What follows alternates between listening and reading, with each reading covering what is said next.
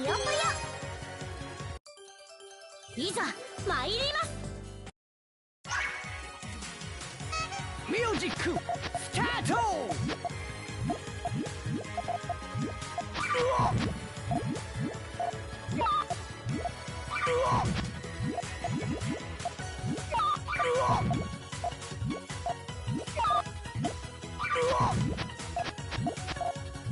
溶けた。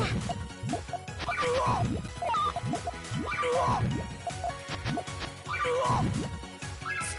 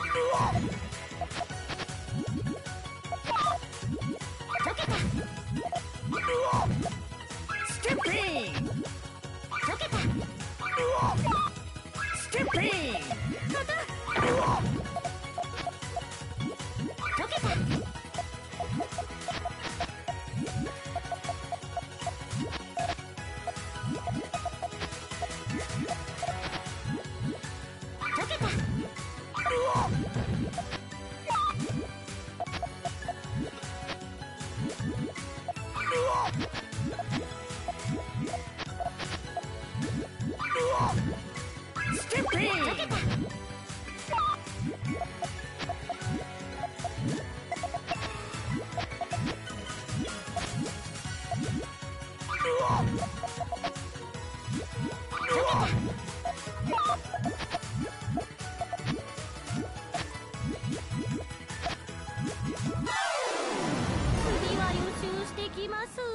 おっと、俺様に惚れるんじゃねえぜ。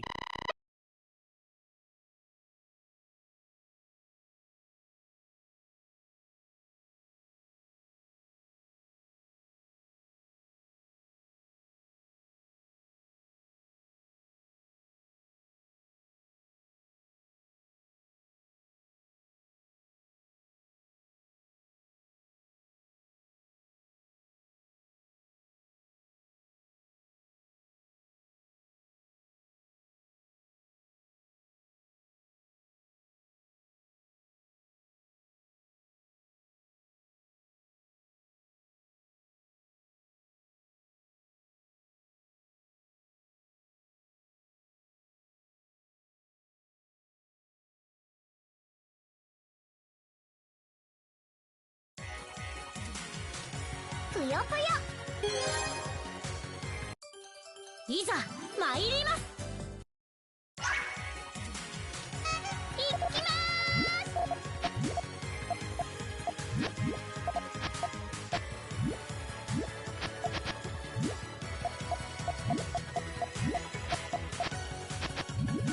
溶けた。溶けた。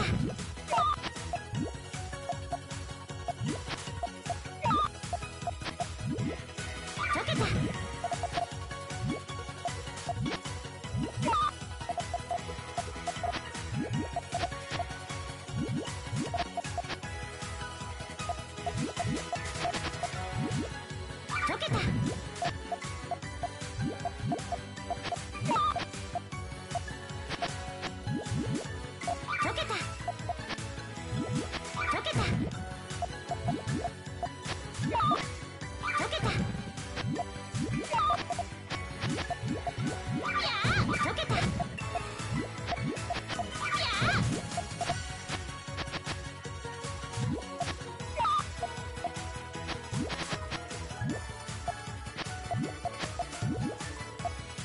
溶けた。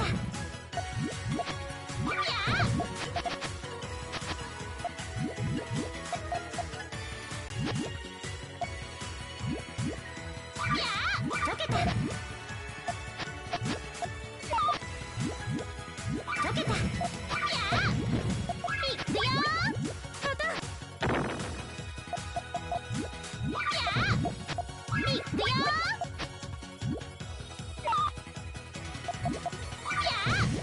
いくよ。たた。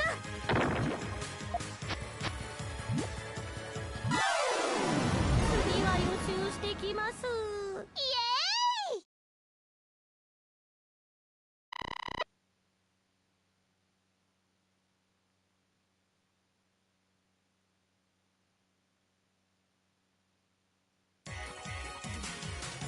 ぷよぷよ。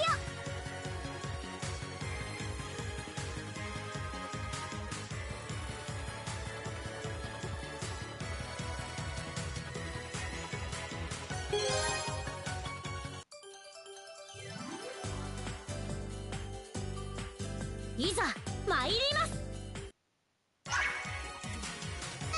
ミュージックスター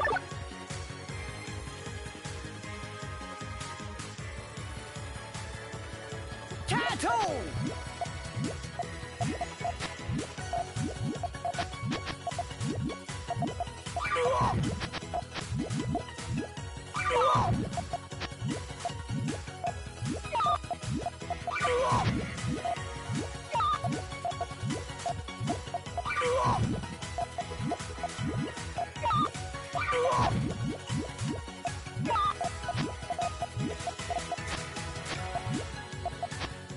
溶けた。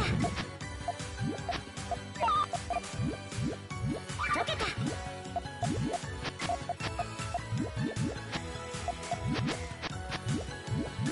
溶けた。ステップイン。たた。ステップイン。たた。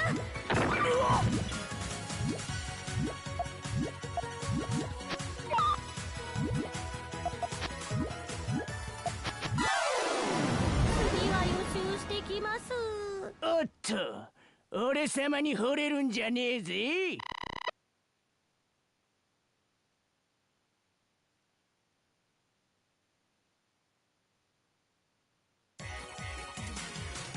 ぷよぷよ。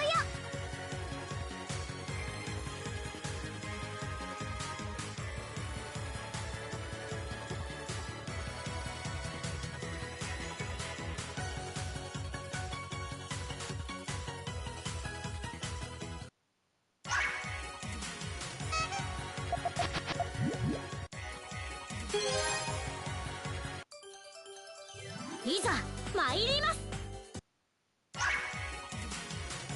ちょっとやるか。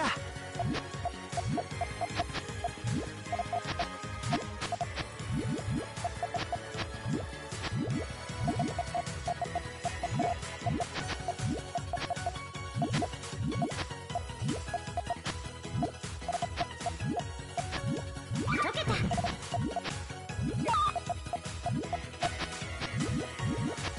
溶けた。溶けた。お、溶けた。やった。溶けた。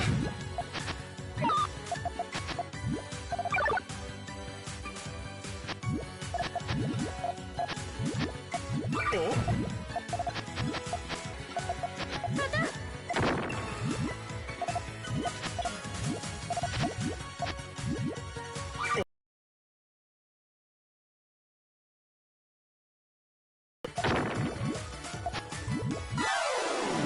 次は予習してきます。僕の勝ちだね。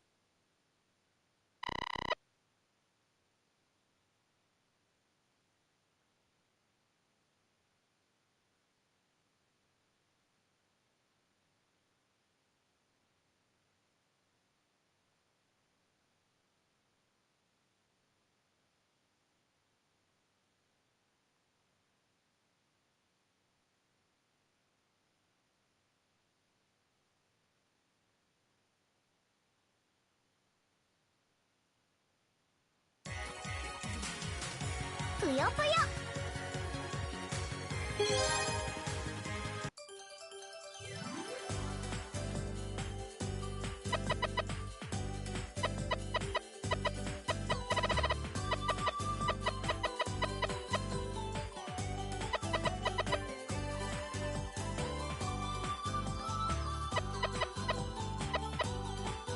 いざ参ります。ミュージックスタート。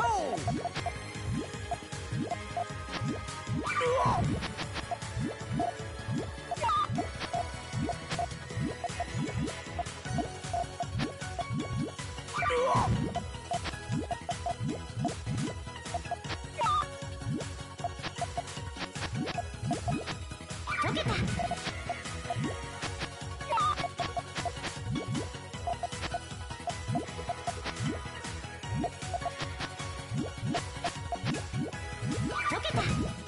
ビビってきた。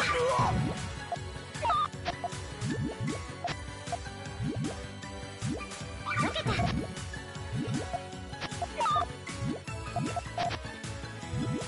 溶けた。溶けた。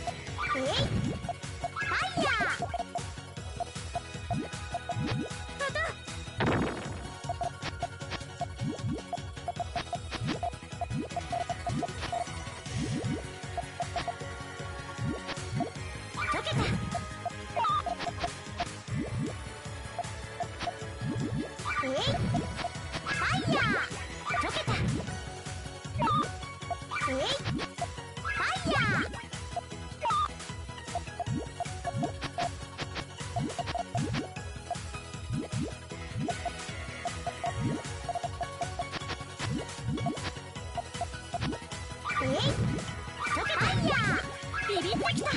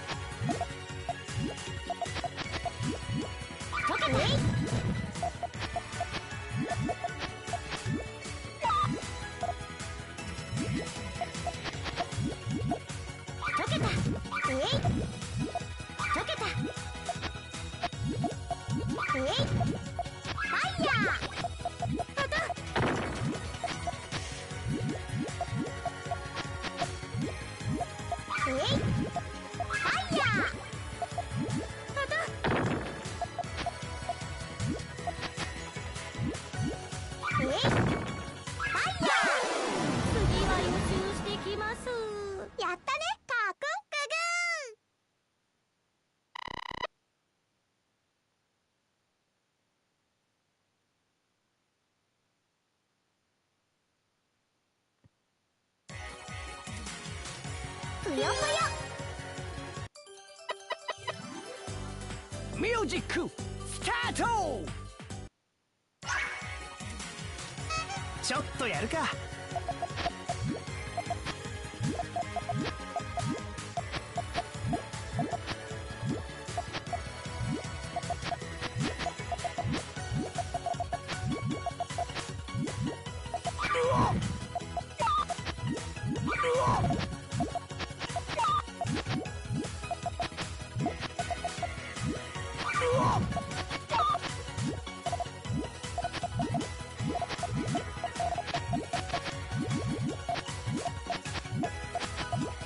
お、やった。ステップイン。お、やった。いや。お、やった。いや。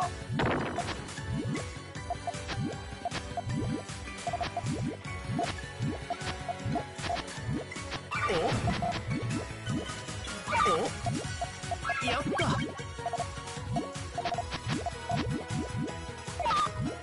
お、やった。フリケンギャババギャウィン。僕の勝ちだね。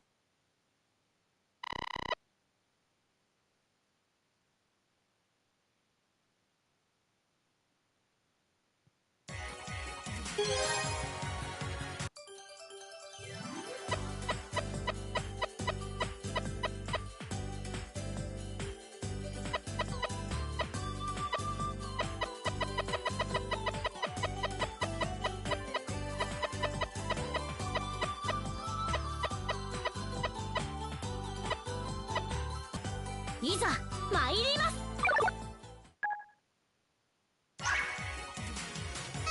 ミュージックスタート。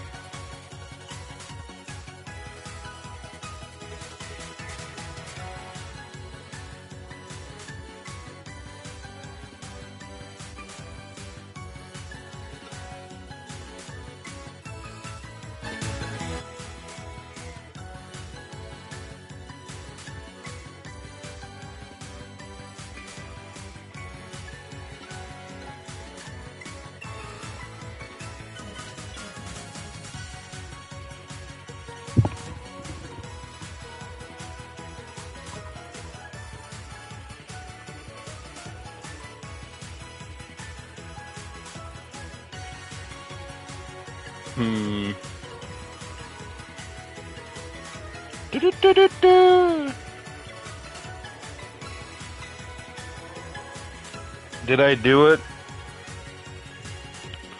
Have I returned to the promised land?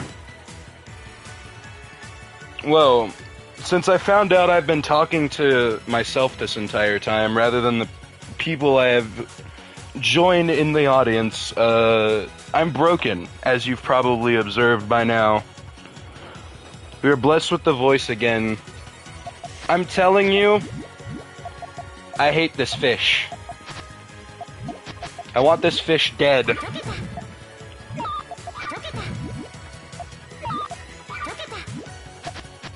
You see, it's my fault for being autistic, right? You think this computer I'm fighting has had to think about a single thing they've done? Do you think they've made a single mistake?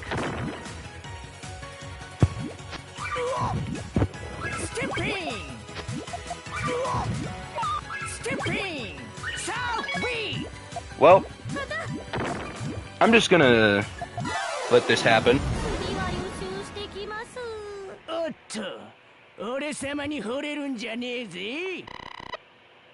Don't you love it? We get to see child abuse every time we fail.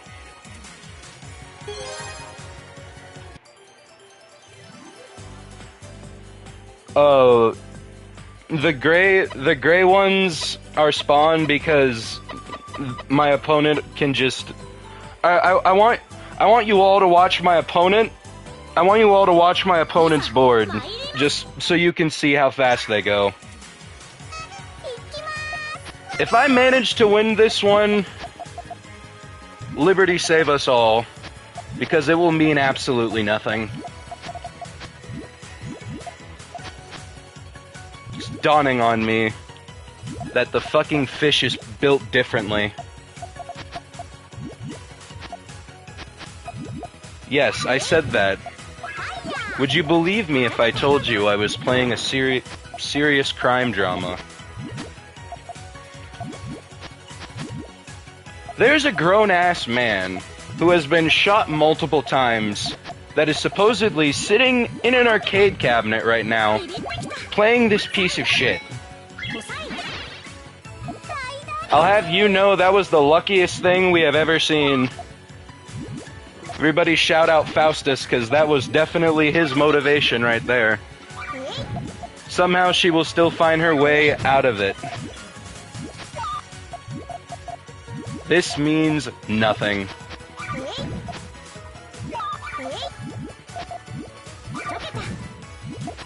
Seems like a tight fit. Huh. That's what she said. I think she fucking rearranged my insides last time. Purely accidentally, mind you. I don't even register as a speck of dust on their radar. I am but a speck in the grand scheme of things. Can't believe they nearly came back from that. I'm surprised they didn't. And there you all just see my skill issue laid bare. Yes, even I'm human. Can't overlevel my way out of this one.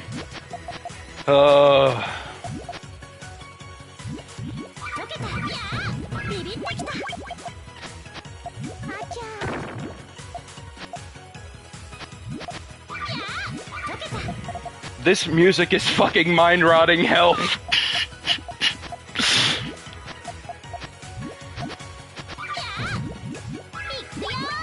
He's cooking, hold on. Zippy. Look at the number on the bottom of the screen. 1. We have to win a minimum of 25 in a row to have a chance at one of the completion metrics. Your enthusiasm is appreciated, but we're not out of the woods.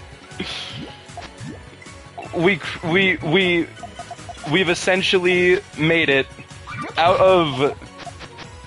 We crash landed in a forest, and we were stuck in a tree in a parachute. We've now lowered down 1 branch. And we still have to get to the bottom of the forest if we're gonna continue. That's where we're at right now.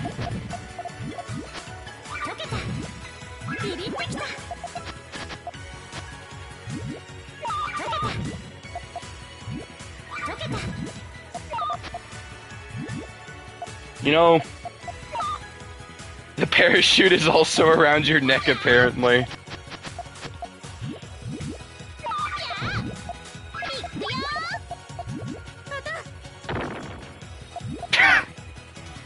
Well, that's how we go from a potentially second win in a row.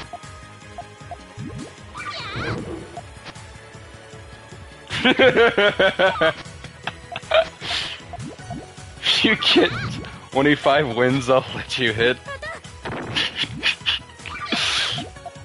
think the AI heard you say that one. We're cooked.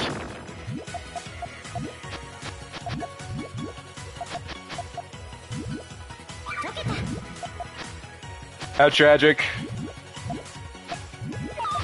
Someone else deserves the honor anyway.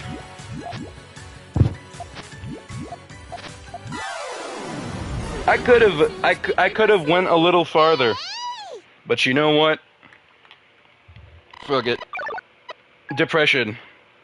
Let's return to reality for a second. The reality this world occupies. consider yourselves lucky. This is like experiencing me playing Yakuza 6, which is basically lost media now. I still have all the footage for it. I just haven't uploaded. Because it's all fucking slop.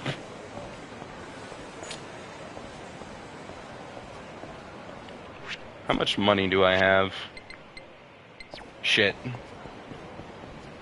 We don't have enough for a mahjong tournament.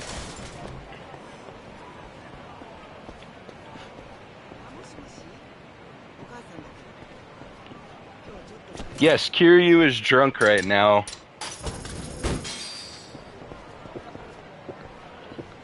This is awful. This is the opposite of self-care. The line between self-care and self-destruction is a fine one.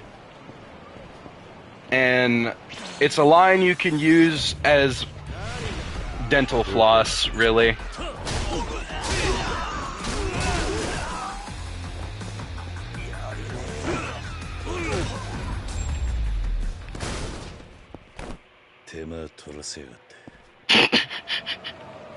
There was nothing interesting about what I just did there.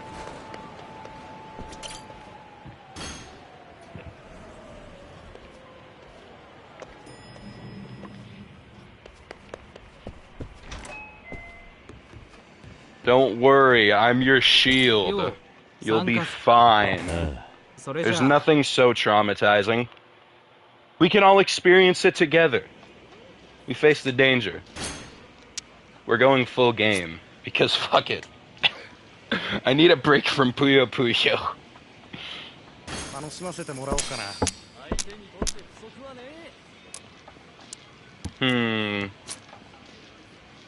No Red Dora. I don't know how I don't know how it works. I hardly know how this works. Holy fucking shit.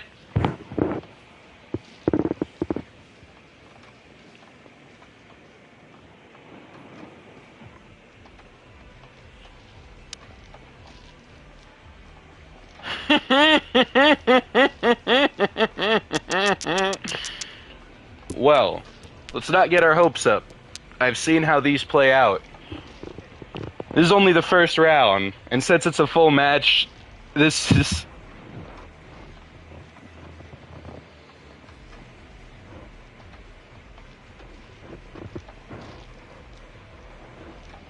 I see. I think Red Door is enabled by...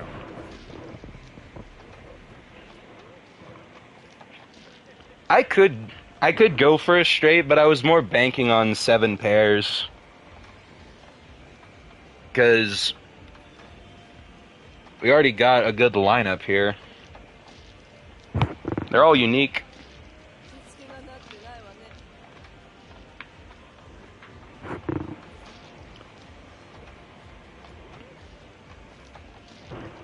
Can we get ASMR of explaining how mahjong works? I mean, I read the entire mahjong rulebook in my Yakuza 0 playthrough. That exists. Oh wait, no it doesn't. I unlisted all my videos. Whoops.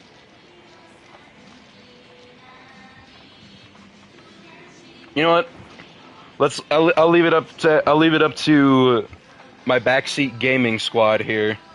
Do we go for straight or 7 pairs? This is the easy difficulty table, which means absolutely nothing. But which one do you think we should go for?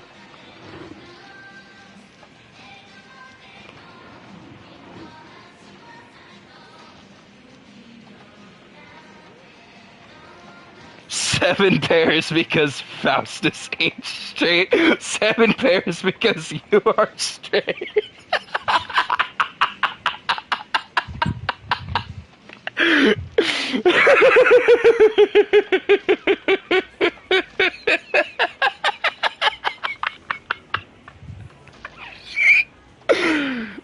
Somebody please clip that, because that was funny as fuck.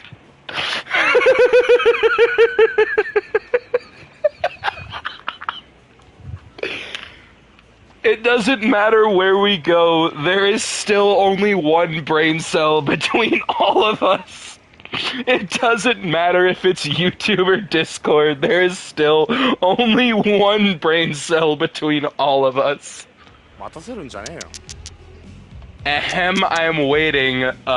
Sir, do you know who you're talking 余 to? 裕だよ、余裕。 Won't let me clip, it's tragic. I'm not a big enough YouTuber for it. It's probably why it doesn't work.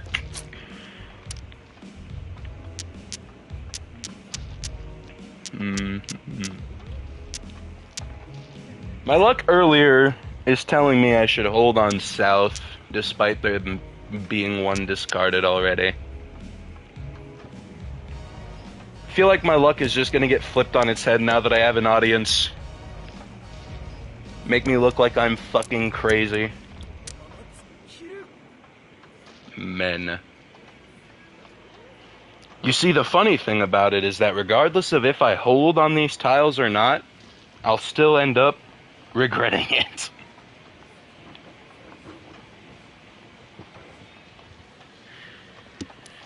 Men?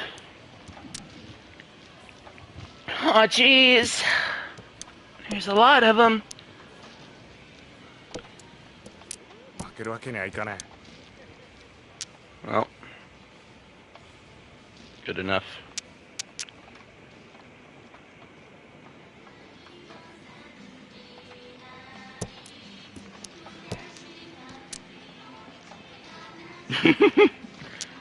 Truly a tragedy. We're being silenced. Why are you doing an impression of me? I don't know.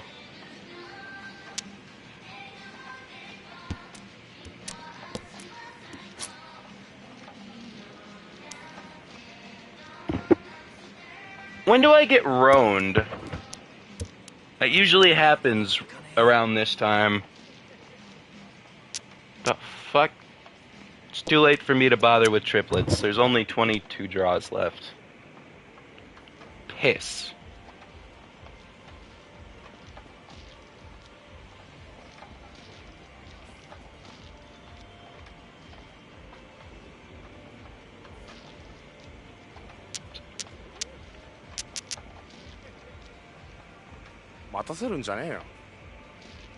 You get roaned when you're one tile away from winning? No, I get roaned whenever I think I've dodged the roan. I get the feeling... maybe. Let's see. I actually kinda had to...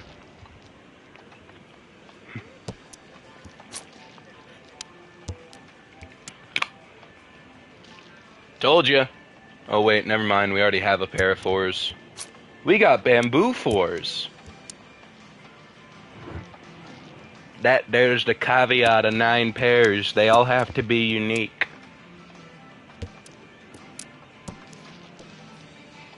We're losing points. I think. Nothing happened. Unbelievable.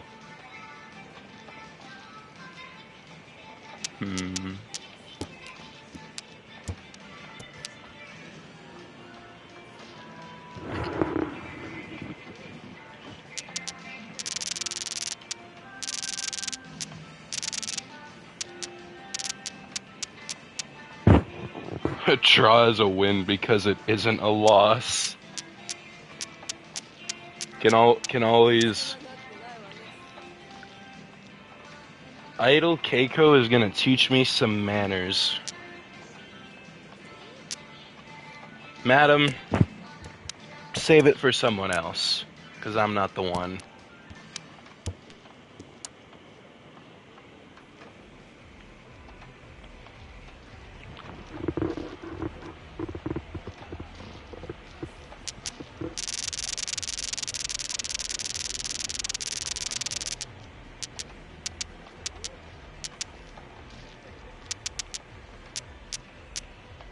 Does this tickle your fancy?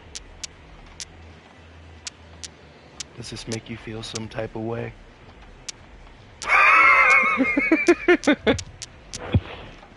Shit. Oh, it's fucking 9 o'clock. I have to take my dogs out. Shit.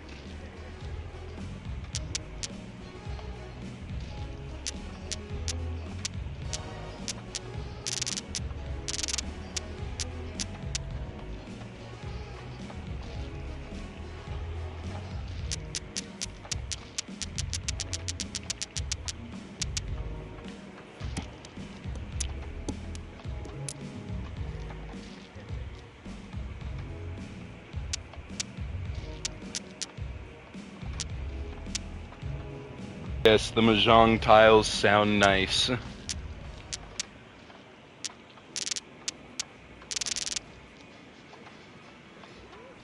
Maybe that's how I can jingle the keys. I'll just move my stick slightly so it just loops the mahjong 待た tiles せるんじゃねえ moving よ while I go take out my dogs. Because responsibilities exist, and I am a fool. Sound is the only good thing to come out from this game. Hey, at least it's got something going for it. Unlike Puyo-puyo. Liberty help us all. Maybe if I put my controller on the rage block, it's solid enough. I'm gonna fuck up my controller stick doing this. What am I doing? Trying to entertain people while I disappear, because I invited everyone here, and then I have responsibilities. Never be an adult.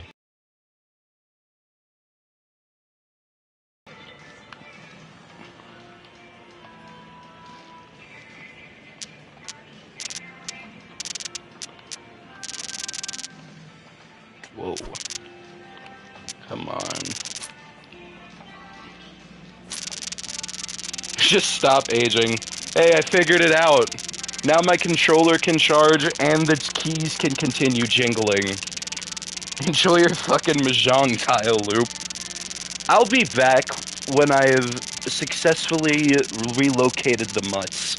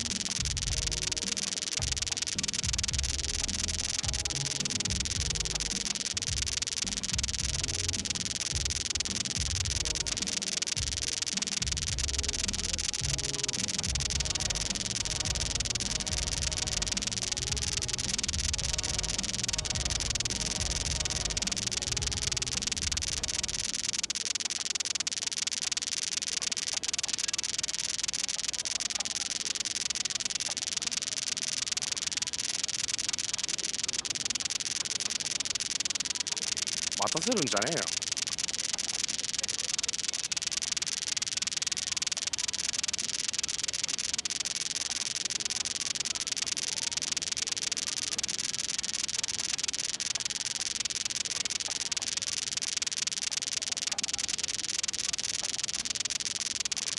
待たせるんじゃねえよ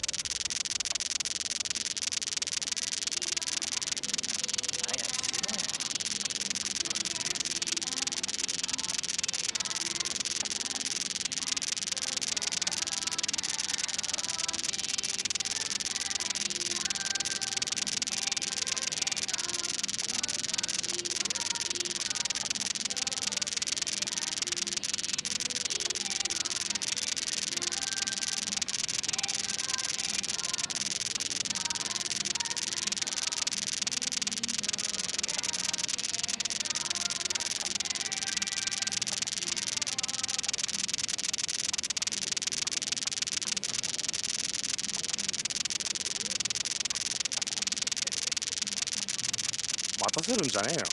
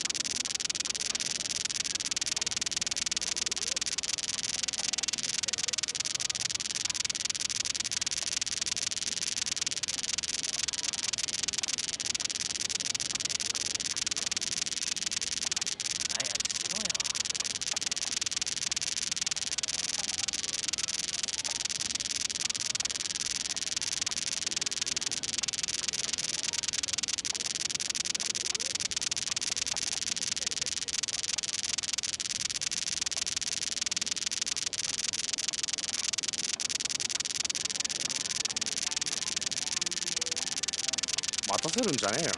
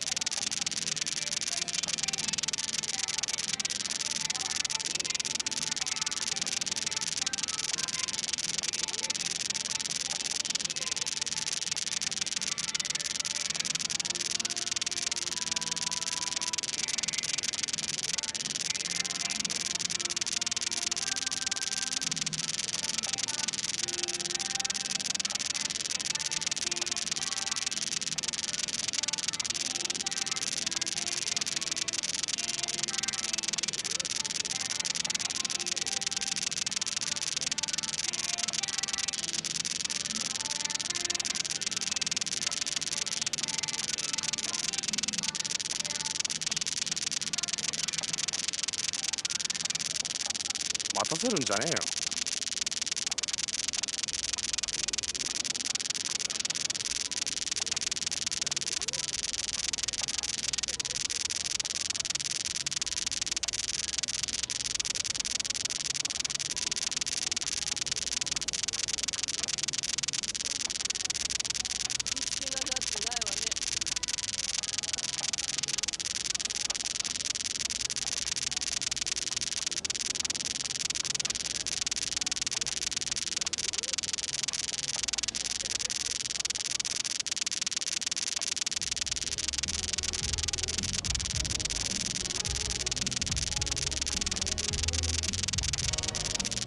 待たせるんじゃねえよ。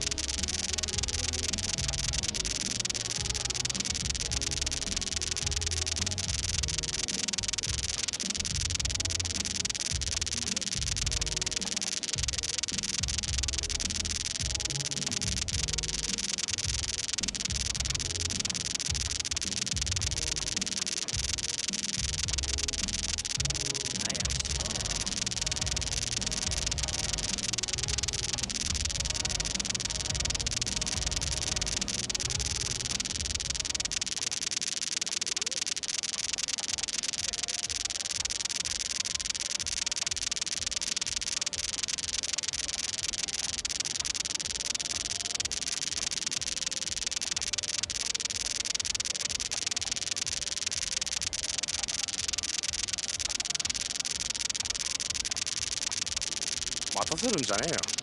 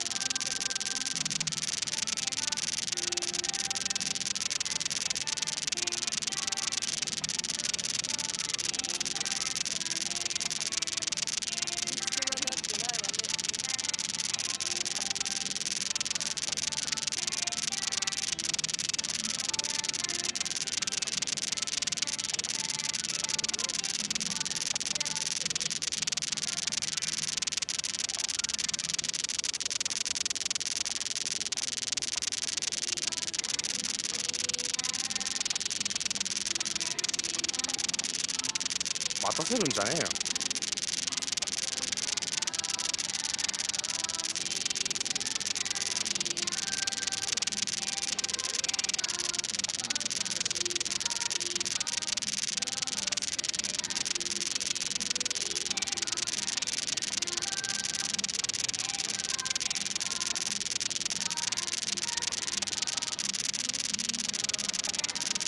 待たせるんじゃねえよ。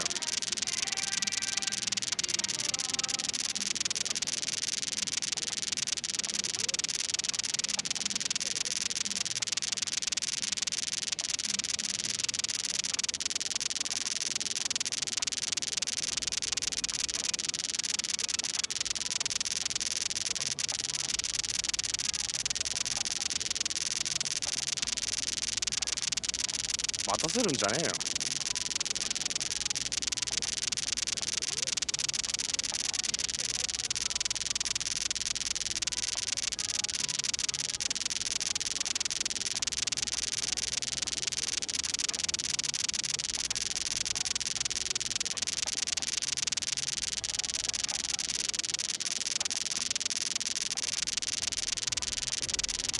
待た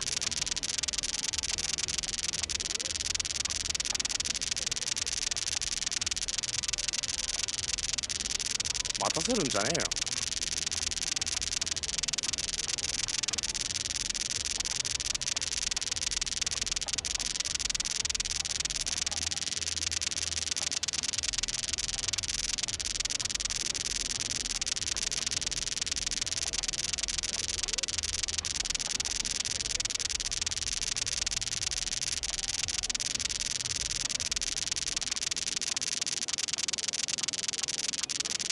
よ。待たせるんじゃねえよ。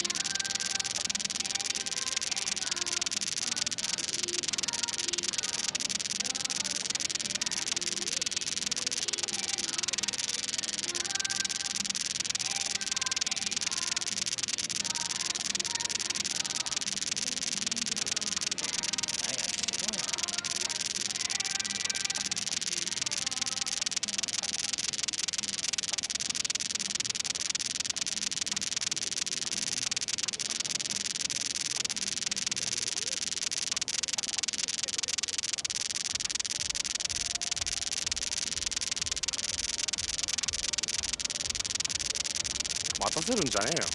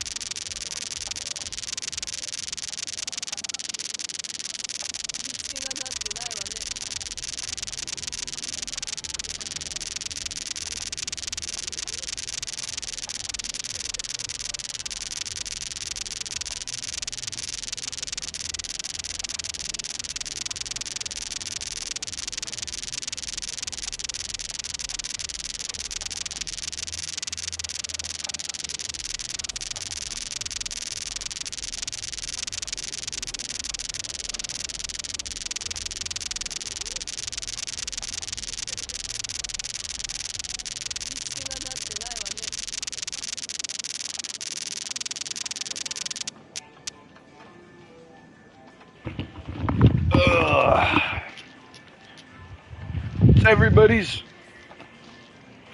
least favorite old man.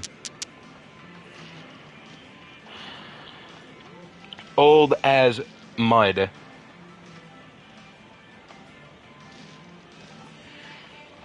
Alright. Where were we?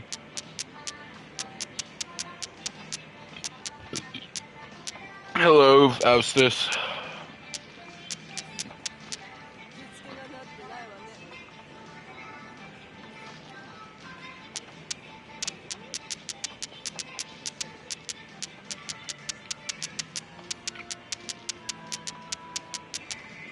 I miss cringe.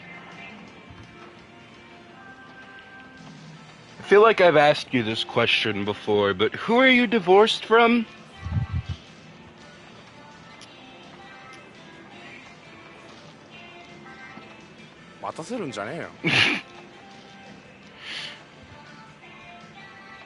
I love the English language. Mr. Paste. You know, I asked this question in elementary school. It was like first grade or second grade, probably first grade. I asked the question. Mr. Base, the guy who gives away all the money.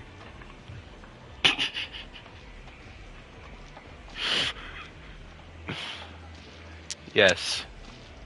Yes, it is.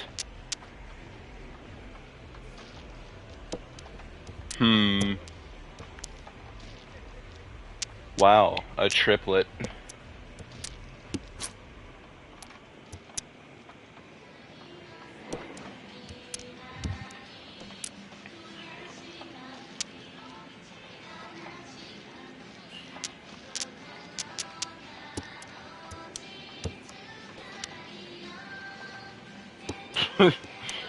Comedic genius strikes again. Indeed. Sides are busting open as we speak.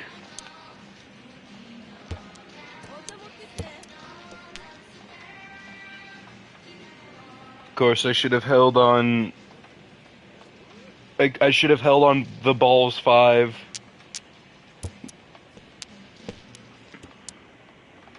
I'm gonna take a solid guess and say that my odds are screwed because I'm an idiot. It's my best feature, really. Yes.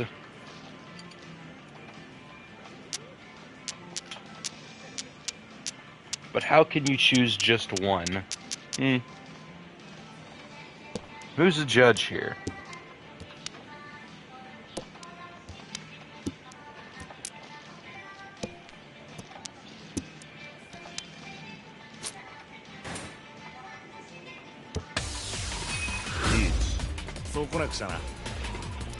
See if I somehow get it on the last 4 tiles. Tragic. I didn't. I still got 3,000 points though.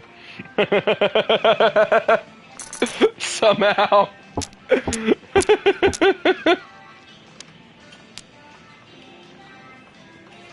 What an interesting hand.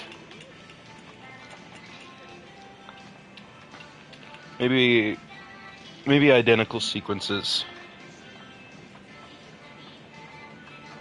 It's basically a win. Somebody ask Zippy for advice. He's the most intelligent mahjong player we have here. Unless somebody gets the Mad Cat of mahjong on the horn.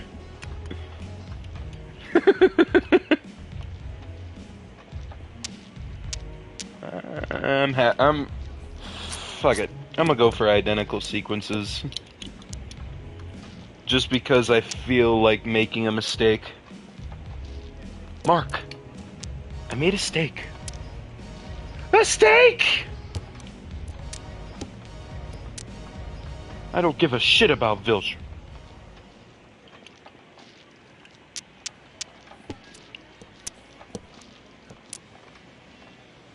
I do love your mother, Mark, but she's more like a pet to me.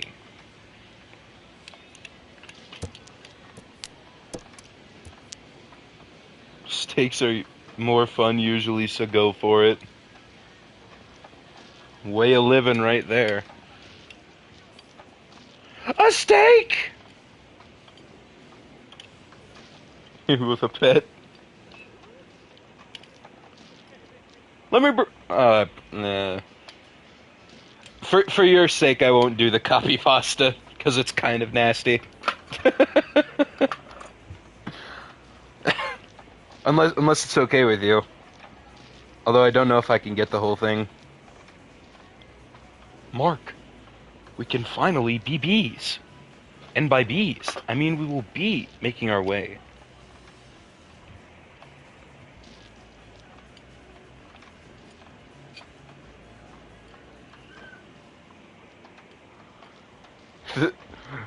Invincible brain rot back in my day. Let me break it down for you, Mark. What a classic. Let me break it down for you, Mark. Your mother and I have something of a master-slave dynamic. It's okay, Faustus. We appreciated your positive energy. Plus, you led to one of the best moments of this stream being created. So, by all accounts, it's been a great stream. 待たせるんじゃねえよ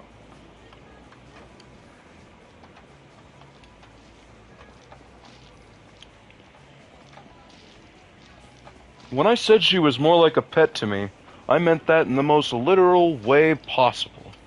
Remember when you found a dog collar under the couch, and I told you it was because we were getting you a dog? That was a lie, son.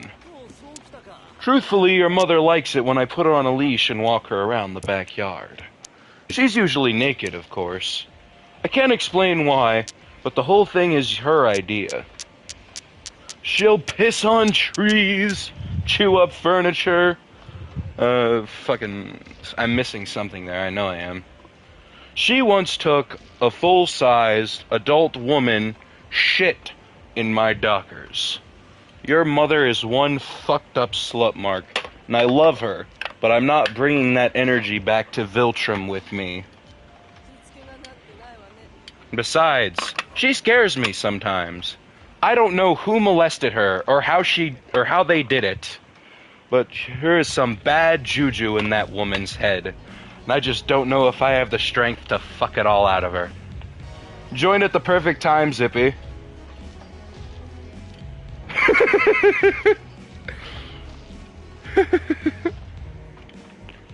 Wise words. Not as wise as some of the stuff I've read. 待たせるんじゃねえよ I feel like I should read Jane the Killer again. This was not...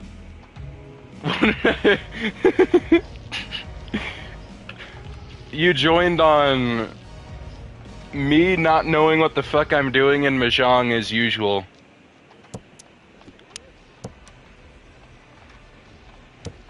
Beanie's barking. Alright, Yowie, for you to read on stream, okay. I'll do it. Works for me. Bring it on.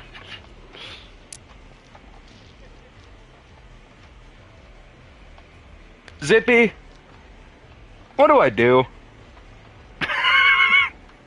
You're the more intelligent mahjong player here. I feel like I've put us in in a fucked up situation.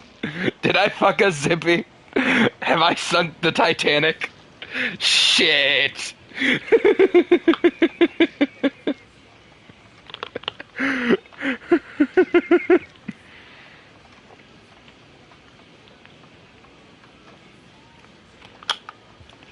Well, as long as you think there's hope, I'll have faith. Reader X me, Yowie, so everyone can have a taste of me, of course. How generous.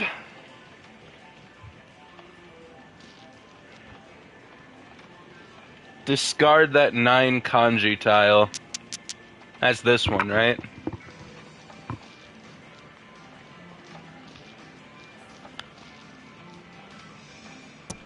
Woo! Woohoo!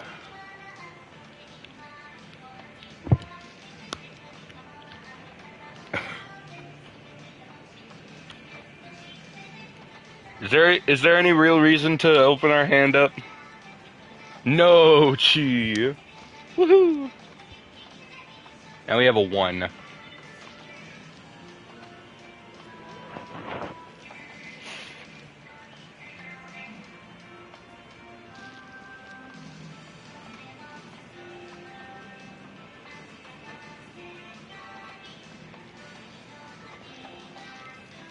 We got 13 draws left.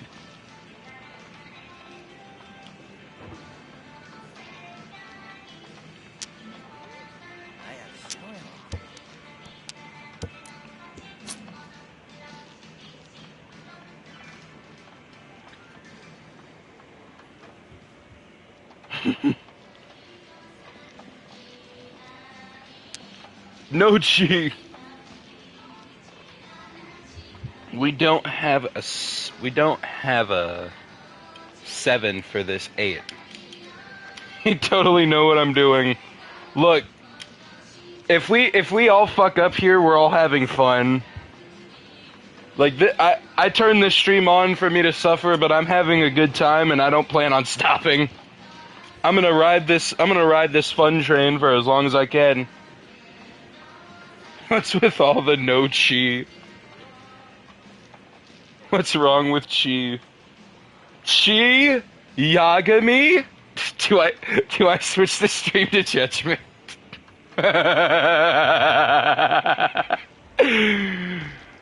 Yes, my break from Puyo-puyo.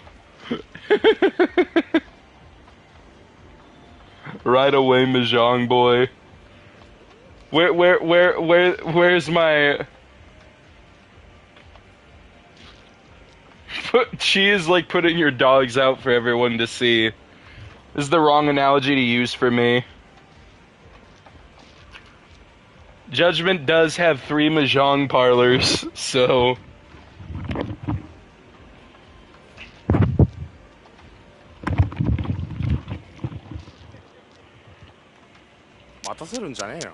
Ahem, I'm waiting, fuck it. That's what I was thinking.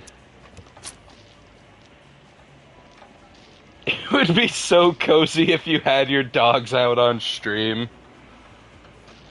Why would I set up my PlayStation camera just to show off my feet? Besides, it's way too hot in my room for me to have a shirt on. And there's 2 options in this equation.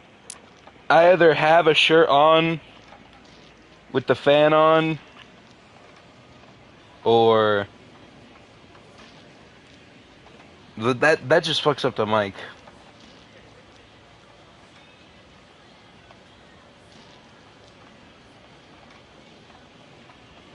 Gotta discard the 3. Okay, what's the problem? I don't know what I expected. I thought you were writing fanfiction for me to read.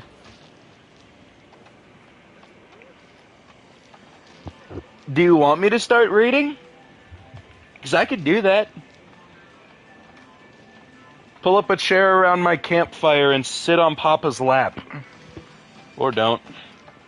You did bring a chair after all.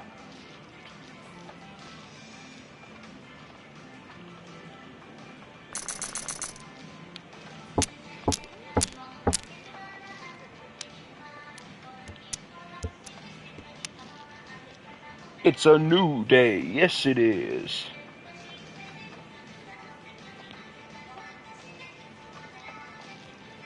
Chair be damned. Understood.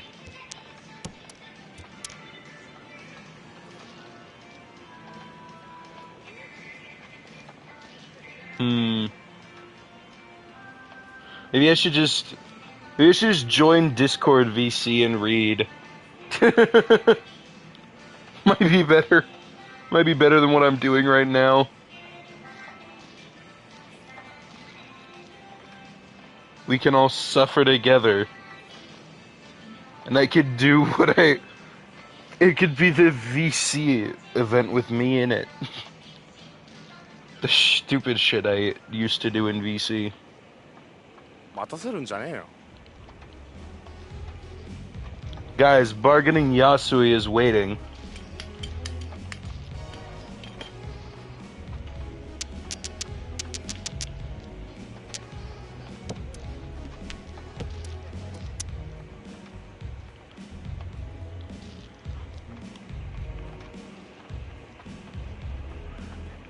The sewers fight.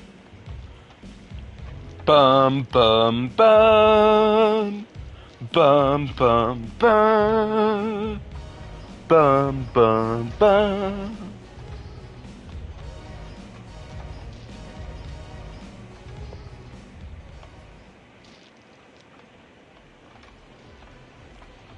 Should probably acknowledge them, Faustus.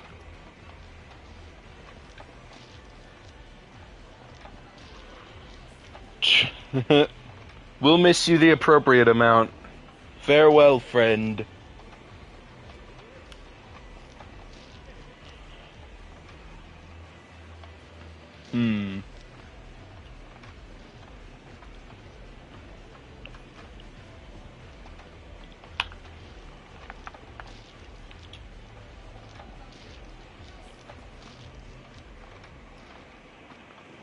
The idea we were discussing was me joining VC and reading fanfiction like the good old days.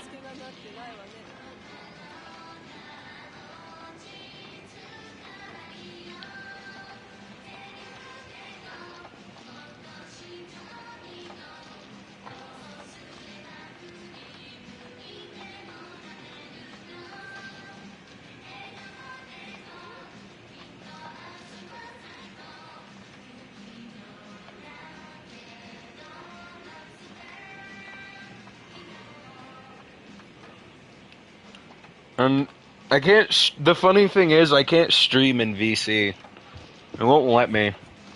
I could stream here, but I can't stream in VC. I could join VC and just read. 'Cause shit, that's always fun. God damn, that doesn't paste well onto YouTube chat.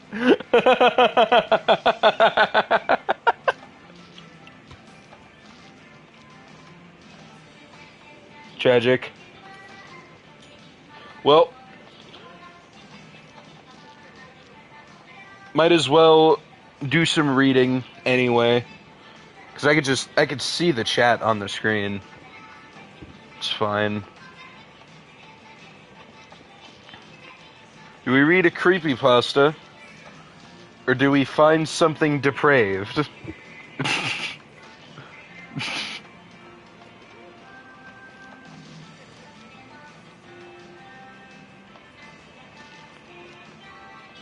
Depraved.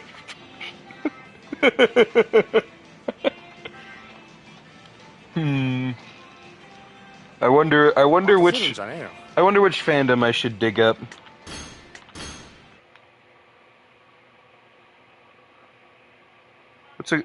What's a good fandom to dig up for fan fiction? My Little Pony, you fucking demon, okay. If that's the game you wanna... If that's the game you... My Hero Academia!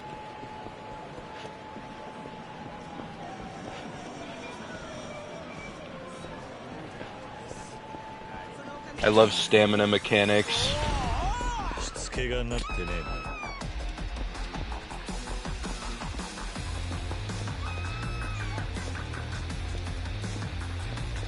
We're just going on a walk. It was so bad the stream bugged out.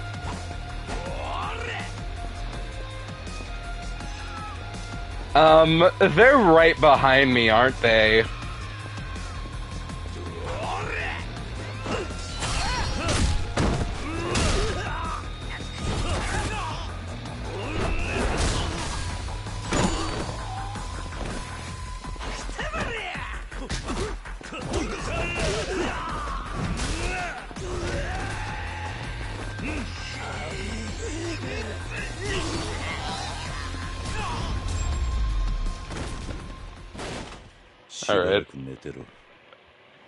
Alright. I heard my Kamuro go again. Or Kamuro again.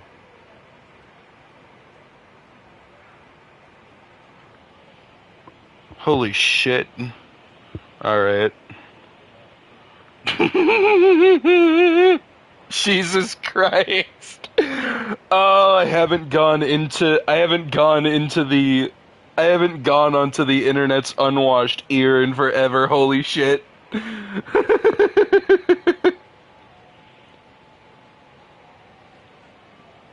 What the fuck? So, fun thing in the My Little Pony community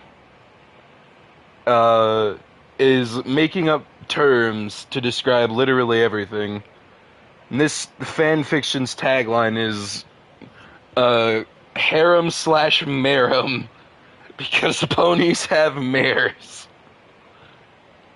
Mares, because it's like all women.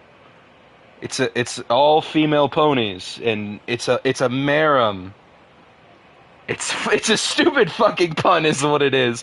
My question is it gonna be actual Yuri, or is one of them going to grow a penis? Because that's the type of shit page generated in 0.11 seconds. Oh boy. Oh wait. Oh, these aren't the depraved ones. This is only rated T for teen. But why the fuck are you... Anon? Hell no. I'm not reading no self-insert. Let me be uncomfortable.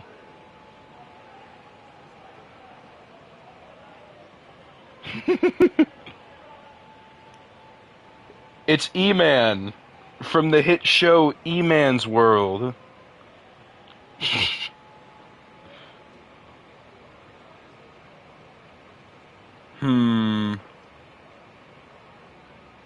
This is... I should be grateful that the search for fanfictions has gotten more difficult. But it actually just makes it more difficult for me.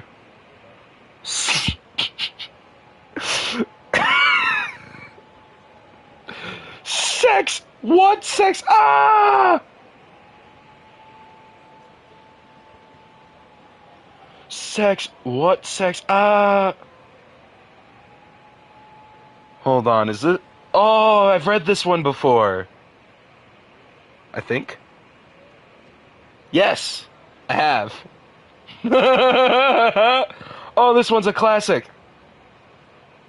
Fun fact, I read this one, I think at 2 or 3 in the morning in my grandma's living room because I couldn't sleep. And it was hot as fuck in that house. I think I've read this. I don't know. I've read this shit. Yes. This is one of 2. Actually, this is one of quite a few that I've read more than once. This one is a classic. This one, the reason this actually fits into the trope I was just talking about mere minutes ago. One of them does in fact obtain a penis. And guess what? Of all the ones it could be, it's the most, like, masculine of the bunch. Thank you. Now enjoy this presentation. Brought to you by me, because I regret nothing. Rainbow Dash yawned. Of course they did get a penis. No, Applejack. Applejack's a good guess, though. But not her. Scary. No clouds were in the sky, and all her friends seemed busy too. Fluttershy was tending to her animals. Rarity was making a line of new dresses like she always was. As if Fluttershy isn't always taking care of her animals. Applejack was working on her farm, like always. It's the second time you've said that they've always done something. Gee, it's like their cutie mark defines their talent. Like always, and Pinky was, well, Pinky. Honestly, can't even be mad at that. That is 100% accurate. That is something I would write. Pinky is Pinky. We cannot contain her. Only hope to delay her. The only one not busy was her egghead friend Twilight Sparkle. Ah, yes, the Mary Sue. Maybe she could visit her and hope she has something to do. I wouldn't know. Actually, I would. I know exactly what's going to happen. It's you that is in suspense. Rainbow Dash flew over to Twilight's house and knocked on the door. She waited for her friend to answer, but she didn't come to the door. Where is she? Rainbow Dash pushed the door open, which she was surprised that it was open.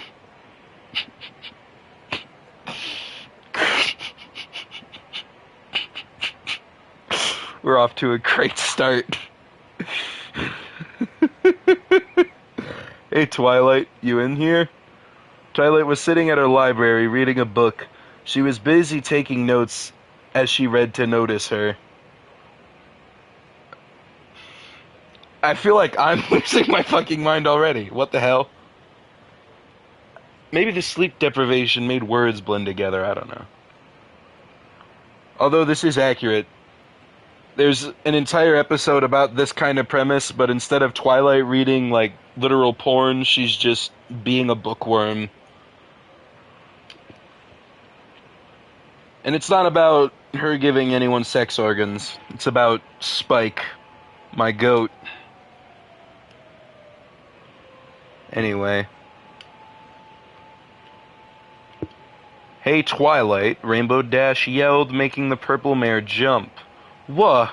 Twilight dropped her book and put this person knew something. They knew a thing or two because they've seen a thing or two. Geez, Rainbow Dash, you startled me. Haha, sorry Twilight, didn't mean to scare you. Rainbow Dash laughed a bit and looked at the book she was reading. What's got you so distracted? Twilight blushed and closed the book before Rainbow Dash could read any of it. Nothing. No reason. Honestly, at that point, just make up an excuse. Or just admit that it's porn. Come on. Everybody fucking does it at some point. Whether accidentally or on purpose. If there's porn on your phone at some point, just admit it. Yeah, it's there. I didn't mean for it to be there, but it's there. It's hard to go on the internet anyway. Rainbow Dash quickly moved and grabbed 2 books from her.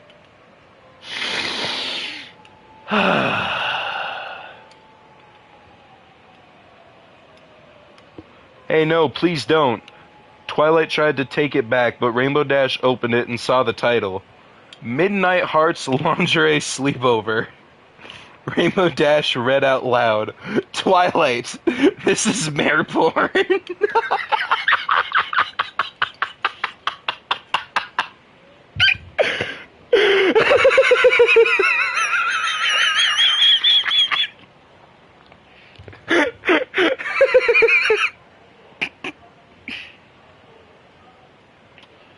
Damn, the book she was trying to hide from you has stuff somebody wouldn't want you to see. Fucking shocker. The fuck did you think was gonna happen? Rainbow Dash looked at her confused. She knew about this mare named Midnight Heart. She was highly well known in the adult world. You read adult books, Twilight? No shit, they're all adults. It's like one of the most for the best and also tragic facts ever.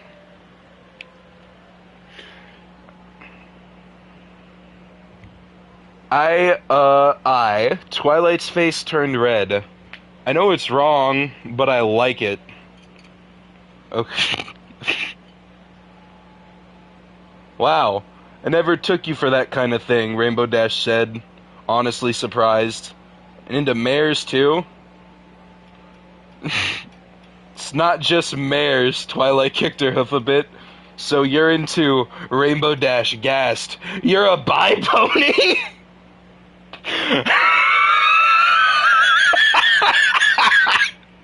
No, I'm sending this screenshot to you, Zippy. You need to see this shit. This is a sentence. This is a sentence I had to read.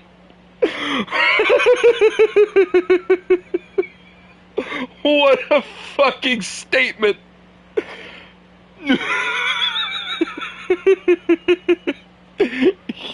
You're a bi-pony.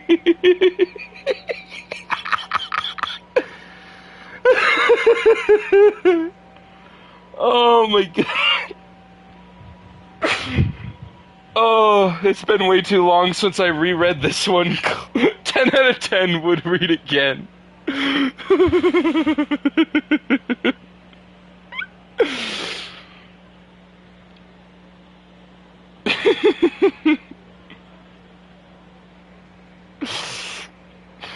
Alright. Hold on.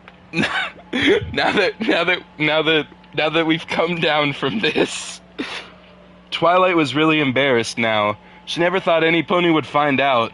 I can't help it. When I found this book, I just got so into it.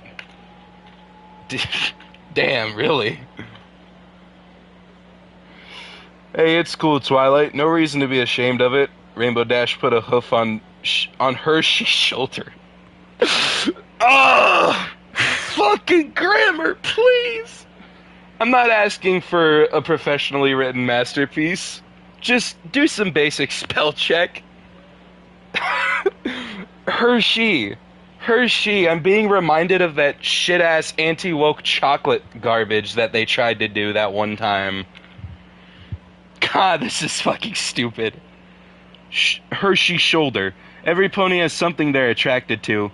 Twilight looked at her and frowned a bit. Really? You're not freaked out about it? You two have been friends for how long?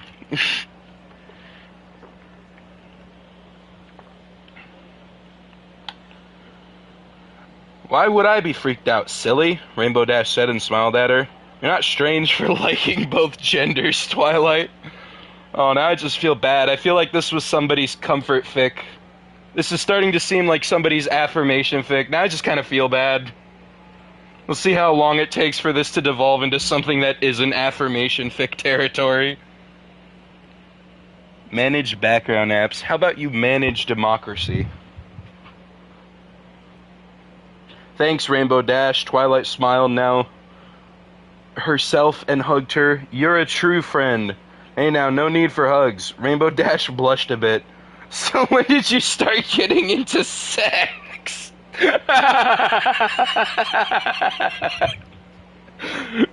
Just average friendly conversation, I suppose. Yeah,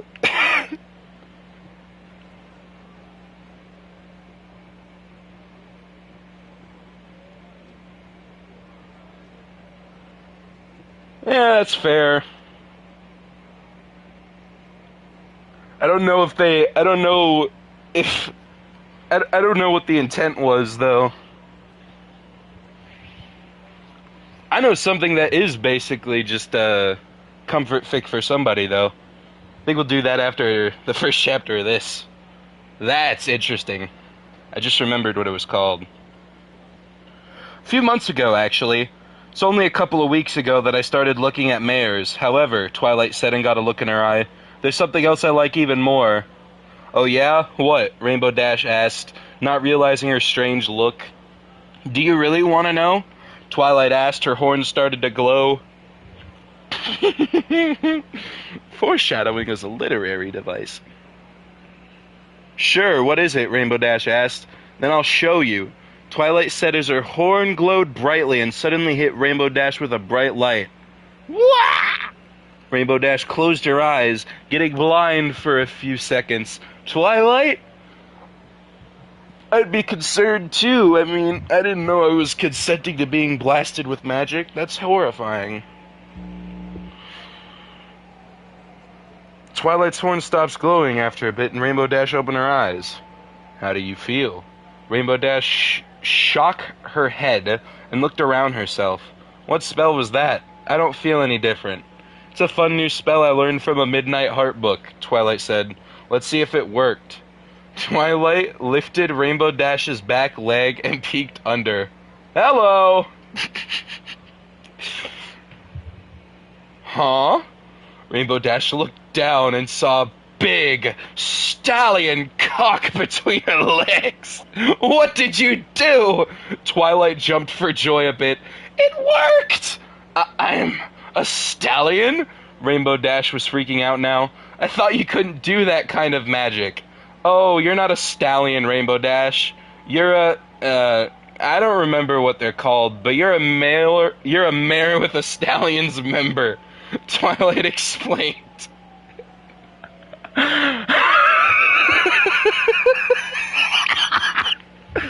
Time for some more 10 out of 10 dialogue.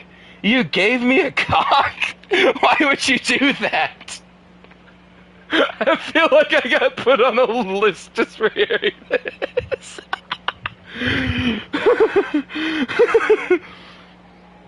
This is where it devolves pretty quickly, so children, put your earmuffs on and tug the emergency brake. Did I accidentally go down real far? Oh, I did. Oh, relax. Wait, no, I missed something. Rainbow Dash asked, annoyed. I can't walk around with this big thing between my legs.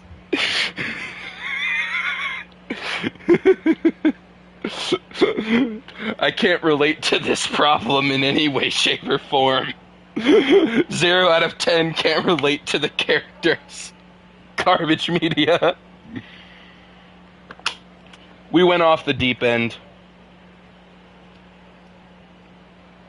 pretty quickly. Oh, relax, Rainbow Dash, you're fine, but do you feel anything different? Well, no. Other than freaking out, Rainbow Dash said.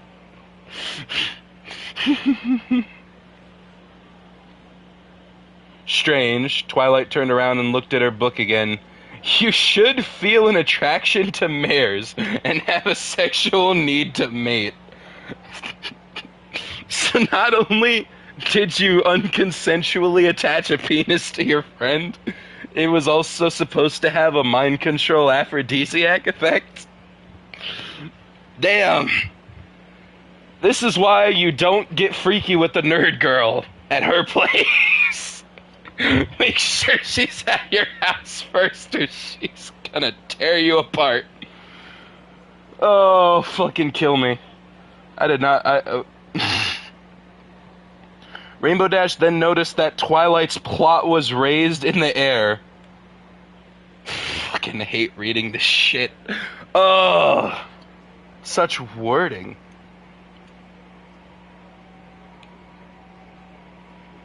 She was reading, and she felt something between her legs get hard, making her look down, and saw her new organ was growing at the sight of Twilight. Oh boy. Nah, that's probably meant to be more like the way Frank West says "oh crap" when Chuck Green starts crashing out in Dead Rising 2 off the record.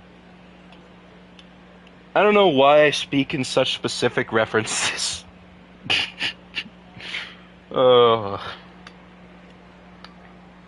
Did I cast the spell wrong? Twilight asked herself. Darn, I thought I had it. Thought we were too far gone to be using such appropriate language, but now she's dropping a darn. We can't fully commit. Returned from the dead. Welcome back to hell. How much did you miss? Did you hear about were you here for the discussion about having a penis surgically attached to you by your friend without your consent? And then, mind control aphrodisiac? Were you there for that part? Well, don't worry about it. Because we're continuing. Rainbow Dash gulped as her wings flapped a little. She had no idea what she was feeling right now, but she was feeling strange and hot all at the same time. My ears have been blessed and cursed. Blessed because I'm reading, cursed because of what I'm reading. She watched her plot move and felt herself getting hotter. My brain is just vocal stimming in DHMIS quotes. I feel like I had to give a warning in self-promotion. Thank you. I should probably just delete my live stream. It's devolved. We've strayed too far from the path of God.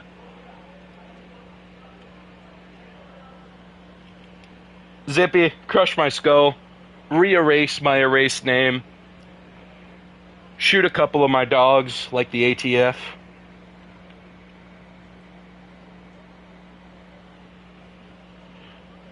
Twilight sighed and turned back to Rainbow Dash. Well, we can try again.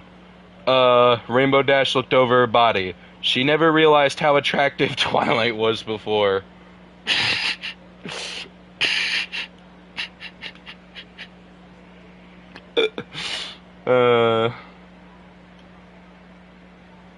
For an egghead, she was quite beautiful.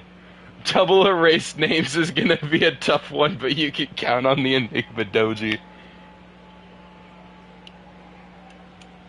If nothing else has me, the Enigma Doji is always there to erase my name.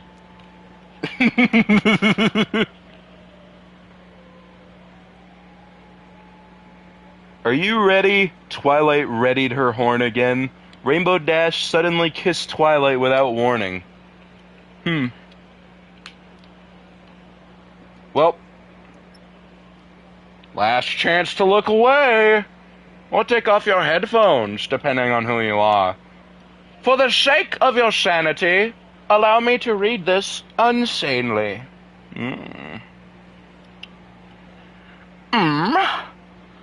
Twilight looked at her confused and noticed the long cock between Rainbow Dash's legs. She couldn't help but giggle inside, knowing her magic worked. Rainbow Dash kissed her more and wrapped her hoof around her. Twilight was obviously enjoying herself as Rainbow Dash kissed her. Rainbow Dash felt herself getting hotter, like a need for Twilight just raised inside her. She broke the kiss and felt her cock pulse with eagerness. Let me play with you, Twilight says as she went under her and got a good look at her cock.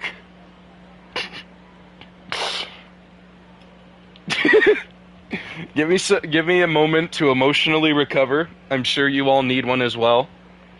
My emotional recovery is going to be finding the nearest group of people who need to be evaporated. Enjoy this moment of brevity, including the soundtrack.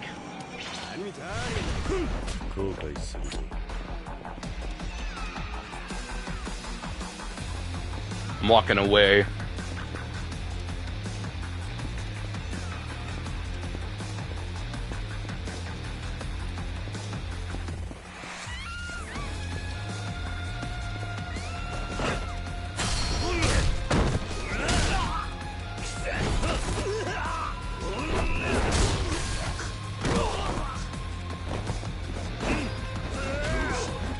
Well, that didn't go to plan.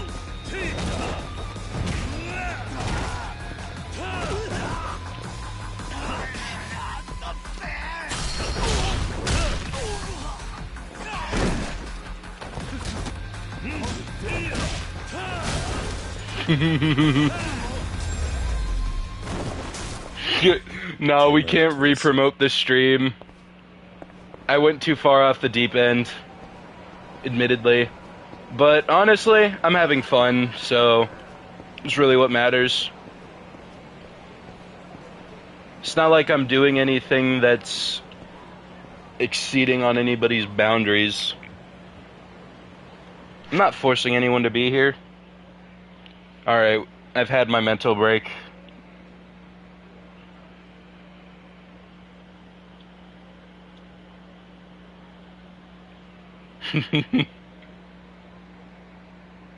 Finding a way to have a good time in all the chaos. Whoa, Twilight, Rainbow Dash blushed, and suddenly felt Twilight's tongue caress her length, making her gasp a little. And then for some reason, after being informed that she gasped a little, in asterisk, gasp, because we didn't get the point the first fucking time. I feel like I'm being spoon-fed. This is a fan fiction where they have sex. Why are you speaking to me as if I'm a child? Oh, wait. It's like the characters in the show were written for children. And in order to make those characters accurate, they have to be childish, in a way. And oversimplify things. This is kind of fucked up. Whatever. I've gone way too far in my life to start questioning the moral repercussions of reading fanfiction. There are people out there committing crimes. What the fuck is some 19-year-old loser in his bedroom reading some stupid internet story gonna matter? Twilight licked her cock gently, making Rainbow Dash lean back on her back legs so Twilight could get her full cock. Because of course. Why wouldn't you? Typical politician! A big cock, but no cum. What? It's getting so goddamn hot in my room, holy shit.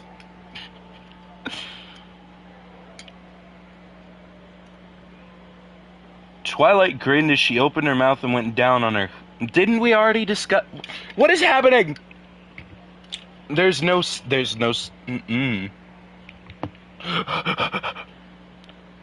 Twilight liked hearing her best friend moan from the pleasure, so she sucked on her cock a bit faster now. Are we going to have anything interesting happen, or is it just going to be the same? That's the beauty of life, enjoying stuff that doesn't matter with friends because it's fun. How is it always you that's making me smile like a fucking idiot? Everybody in the Enigma's Discord server has at some point made me smile like a fucking dumbass. We truly are the Enigmas. Yes. How long I'll last? How long I'll last? Depends. How many hot men are on screen?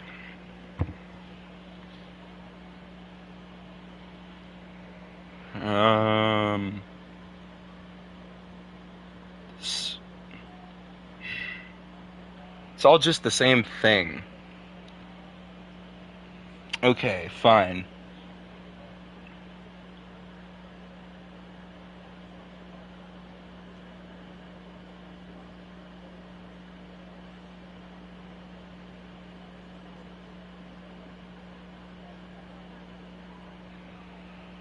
Alright. I was going to read the rest of this, but I'm skimming through it, and to be honest, the only reason I don't want to continue is not because of the cringe, it's because it's fucking boring. Nobody here wants to listen to a drawn-out description of a mare giving fellatio to another mare who had a fucking penis attached to her.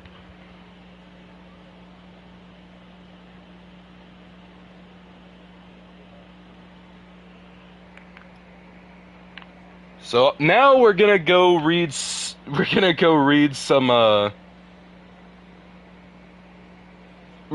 read somebody's fetish story. Somebody who was probably in a very dark headspace. I never in my life thought I would hear someone say those words. Which part of it? Because that's the world we live in.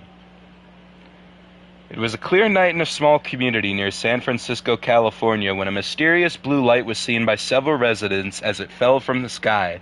The next morning, a none too bright man in his early 20s went to check out the field where the strange blue object landed and found a small crater.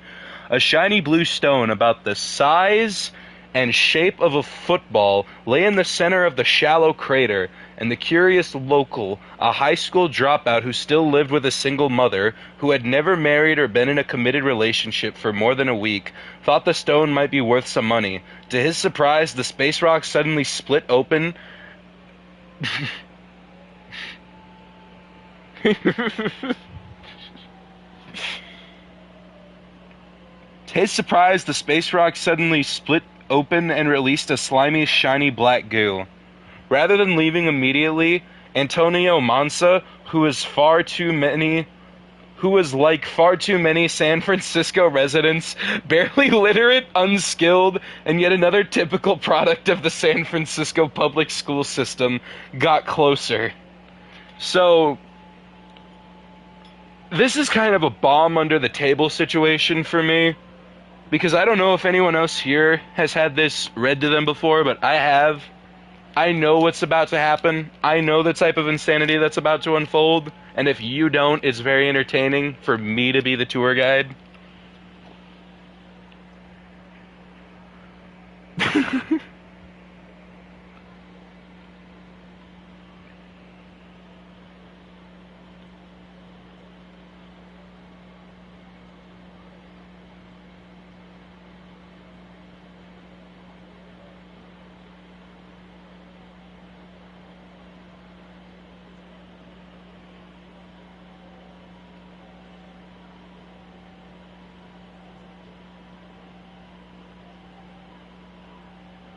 He should have run when the meteorite cracked open. The gooey black thing that came out of the blue stone was actually a parasitic symbiote, and it suddenly latched onto Antonio's left arm and crawled under his shirt. It released a toxin that made its new host forget what just happened as it entered his body through a small cut on his shoulder, and Antonio wandered back home in a drunken stupor, just as he would on most other days when he didn't have enough drugs in his system to make a bull elephant hallucinate for weeks. And thus Antonio became patient zero. The parasitic pandemic that would change the world would start with him.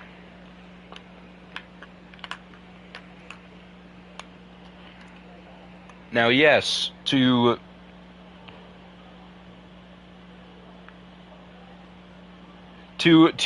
spoil something real quick, yes, this is just somebody describing Venom. However, it's about to get political. And also, this is basically, this story is, from all perspectives, somebody's fetish that was repressed due to standings of the people around them. This was kind of their way of coping with it, but it quickly becomes this political and religious subtext thing. Not to spoil all the surprises, but just to give you a heads up, that's where this is going. It's a ride. A week later, in a small town in Alabama, Jay was fishing in a small stream when a clumsy man bumped into him and fell over. Jay helped the man to his feet and thought nothing of it as the man left. He wondered if the guy was drunk. Little did Jay know what was to come. That night he was unusually hungry and ate 4 times as much as he would normally be for a feast for him at the buffet he went to. Blech. Jay had never eaten that much at one meal, and he was known for his big appetite. After a deep and peaceful night's sleep, Jay was shocked to find that he was wearing a thick, rubbery black bodysuit. Now this is where we get into the first of many, fetish description parts. And I say that because this same, concept of dialogue will be repeated over and over again in detail. It's kind of intriguing. The strange, stretchy suit covered everything except for Jay's ears, face, and the thick, shaggy brown hair on Jay's head. It looked just like a full body set of bulging black muscles with a big white spider on the chest. Zippy's gotta go. Farewell. You can watch the VOD to find out what you missed.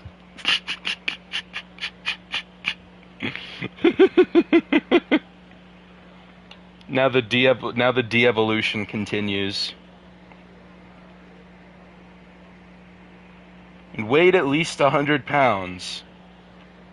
It felt like soft rubber and was as close-fitting as a diver's wetsuit and rather clingy. Jay was not wearing this last night. Jay could still move normally despite the heavy suit's great weight and somehow felt strangely stronger. What the hell is this? No way I'm going out in public with this thing on me. But this outfit that resembled the Venom creature from Marvel Comics without the gruesome head, terrible teeth, or bloodlust was still destined to be a fashion nightmare in other ways. I am struggling to even comprehend what I'm reading. I'm learning the struggle of our King Davis Morgan.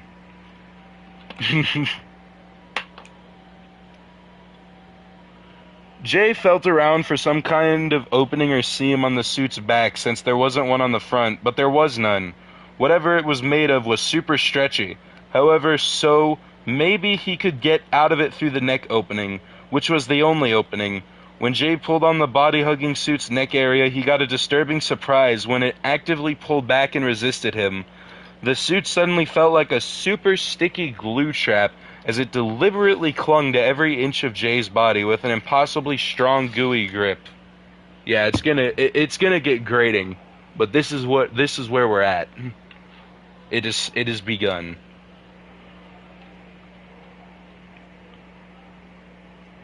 The more Jay struggled, the more it stuck to him. The effectively glued-on black muscle suit was alive! Jay tried to cut it with a razor-sharp hunting knife, but the fearsome blade only made a tiny scrape on the rubbery muscle goo suit's surface that healed almost instantly. This was just the beginning of Jay's sticky problem.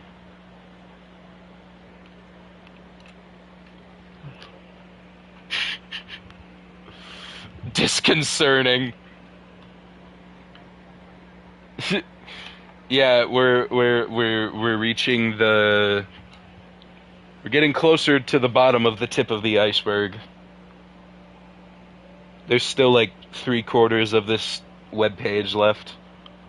A loud burst of thunder made Jay jump as he was contemplating his gooey and very muscular wardrobe malfunction.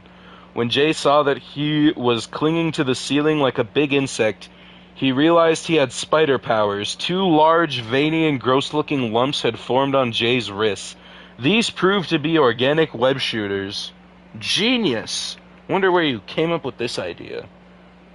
The web shooters were connected to Jay's blood supply, as if they were his own organs like his kidneys or liver, and their main mass was embedded in each of Jay's arms among his arm muscles. It was clear that this situation was permanent. This was going to be a huge issue, Jay thought. He could feel even other freakier changes taking place.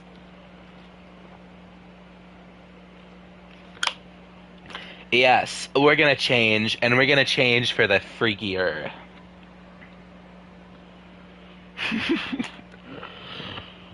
Hold on, I got a cough.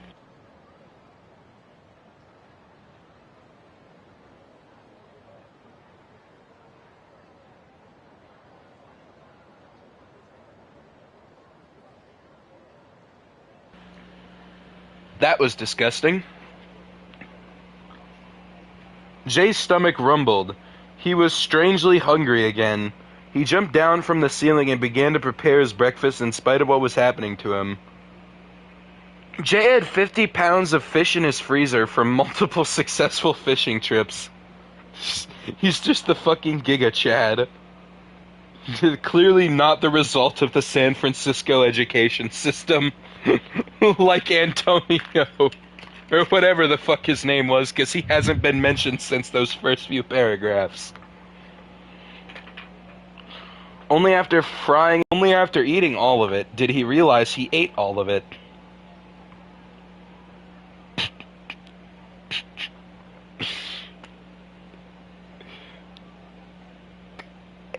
Woohoo!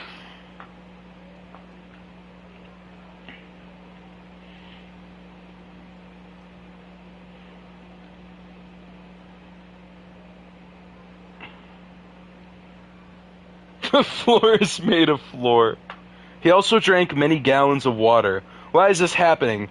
It must be this blasted suit. Where did this thing come from? As these thoughts raced through his mind, Jay could swear he felt his bones dissolving and turning into muscle, and his hopelessly non-removable suit was growing. I need to get to the doctor. However, he could not stop himself from falling asleep after his massive meal.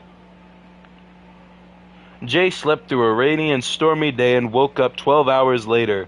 Once a mere 140 pounds and 5 feet 3 inches, he was now 250 pounds of muscle and 18 inches taller. But his forever stuck-on living muscle suit weighed 500 pounds. Interesting. Holy fucking shit, this is a long paragraph. God damn.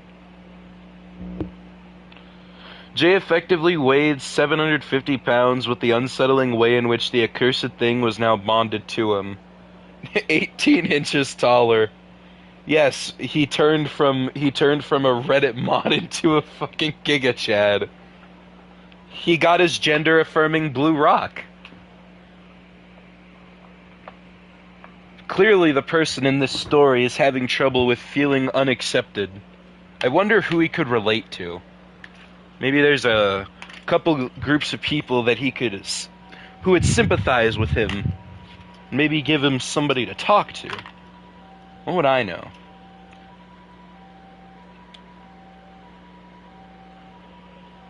The symbiote had merged with his flesh on a molecular level, and every cell in his body was now half symbiote. This gender-affirming blue rock does go hard. I stole the joke from the comments section of the first person I heard read this. I'm gonna be honest, they're more creative than I am. But it is a funny joke. It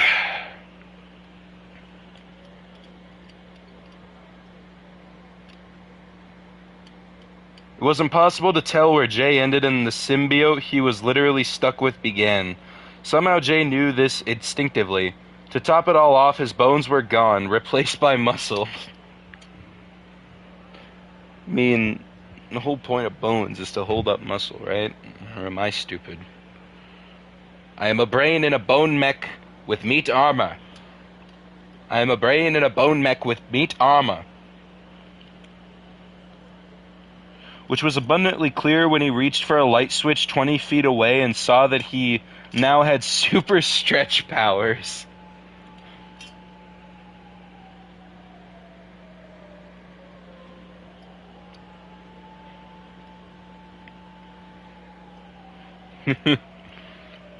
Comedy was made to be shared.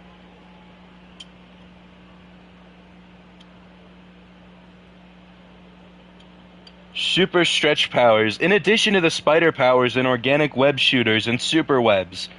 Jay's now excellent vision meant his glasses were no longer a necessity, and his once brown eyes were now glowing green ones. So, we've got this... Hold on, how much taller? 15 inches taller than 5'3". 18 inches taller than 5'3".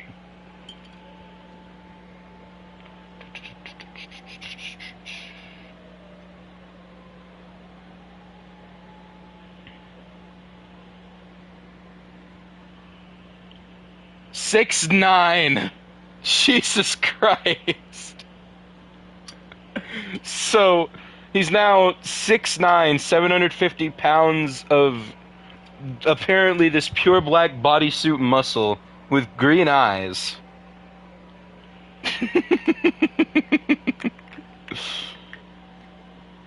We're not even at the most insane part yet.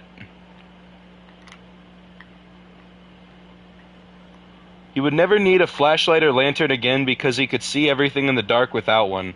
No surprises there, unfortunately. At least I don't need glasses anymore. What? Huh? Who's speaking? Is it Jay or the symbiote at this point? I can't tell. He can't agree with himself in one sentence. Jay knew he also now had immense super strength, invulnerability, and regeneration abilities.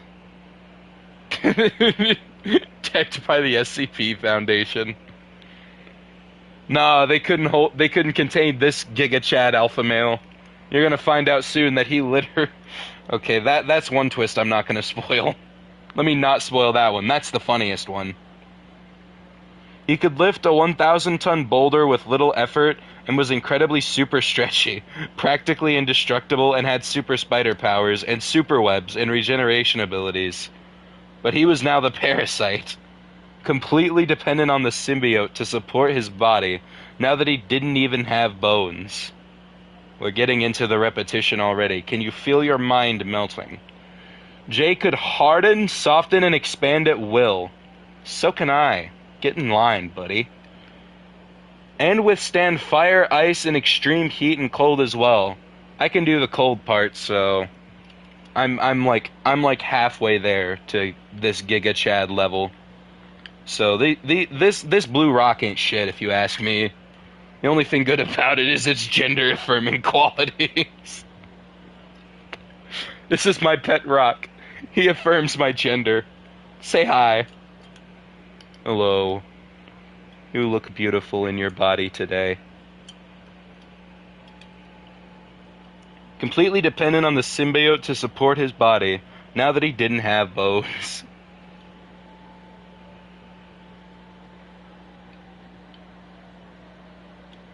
If one is a parasite, but okay.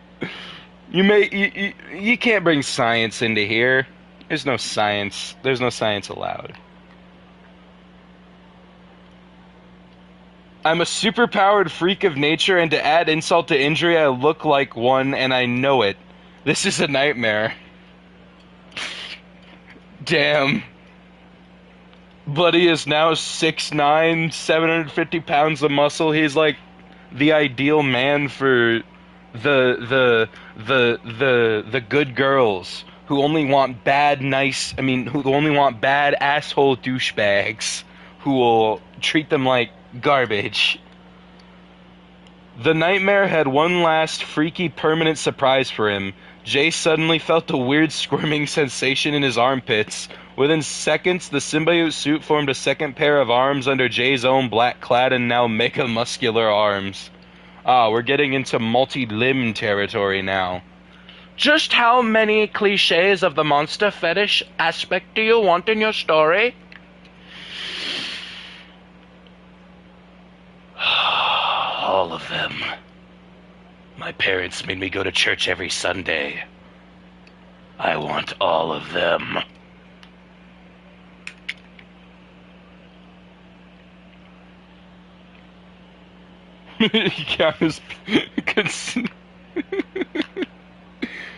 Depends on who you ask, I guess.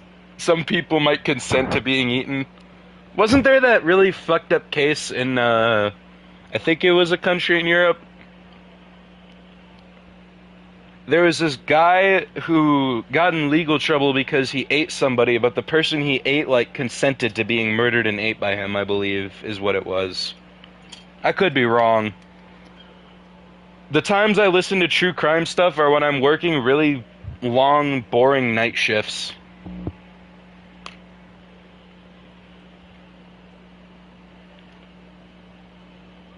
Though made entirely of symbiote muscle goo, they look just like his own suit-covered arms. Inside Jay, black goo nerves embedded in his flesh connected these symbiote arms to his brain so he could feel and control them. Since they had organic web shooters like the ones embedded in Jay's own arms, this meant twice as much super webbing.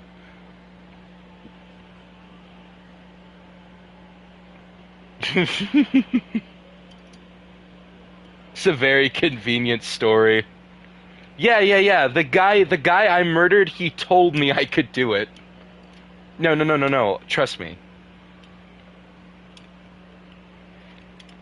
He consented to me killing and eating his body. He wanted to die. I don't remember much of the story.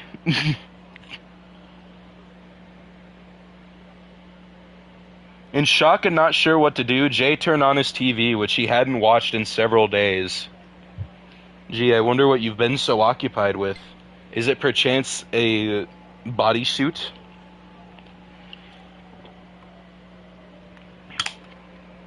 When Jay turned on his TV, he saw reports coming in on every channel that were all about one headline-grabbing subject. That big headline, of course, was an unstoppable new nationwide outbreak that started a week ago and was traced back to the blue rock from space that had fallen to Earth in a field near San Francisco.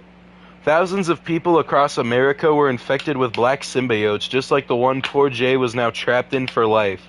Doctors' offices were inundated with patients facing the same very sticky suit situation Jay was in. There is so much fucking stick in this story. Holy. Sticky! Jay was in and there was no cure or treatment to stop it. Containing its spread was impossible since its ability to hide inside the cells of its hosts made it undetectable until it formed the inescapable black super spider suit. Okay.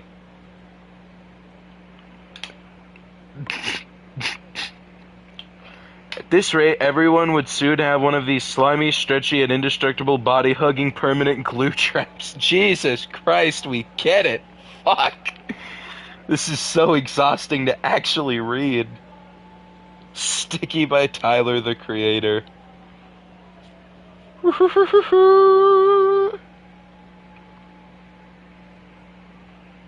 Everyone would be forced to be dependent on the parasites. That's not how it works. Oh. Ow. Parasites are dependent on the host, not the other way around. The fuck? Like, if a mother dies with a parasite inside of her, the parasite dies too. That's how it works.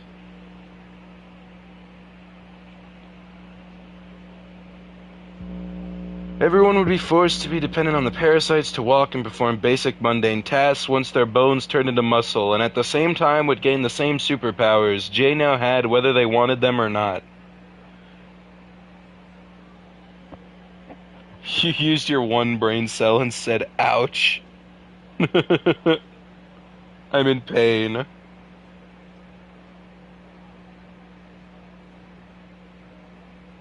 least Jay wouldn't be alone or too humiliated to be seen in public. Why hide if everyone is afflicted?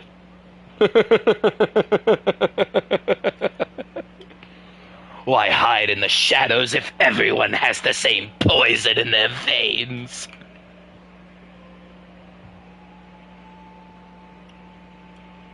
This is like saying trees grow from apples. Well, I mean, technically they grow from the seeds inside apples, so... Being merged with a symbiote that weighs twice as much as he does was still no laughing matter. You haven't once implied that it was. Why did you think we were thinking this? Stop putting words in my mouth. It's like you're trying to debate me politically over your weird fetish story. I don't care. Inside the very thick and heavy thing, it felt like and was being stuck up to his earlobes in a rubbery living tar pit that will never let go. The powers, super webs, bonelessness, the whole... The powers, super webs, bonelessness, the whole body, Hulk-like physique with these monstrous giant symbiote muscles everywhere and the mega strength to match that came with them would be a major life adjustment. Jay would never get used to the freaky feeling of the shiny black organism attached to him and stuck on him like rubbery superglue, or being literally stuck in a lifelong host-parasite relationship where he was the dependent parasite. So now we correct it. We get it. Progress the plot. Dear God. You ready for another paragraph of yap? Because it's the same shit again. But he had no choice. Under the big, heavy living muscle suit, his own cells and DNA were half symbiote. He had pure symbiote cells coursing through his bloodstream and living inside all of his red blood cells. Those slimy muscle goo extra arms had wire-like goo nerves extending through the flesh and organs of his torso and rooted in his brain. Jay and his new big body-hugging black friend, as he sarcastically put it, were literally inseparable in the most disgusting way possible.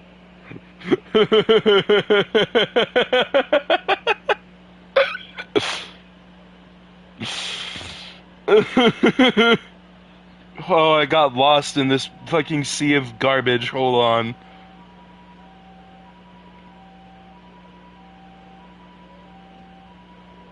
Disgusting way possible. Half the time he'd wake up the next day in a big super spider web he would produce in his sleep instead of in his bed. The most disturbing part was that being stuck in this gooey, stretchy, super sticky glue rubber living tar pit body trap felt strangely pleasant, and he liked it. You think?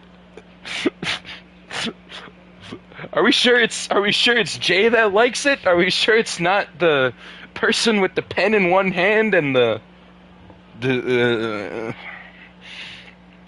This was perhaps just as well. However, since Jay's bizarre condition,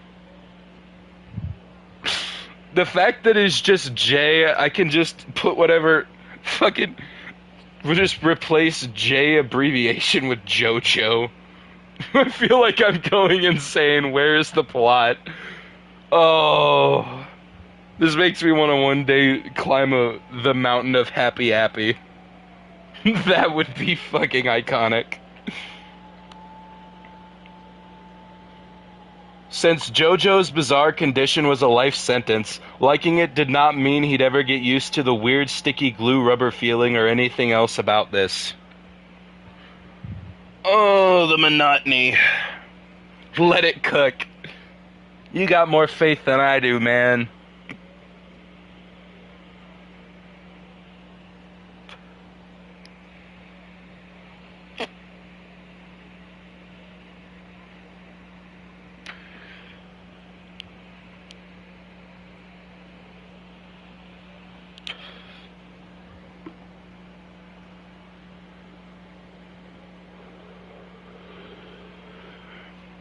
Alright.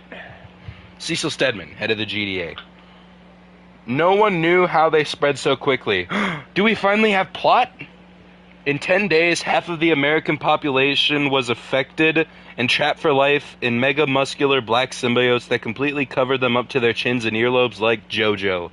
Amazingly, civilization had not collapsed like JoJo and many others initially thought this might cause it to. Society continued to function, almost as if everyone was simply ignoring what had already happened to at least 50% of the people in every state in the mainline USA, with many also affected in Alaska and Hawaii.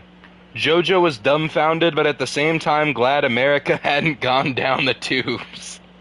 Though California seceding from the Union...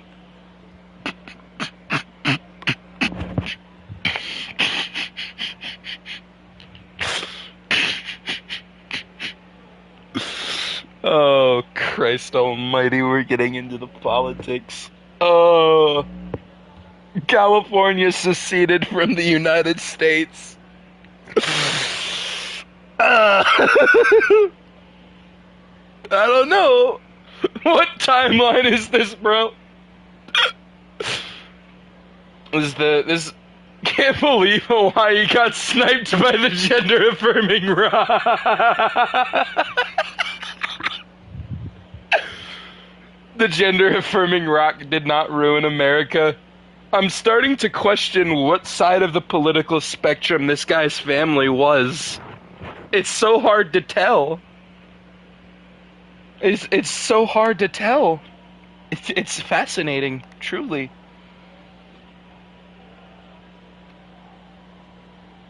Though California is seceding from the Union to become its own country the day before the symbiotes were first noticed in it, and a few other states wasn't doing that former state any favors. The Democratic Republic of California.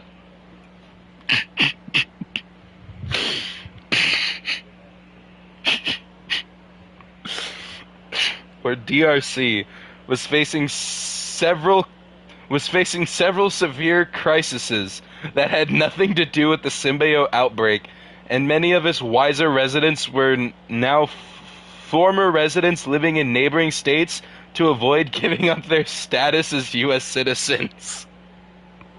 Understandable, considering how much of a fucking nightmare it is to get into this country otherwise. Christ, can you blame them? Those still in the should have called themselves the New California Republic. Those still in the DRC were facing food shortages, drought, rampant crime, including a murder rate 10 times that of the worst state that was still part of the USA. A failing economy and various struggling social programs that were doing more harm than good, provoking increasingly violent protests that had already caused major destruction and dozens of deaths in several cities. For some reason, few people were symbiote infected in the DRC, and no reports of unclassified biology-altering parasites, or UBAPs, as the media called them, had yet come from any other symbiote country. Jay was still adjusting to his new symbiote-stuck life. Are you telling me this whole thing is like some guy's weirdly veiled fetish fanfiction involving Venom, the plot of a Fallout game, and the Rapture, as we'll come to find out? Is that what I'm getting from your message, Miss Cringe?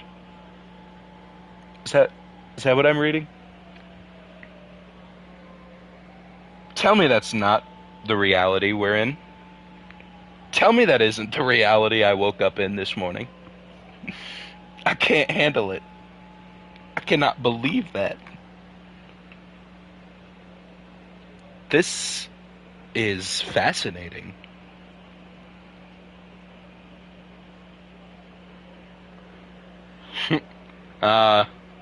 Making a joke about how the economy's sick. Darn. I was actually hoping that was the case, because now this is just a giant political tirade. The question is, who are they lashing out at?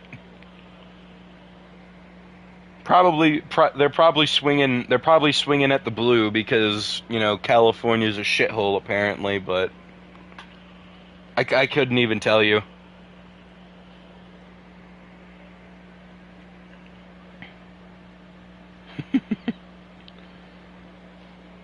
I see. Interesting. Learning about Fallout lore. Hey, it's the only type of lore we're gonna get with this story involved, am I right?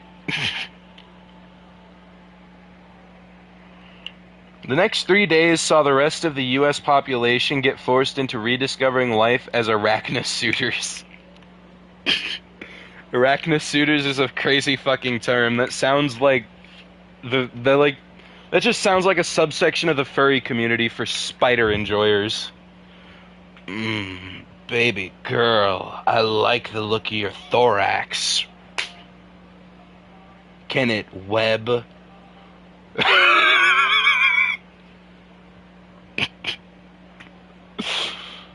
Oh, fucking shoot me. As those afflicted with the symbiotes were now called, reports of UBAPs also began to rapidly increase in the DRC. The riots in the DRC began to become less violent. It only took 21 days for the outbreak to infect the whole USA. Only 3 weeks. Shit. America was literally muscle-bound, which now meant being... Oh, great, here we fucking go again. Being stuck in several hundred pounds of slimy symbiote goo muscle that merges its DNA with yours against your will and sticks to you like your worst combined glue, rubber, and fashion nightmare is a permanent living tar pit you wear that forces you to be the boneless parasite that depends on it, building you to it for life. Strangely, there were still no reports of Ubaps or arachnosuitors in any other country.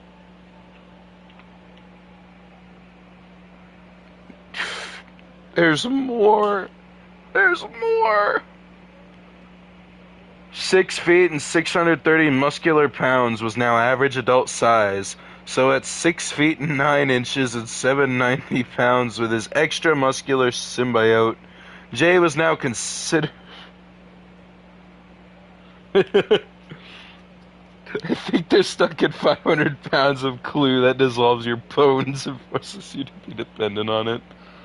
Nah, I think we need to read it a couple more times to know for sure. This extramuscular symbiote Jojo was now considerably taller than average and one of the heaviest and strongest ones. The Giga Chad. His powerful symbiote had really muscled out for some reason and gained the additional 40 pounds when it formed the extra arms.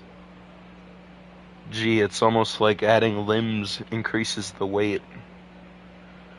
Everyone had the extra arms regardless of his or her muscular new size, though Jay had been richly rewarded for finding a missing diamond wedding ring and returning it to the couple it belonged to 3 days after being infected and suited up by his symbiote, and gave most of his reward money to a charity that helped Christian refugees escape unspeakable and horrific persecution in war-torn countries.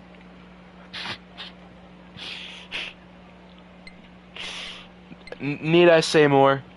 Truly need I say more? Yes, because we have more to read. Many of these people had been rescued with this donation, and Jojo's feeder insect business was thriving. What? When did he... You're telling me this guy made a fucking business off of breeding cockroaches or some shit? Feeder insects? Are you fucking kidding me? Most people do feeder insects in their own house. What the fuck? Jay was able to use the money he earned from selling feeder insects to go diving for tasty lionfish and other prized underwater game. With his symbiote... I have religious trauma from growing up in California.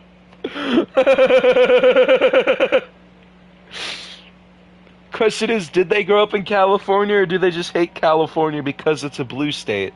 I still can't tell. Maybe it was all satirical and I'm getting played like a fiddle. They're playing me like a damn fiddle. Formed an organic dive mask and organic fins when he dove, and enabled him to stay underwater for hours at a time without scuba gear by storing oxygen, which it released into his bloodstream while he was underwater. This thing just has a fucking solution for everything. Why should I be worried about our main character when he has the everything suit? On day 22, all the news outlets ran with a new headline. A clue to the origins of this bizarre epidemic had been found on the blue space rock. That brought the first symbiote to Earth. On the inside wall of the hollow blue stone was a mysterious set of symbols that could not have been created by human hands. I'm gonna need just preparations to be made. I hinted at this earlier, so probably already know what's coming, but just deep breath, because it's about to hit. Shockingly, the symbols were all ancient Hebrew letters. Those Hebrew letters formed words, and the message was clear. Be grateful for this gift. It is both warning and blessing. Use it wisely, know who I am, and remember my laws. Under this message was a line of golden Hebrew letters that spelled out an unmistakable name. What the... oh. Yeshua HaMashiach, the Hebrew name for the Savior Jesus Christ. Yep. And that's where we are. That night, Jojo and millions of other people across America had vivid dreams and visions about the symbiotes providing a path for humanity to make the world a much better place and bring an age of enlightenment, and about the rapture, tribulation, great white throne, judgment. Judgment! Holy shit! Judgment! Judgment! Some of the dreams were beautiful and others were horrifying. Everyone who had these visions and dreams saw and experienced all of the same things in their sleep. Jojo and all the other random symbiote fused random Americans. Other random symbiote fused random Americans? The random Americans. Okay. Who had this experience were moved and compelled to tell those who didn't have visions what they saw that night. This paragraph goes on for fucking ever. God. The message and warning these dreams carry seem to be that it was either the symbiotes or the end of days, and that many would have been left behind after the rapture to endure the tribulation, and thus the worst 7 years in history. With 100-pound blood-red hailstones mixed with fire raining from the sky, rivers and lakes turning into deadly poisonous blood, unimaginable horrors at the hands of the demon beast, and a foul plague worse than any currently known illness on all those who choose to take the evil shape-shifting beast's mark. What?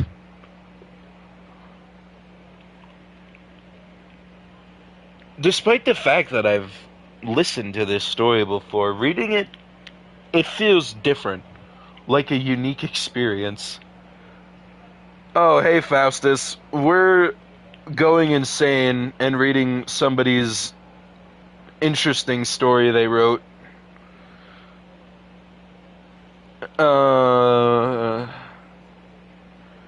This vile disease had horrifying symptoms.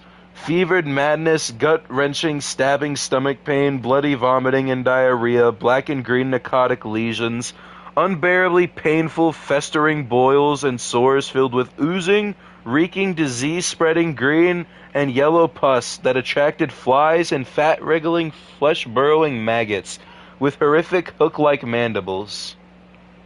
Jeez, somebody had access to the wrong movie box as a child. Somebody get this kid yogurt drops instead of the fucking thumbtacks he's been eating.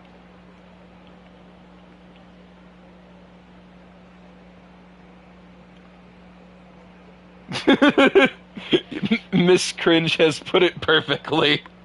It went from bodysuit alien possession fetish to political commentary to the rapture, and now body horror. Absolutely fantastic. I'm not even gonna bother reading this next part because this is just... like, the rest of this statement is just excessive garbage about bugs and stuff, and nobody needs to know. The symbiotes were a bizarre and stern wake-up call to a wayward nation that had been headed down a terrible path. Oh, great. Now we're back to politics, everybody. Oh. We get it! Move on! Freaky and disgusting as they were far better than what would soon come if America and the rest of the world continued on its appalling and hopelessly depressing current path. Oh, this went from political statement to fucking, manifesto territory real quickly. Holy shit. Wow. That came out. How did I forget this? This is insane. These life-upturning organisms had saved the country rather than destroying it. But that's the strange thing. It's this... I don't want to get... Nope. I'm not engaging with this. It's rage bait. I'm gonna get baited into saying something that gets me canceled here. I'm not going to try and make sense of it. Disengage. Jojo smiled as he watched an uplifting report about how people were actually heeding the message of the visions from the night before. The social disaster the last 2 decades had turned the USA and by extension the rest of the world into was already changing for the better.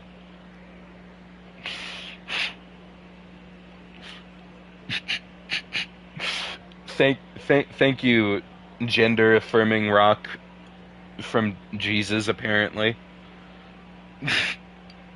even Jesus believes in gender affirming.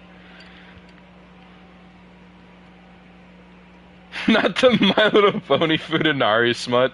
Hey, look, we've had multiple discussions about this already with the 2 fan fictions we've jumped between.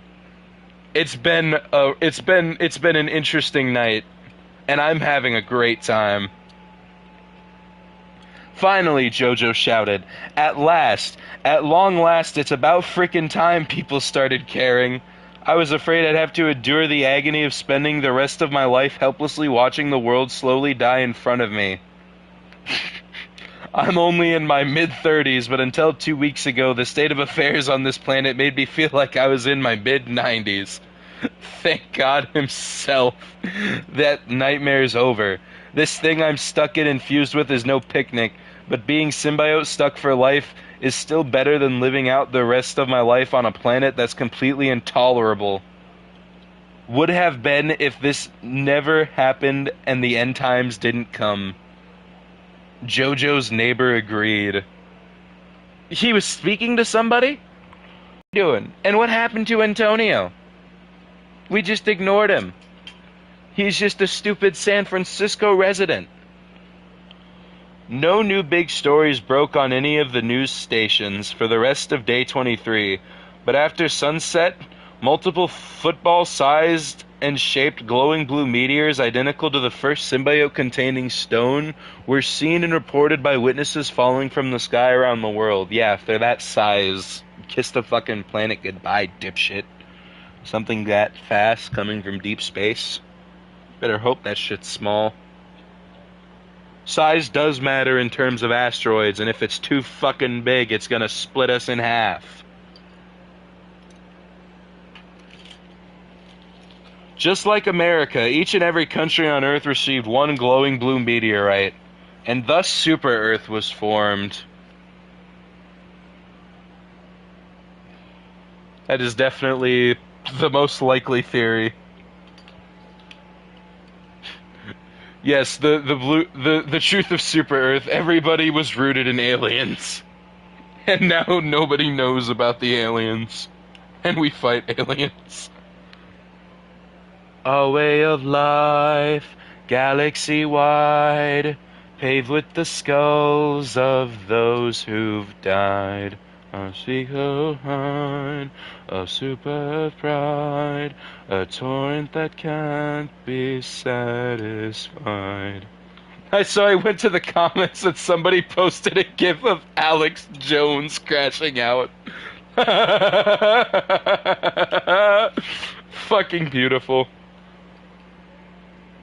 Steadfast support of our regime is how humankind will reign supreme.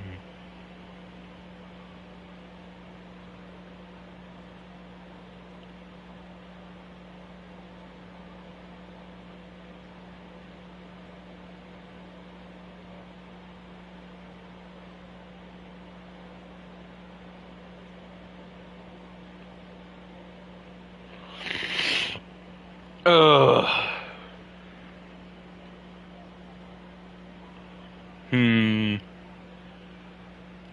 Oh, right. There's more chapters to the other one. Do you even want to bother? Maybe we'll find something different. Something I haven't read before. It's better that way. You know what? I'll take your suggestion.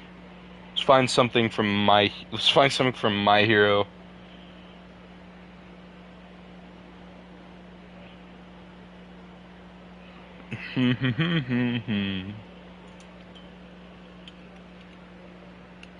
Hmm.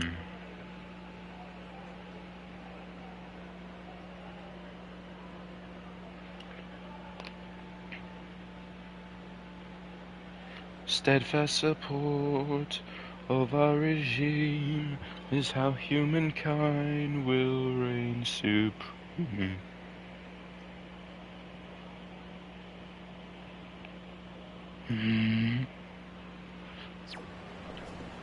Funniest thing about reading fan fiction from a series I've never interacted with is that I have no fucking idea what's going on, but everybody else who understands is way more uncomfortable than I am. It's not that I enjoy other people's discomfort, it's just that it's funny seeing how it affects people who actually care about the media. Now I know how I look when I react to shit. God damn. I did not know he had that in him. I vaporized that guy.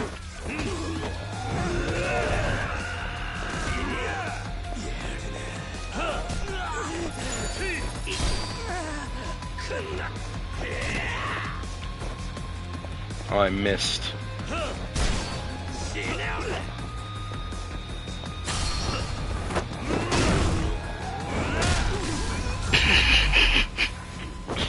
I didn't like the way he was looking at me.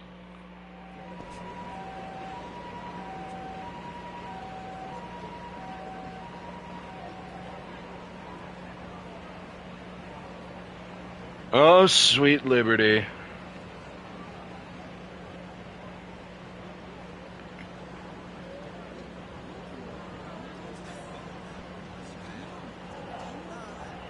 Is, maybe. Hold on. Is this like the fandom that came up with the Todoroki or Todoroni and cheese, skit thing? Like, one of the characters, or somebody was cosplaying as one of the characters and eating mac and cheese with one of the other characters' semen in it, apparently? Or am I thinking of a different weird anime fan base? Like this is an average conversation, I'm saying this shit with a straight face. Hey, what's your digital footprint look like? My digital footprint looks unemployable. I have no clue. Fair. I don't either.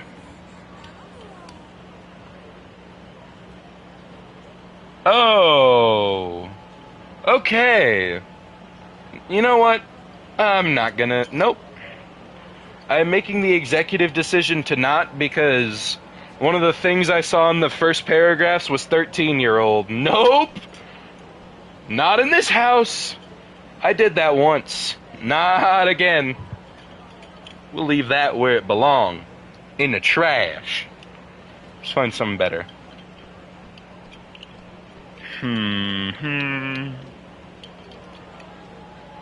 I know. Since it's all hip and relevant right now, just do some Devil May Cry.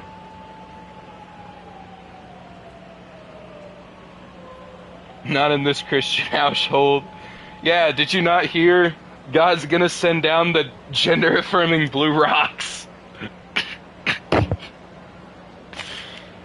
Dear God, is that gonna be coming? Sanguine Symphony? What the fuck?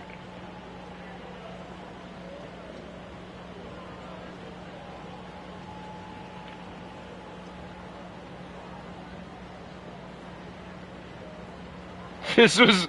Oh my God, I just found a relic. This is from 2006. Holy shit.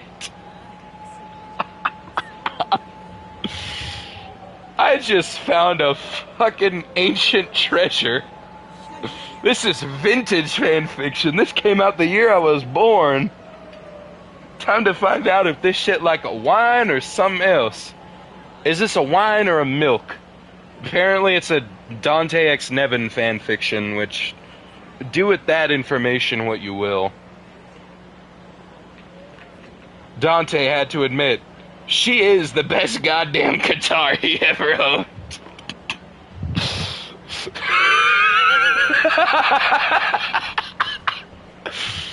She's not even a city in his eyes. No, she is nothing but a guitar.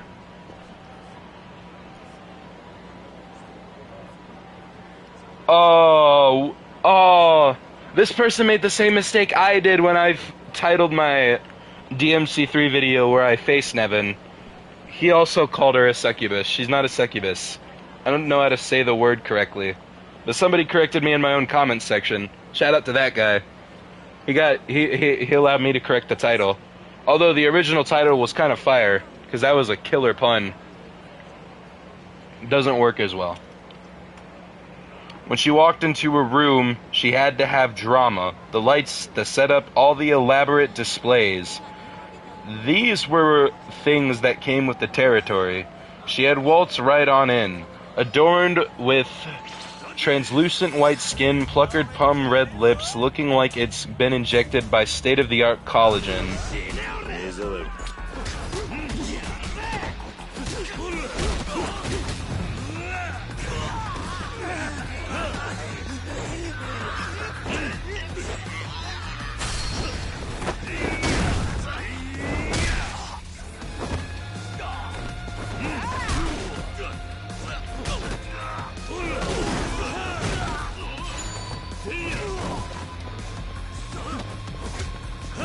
Slightly fruity brother.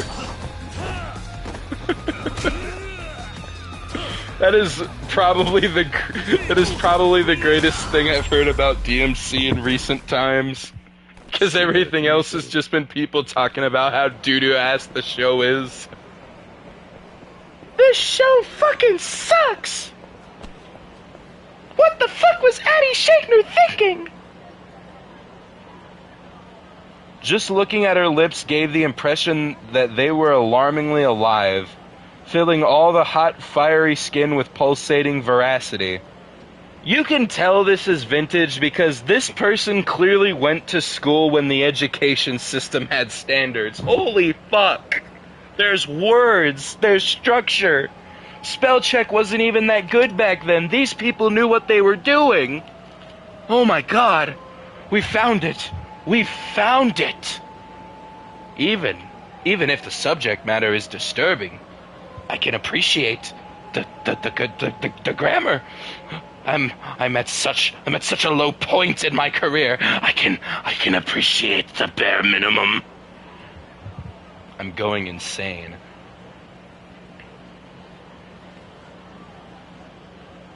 All the hot, fiery skin with pulsating veracity.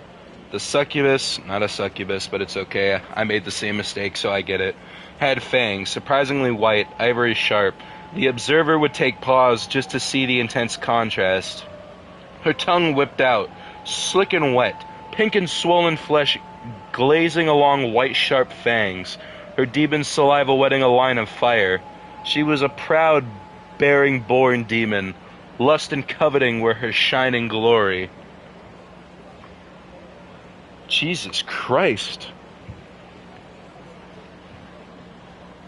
The wordplay is beautiful, but what the fuck? I'm so uncomfortable, yet so impressed. With hair flowing bright like the color of warm vintage wine, she opened her mouth, showing off her juicy lips, licking out to taste the cherry fruit. The devil's pawn had skin so pale you could see through her. Lines of thin, veiled veins contrasted against that white lily flesh. It was not that appearance in itself that sent a young man so green with the knowledge of sex quivering with unsuppressed desire. She epitomized the word in every degree. It was more or less the fact that she could, with easy maneuvering skills, catch her victim unaware and suck him up till all skin turned to ash.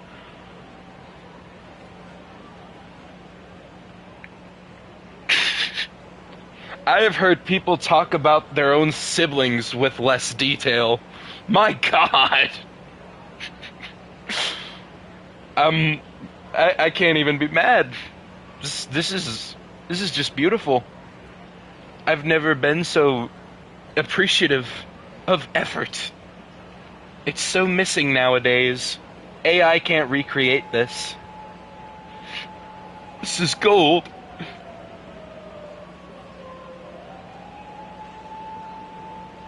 But he was part mortal. He wasn't even sure himself. And she demanded only the best victuals. Hips so curvy, it was a shame that no human could withstand long enough to hold on to them.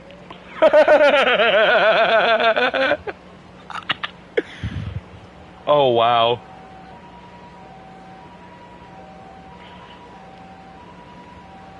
It was not that she was dangerous to look at, but the fact that her little pets could take bites off flesh like tiny piranhas was frightening enough. What's worse is that they all adored her, that they clung to her as life itself. The devil's son took her in, decided vainly that he'd use her to his advantage. After all, he owned her, and the music wasn't half bad either. The flinch in your eye calls your bluff. Feel free to die when you've had enough. Useless cause is breaking your back. Your life will end when you attack. Taste the blood, taste your fate. Suffer your pride with your hate. Happened a while back, and it seemed like ages. A time when the world stopped for a glimpse at the tower called Temenigru, and he'd acquire so many good things on that mission, and later sell them at a pawn shop because the dumbass couldn't make rent.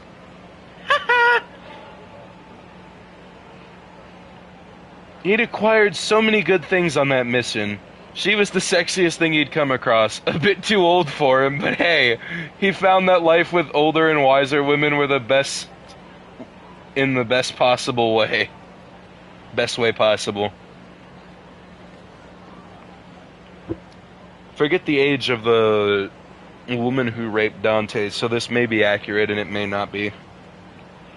Maybe he has a thing for nobody. Maybe he just doesn't do relationships. He just chills in his dimly lit office.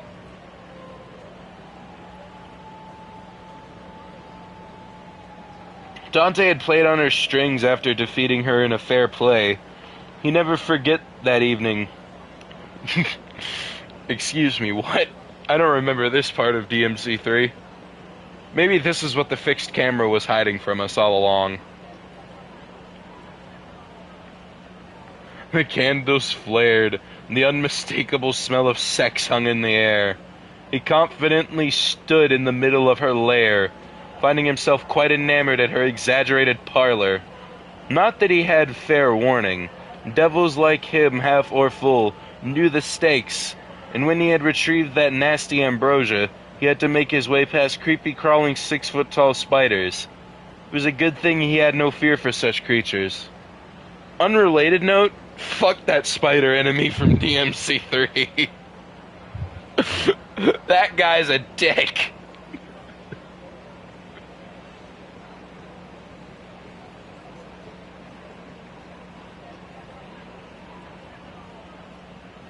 That was when the sound in her organ-filled chamber started filling up with woman's lusty laughter. The vision that came in front of him made him pause. As he had watched the demon materialize, Dante recalled back briefly what had transpired. He started raising the bottle up to his swollen lips. Stared at the liquid swashing around. In one swallow, he sloshed it all down his throat and let out a burp. Unelegant he was. Not like his damn brother, but he really didn't give a flying fuck. Aw, you're losing me now. Come on! Dante wouldn't have don't give a flying fuck attitude. He doesn't swear. Nero swears. Dante doesn't need to swear to be cool. What is this, Reboot Dante? Reboot Dante didn't even exist. Come on, you could do better. So he sat back, his elbow leaning against the bar, and realized he did have a fear. However, it wasn't as if his enemies didn't know it. They're a clever lot, the upper demons. Yet he always made sure he was one step ahead. Royal Guard!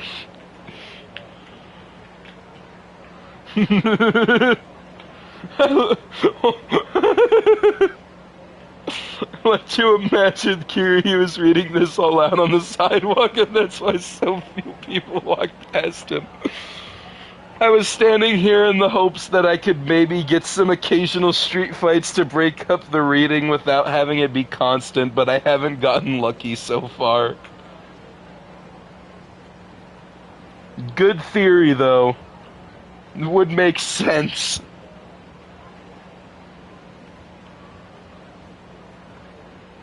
The half-breed had finished off a fight with his identical twin brother. Round 1. It seemed, and they were always like this, since childhood. Hell, he thought with a snort, taking another gulp of alcohol. They were, he admitted, rivals till the end. When will they ever stop fighting? Never. It was something that exasperated his sweet mother, Eva, to no end when she's still alive. They tried so hard to please their mother, but in the end neither could even save her. The woman's enjoying her drink. He remembered his brother's words. They haunted him. I see the devil inside you has awakened as well. Virgil had silkily said to him. The fanfiction is keeping the enemies away because they're creeped out. Why is that fucking 60-year-old Yakuza reading fanfiction on the side of the road? During their first battle, their blood mingled with the sword rivulets staining the massive eyes, clashed, flashing a myriad of intense anger that Arkham had to step back from the heat of. He was nowhere near that fight at all. The human-turned-demon had told Virgil that there wasn't time for that, so why did Virgil pause and even care what the old fool was about? Dante knew afterward it was enough that he had awakened to tap his powers. He couldn't do it before. Damn that Virgil. Always shoving crap on him when he least expected it. Good show, bro. This round's yours for now. He wished for a goddamn drink and knew exactly where to find it. Okay. What happened? The author give up? Did the author just give up? Come on. I was enjoying something that was slightly more mature. Now we're devolving. Come on. Stand right here, see if I'll stand directly in the middle of the road. Kiryu can read this to everybody. Carrying the purple guitar behind his back was weighty enough, and it had poked him a few times while he had finished off a few 10-foot demons along the way. Nevin was very useful, as that the natural-born demon allowed him to fly at length in which he wasn't able to do earlier. Nevin had taught him a lot, more than she could possibly know. There was something to be said about his wings. They flicked out, gray and red. The designs weren't all that bad, but he didn't like what he saw when he passed by a puddle of water or the reflection off a passing window. It reminded him too much of his father. He remembered what he told Arkham, like staring at a backed-up toilet. Iconic. That's true Dante right there.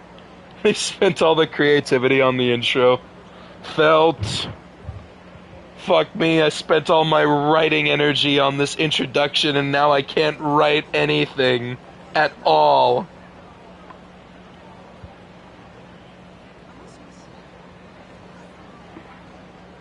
But he didn't like what he saw when he passed by a puddle of water or the reflection of a passing window. Oh wait, I read that already. Whoops. I'm getting lost in the sauce. It was something he had to get used to. And like it he did. After tapping into his devil self, it was the most exhilarating feeling. He felt powerful. When he had time to relax and get something to eat, he'd stop in at the bar by her place, propping himself on one of the stools with careless ease and lean back with a lazy air. Reaching over to grab a full dusty bottle, Dante flicked back the silky, ribbony strands of silver hair away from his face. The broken bottles were once again magically returned to their former untouched contents, and this time he took them between his fingers without the need to destroy everything in sight and drank greedily. He eyed the quivering guitar by his side. The strings vibrated. Dante smirked. Suppose you could go back to your former self for a little while, but, he added with narrowed eyes, none of that funny crap. He's so lonely he's telling the guitar to come back to life. My cat turned into a cat boy. What do I do?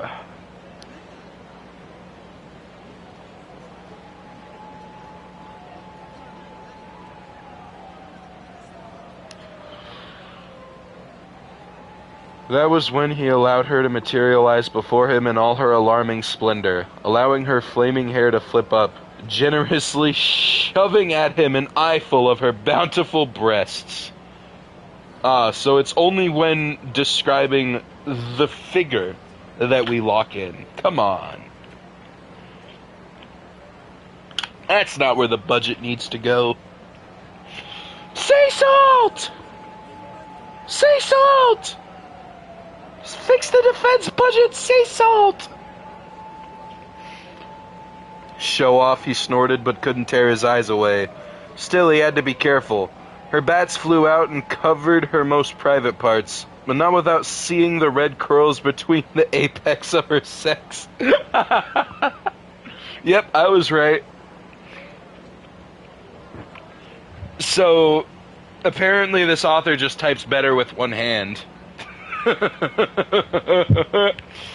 That's fucked up. That's just kind of mean.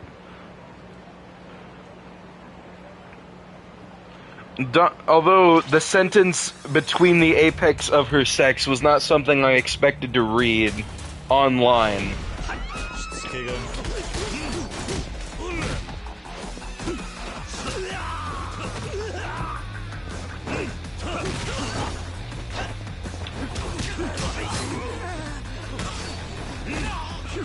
It was mean, but also right. Cecil Stedman.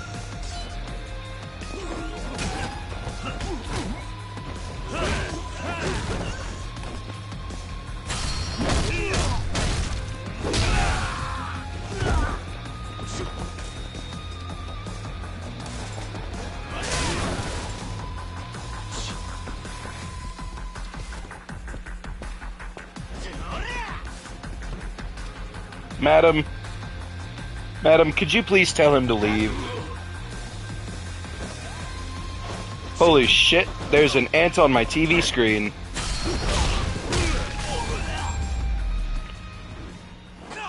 Where'd you go, you fucker? You're not escaping from me, you filthy bug.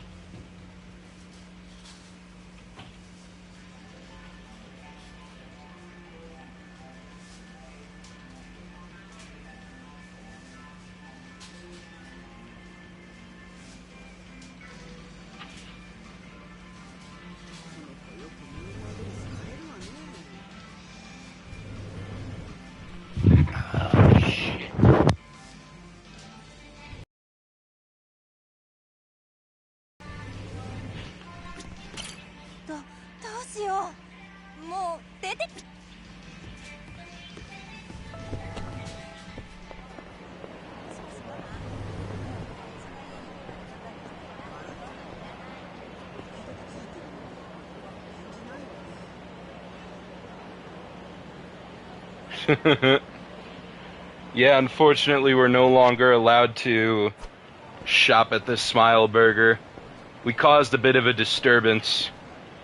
I personally don't see what they're so angry about. What the fuck? You're not getting away from me this time, you fast piece of shit. Yeah. You thought you could come into the room of a Helldivers 2 player and survive? Stupid bug. I know what democracy is. Cretin. Anyway, returning to this.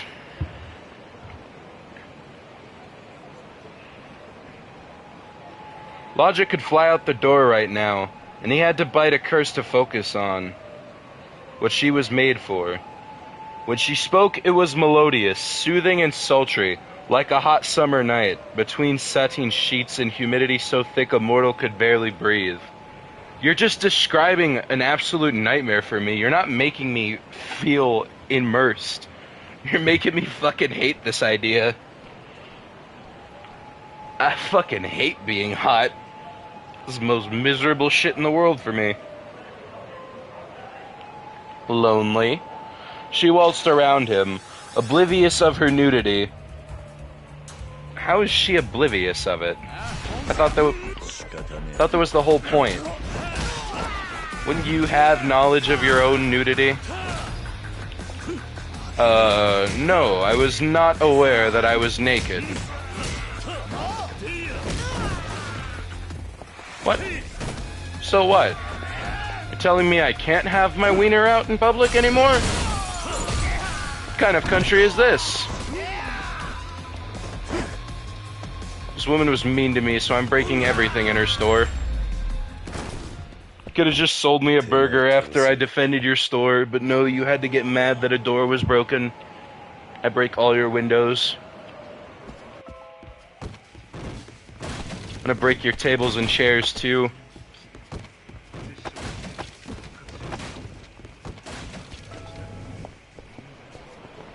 Did you see that? I'm still doing it. Why can't I wash my balls in the soda dispenser? Well, the reason you can't wash your balls in the soda dispenser is because the soda is cold. It makes your balls shrink so that you can't properly wash them. They're so shriveled up that some of the skin just hides. They gotta be nice.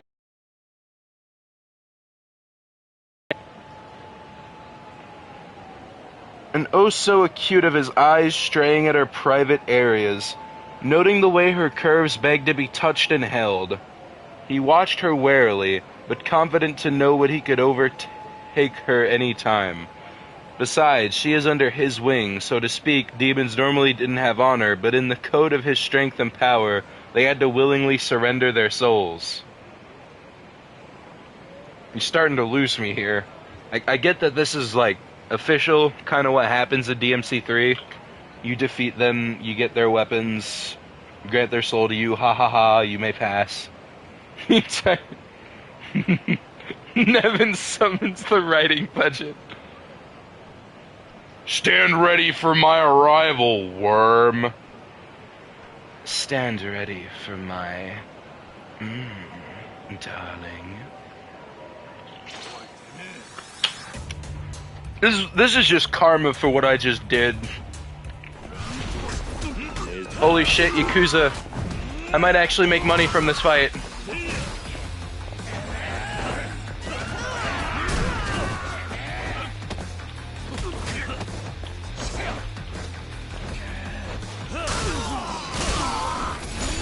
Woohoo! I can afford another mahjong tournament. The crippling mahjong problem continues. The timing could not have been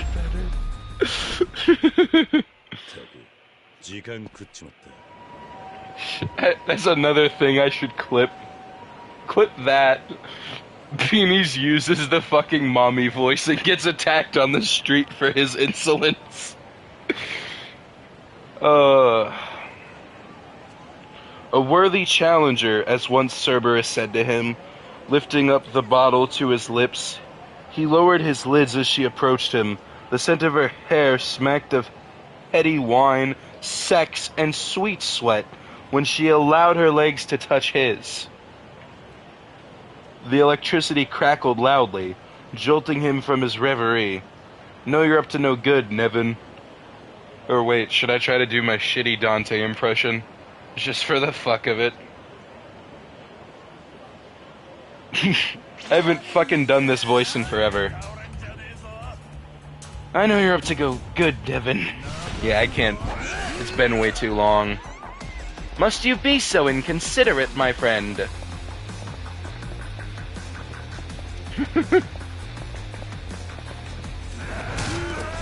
I got hit with a hammer. This is legend difficulty. I haven't saved in a while. I'd rather not lose my 100% save file to fucking around on a live stream. That would be kind of unfortunate. Man, I am not doing so well. What am I doing? I need to lock in. You're all interrupting the story and you need to leave.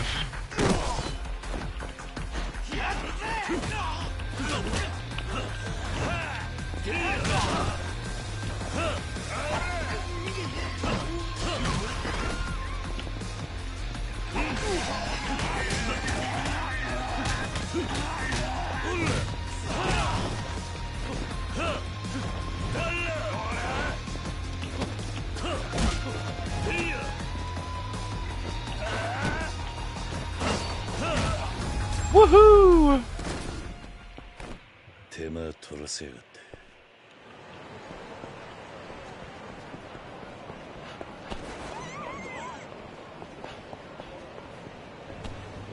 Mind if I shop here yet, or are you still salty? Ah, you're still salty. Well, that means you get to be right next to me for these next few paragraphs. We're expanding the lore here. Not only did I destroy your restaurant, I am now going to force Kiryu to just read to you. Let's make POV eye contact.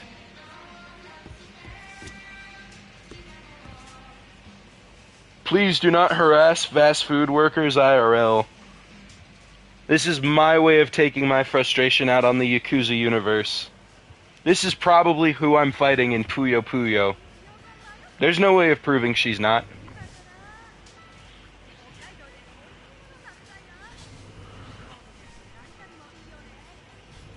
I think this is your way of seducing me. Her hair tickled him and her full large breast pushed against his leather. Yes, the dog wait, is he in his DMC3 design right now? Oh, god damn it. He's got that stupid fucking jacket with the nipple strap on, doesn't he? Oh! Fuck that. Fuck.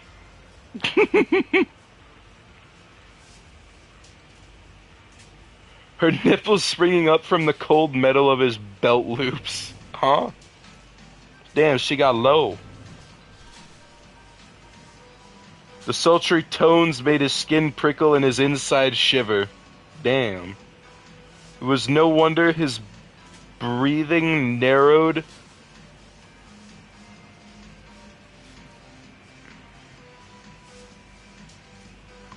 I don't know how to feel about that phrasing. Shouldn't pass judgment because I'm not too sure myself, but I don't know if that phrasing is entirely correct. I don't know if your breathing can narrow.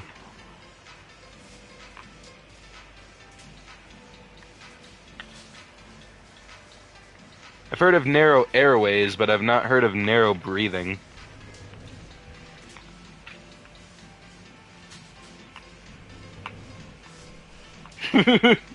This is the kind of thing you...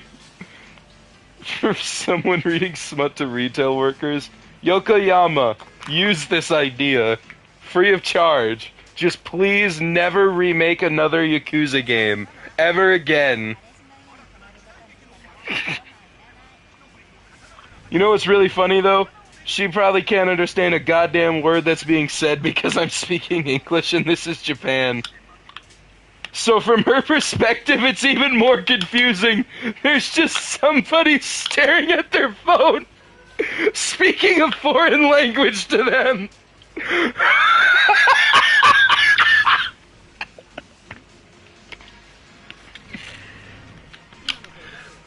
That would feel like something out of the fucking Twilight Zone. Oh my god. Holy... That is fucking funny. So many good moments.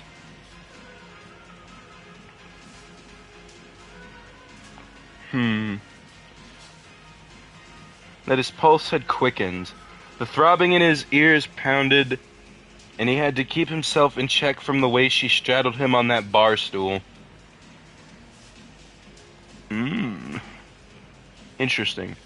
The half-breed made no move to push her advances, nor did he reach up to pull her close.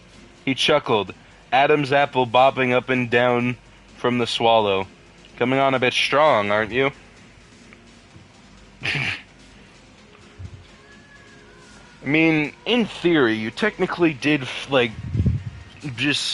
you obliterated her in combat and then plucked her strings. Surely you gotta be past some sort of stage, right?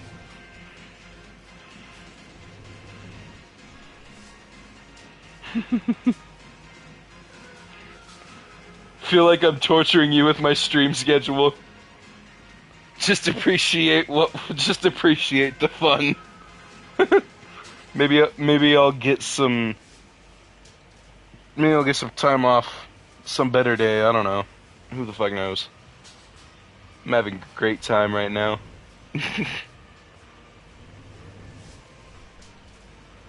But he leaned back against the bar, his arms spread out now, as his hand held the now dangling half-empty bottle. Swirling the liquid inside, the clear amber contents gave off the scent of pure whiskey, which was making Dante feel very good. Hey, my fellow alcoholic. He watched as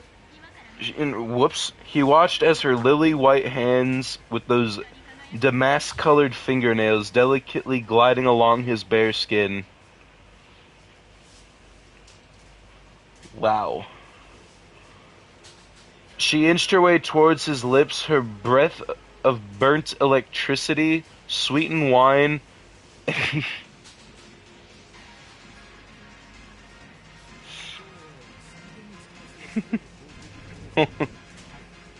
hour ahead. Neat. Sounds like people are pushing each other around outside. Oh, would you look at that? It's a group of Chinese mobsters. Anyways, back to what I was talking to you about.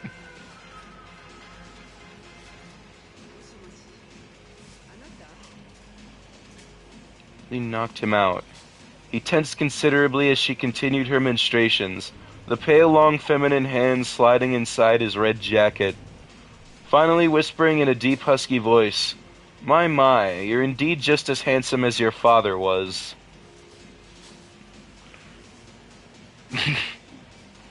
Maybe I should go back out on the street and see how long it takes for them to attack me after saying this properly.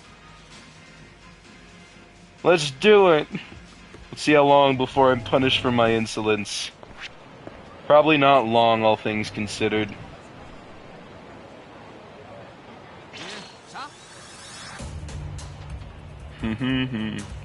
My, you're indeed just as handsome as your father was. Alright. Jesus! This guy's persistent. I think we get it.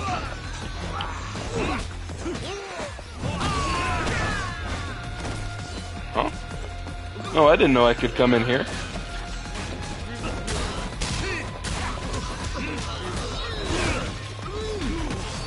Knew I could come in here in Judgment, but not in Yakuza 6. This is Beef Zone.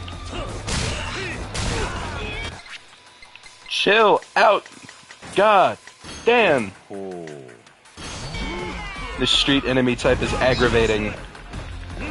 Why is it always the Chinese street enemies in these games that are the most overpowered?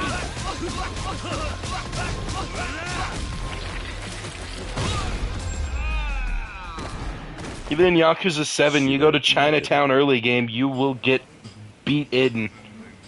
And then you show up later game over leveled and make everybody cry. But then you... you.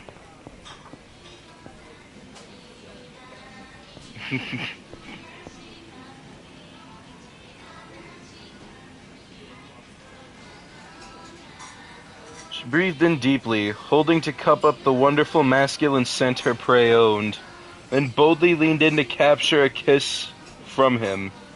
Dante braced himself, and right before she touched her lips to his, he grabbed hold of her arms. The long red strands in full waves moved like an ocean of sparkling sanguines. No, he breathed. She laughed, a vivacious tinkling laughter that echoed the entire bar, causing the glasses on the shelves to vibrate. I don't take no for an answer. You know that, Dante. No way.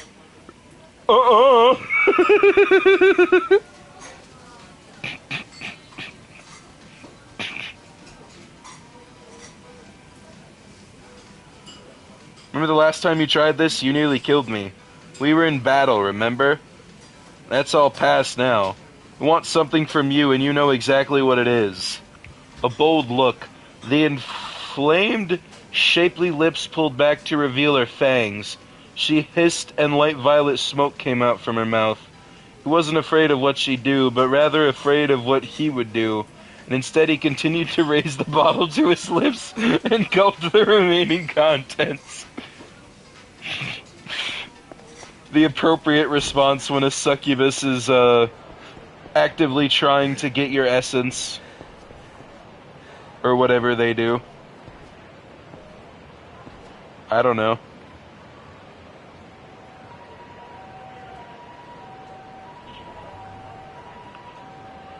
The amber liquid burning his lungs for a moment, his eyes half closed as Niven pounced. She wanted to take those lips and kiss them for all they were worth, while the flavor of the sweetest alcohol left a delicious stain.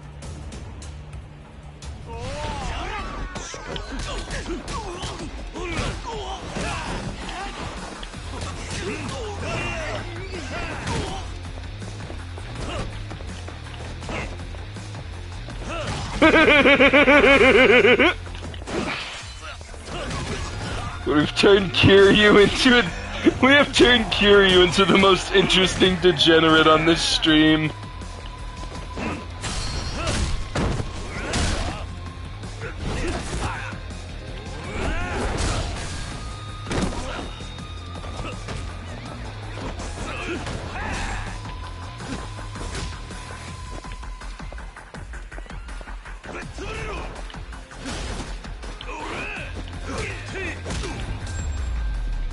Nice try, Satan.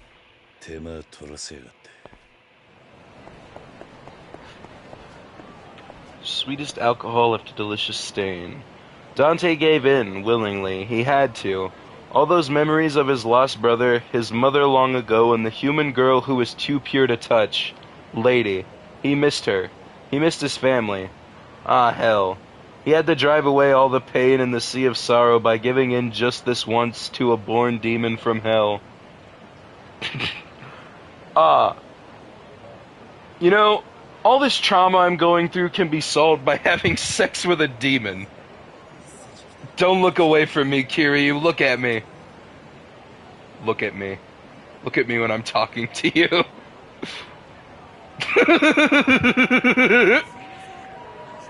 Do you feel any...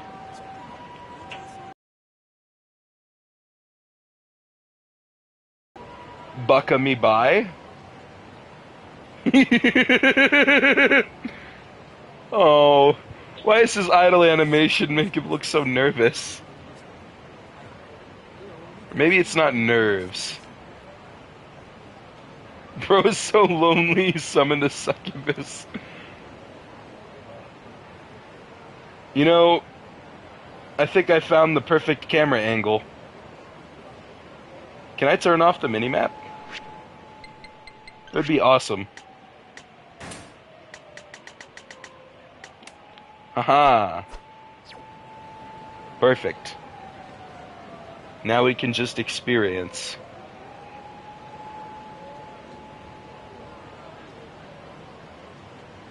Their lips locked, and she thrusted her eager tongue inside, and it was a battle for sucking, inhaling, kissing like it's never been done before.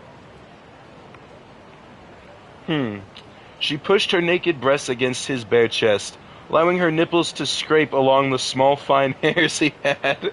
Ew. I didn't want to read that. Making her mad with desire. She was on fire, more than she'd ever been. No, she's not on fire. She's not burning.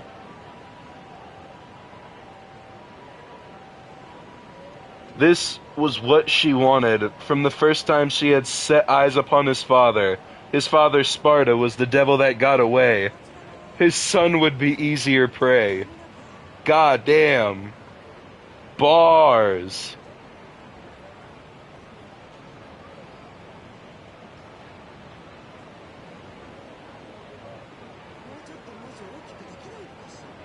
Oh my... Oh, so we're in for a treat is what you're telling me. That... Okay. She's just shockingly hot.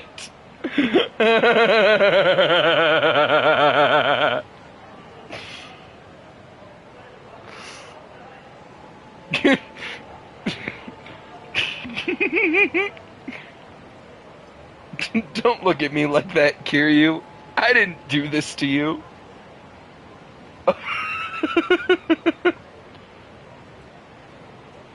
You got games on your phone?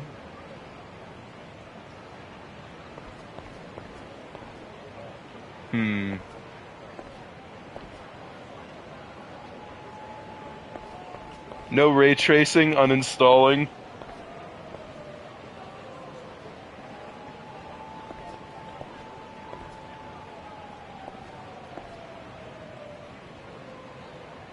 There we go.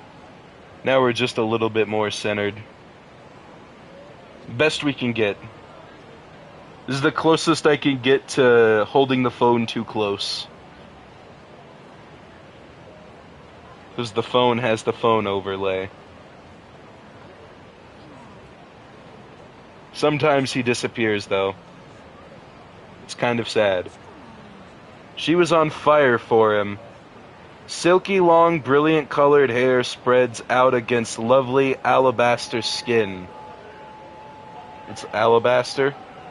Did it change because of the... Never mind. She was all flames with the palest tone, so fine it burned him down to his loins.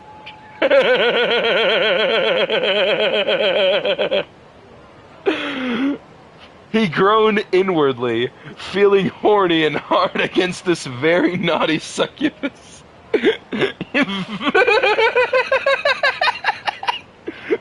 Yes, Kiryu, that disgusted face is exactly my reaction. Thank you for that brilliant timing. The One Piece! The One Piece is real! Nevin's lusty voice singed his needy soul, sending shivers of ecstatic energy. The woman had energy. Too much of it. Yeah, because we all know that the feminine energy is too powerful.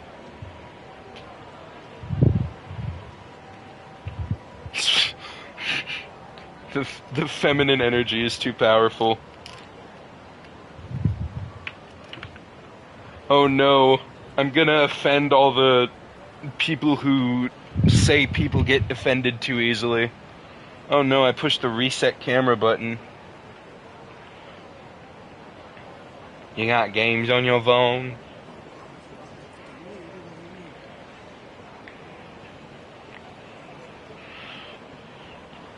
And what better way to take advantage? Shit, wait. Dante's mind raged. Filled with the heady, strong drink of absinthe and fire spirits. What? He drank whiskey. When did he fucking drink absinthe and fires? What? Huh? Okay. Whatever. Fine. If you say so.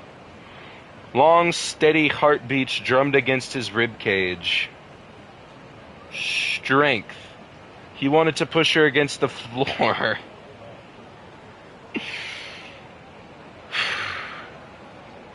Take her open legs and wrap them around him. Instead, he moaned as she continued her seductive ministrations all over his body. Dante wants to be a top and is in fact getting dominated.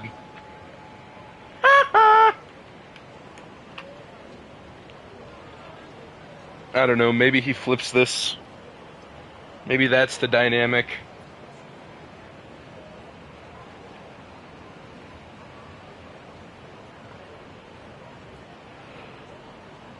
She went further down, taking pleasure of her bait. The silk feel of her tongue possessed him to no end. The woman knew her way to man's. Okay. Whatever you say. A stab of pleasure filled him again, and he leaned back with shaking legs. Dante's eyes rolled over, feeling shivers of tiny bites snaking up along his upper body, the hard lines of his torso a feast for a randy demon like her. Should look up this word because it just sounds like a name to me, but I know it has a different meaning. Ah! Oh!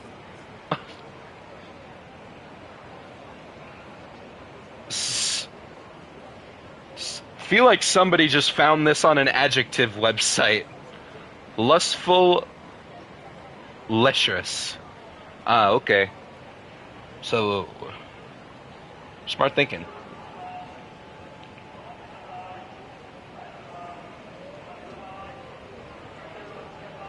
A pink, fiery tongue lashed out, and the puckered lips started to suck and nip gently.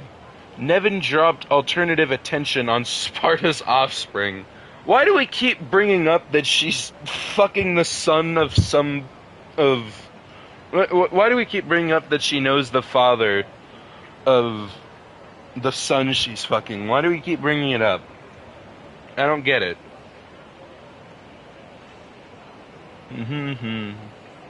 Chaste and greedy kisses along the masculine chest, licking and tasting, fondling the devil's son with vengeance of lust and longing. Men.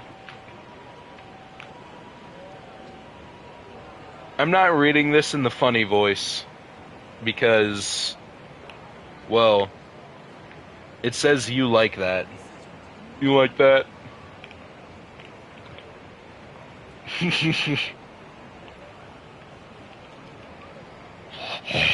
You like that, baby girl? Did Kiryu just scratch his ass? What the fuck was that?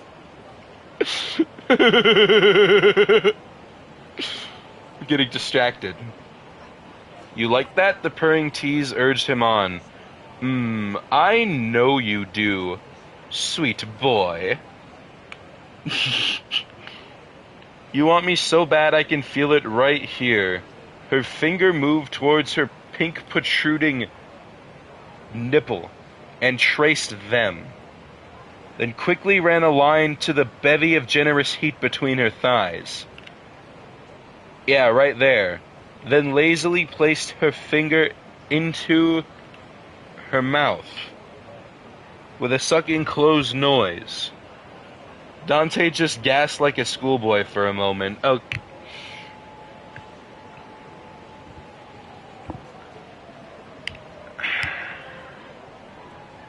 Good use of simile.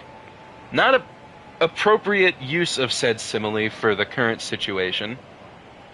There's no reason we should be describing somebody in a sexual situation as a schoolboy. I think that is that a offensive take? Is that too outlandish? Or does that sound reasonable?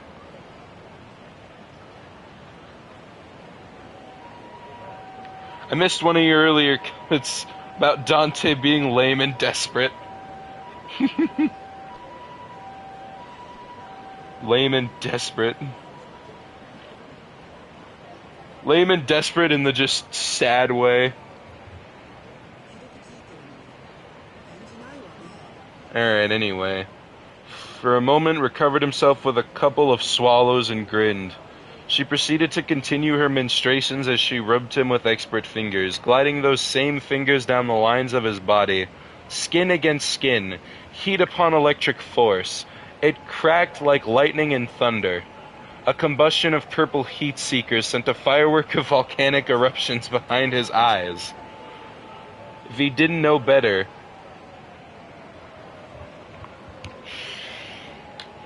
What?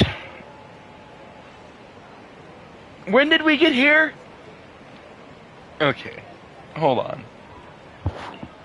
When did we get here? What? If he didn't know better, he was being raped.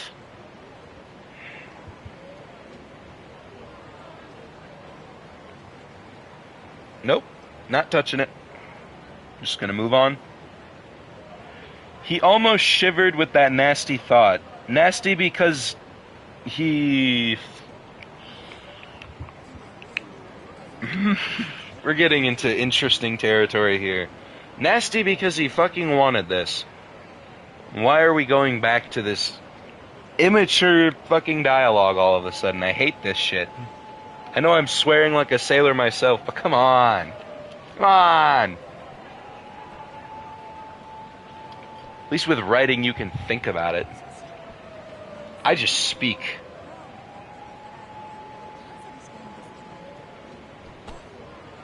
Her eager hands found their way to his standing blank, blood pumping. Oh, so we can't just openly state that she's grabbing his dick, but bringing up that if he didn't know better, he would think this is rape. And what? I'm not even confused. I'm just concerned. I'm concerned if I messed up somewhere, if I'm lost in the sauce, or if somebody other than me needs help. But it's like, you've already said some pretty diabolical shit. You don't need to beat around the bush when it comes to an erection. I mean, it can only get worse if you try to come up with a fancy word for penis. It will only get worse. If you're writing smut, just write smut. Don't try to make it completely flowery. You can make the descriptions of the figures be appealing, though, because I think that has a place. I feel like you can't be all artsy with sex. There's not much artistic about it. But what do I know? I've never had it. Dante uttered a broken groan, gritting his teeth. He felt the hot tongue swirl around him as soon as he was set free. We're still speaking in innuendo all of a sudden. Okay, I'll play this game. She wasn't going slow anymore. A slow, easy touch of wet sucking then stopped. Oh, shit! Dante's eyes flew open. I just had a terrible idea and I'm going to do it. I'm going to read this in the YouTuber voice. Looking down at the beautiful pale face, hair framing her face like flickering fires of dancing sprites and garnet jewels for eyes.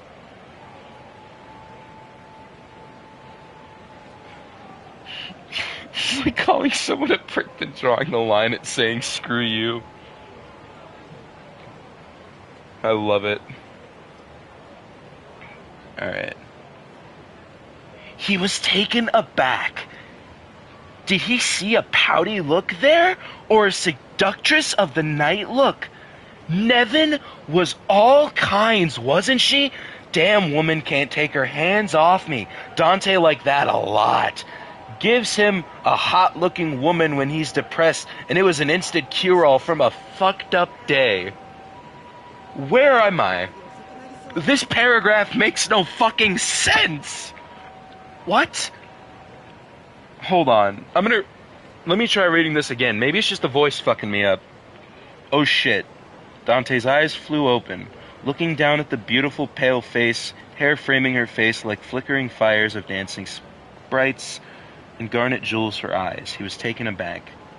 Did he see a pouty look there, or a seductress of the night? Evan was all kinds, wasn't she? Damn woman can't take her hands off me. Dante liked that. No, this just doesn't make any fucking sense. Why are you stopping? He could hear his gasping breath catching up to his words, the powerful pounding of blood pumped between his ears, as the sight of her open mouth revealed her sweet tongue wet and ready. Did he sound desperate? Yes. Yes, you do. Maybe they started getting distracted when they were typing with one hand. Tragic. Although they did mention they weren't the best at writing this stuff in the beginning, so... Not your genre, I suppose. I haven't found a genre I'm good at writing, to be fair. Every time I think I've written something good, I look back at it in like a year and I realize it was complete shit. I'm improving!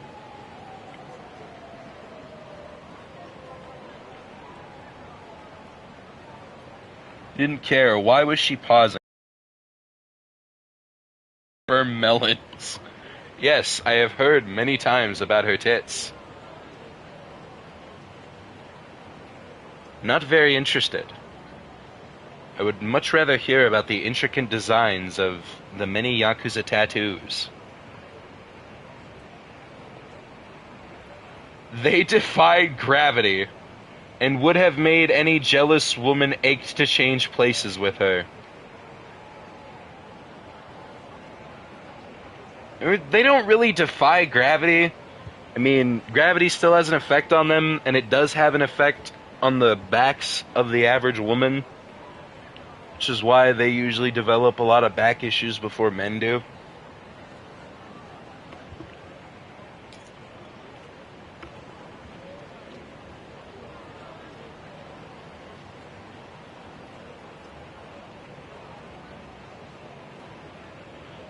Baby, you lead. She lifted her long fingers, telling him in not so many words with come hither me looks. A woman with not many words. He liked that.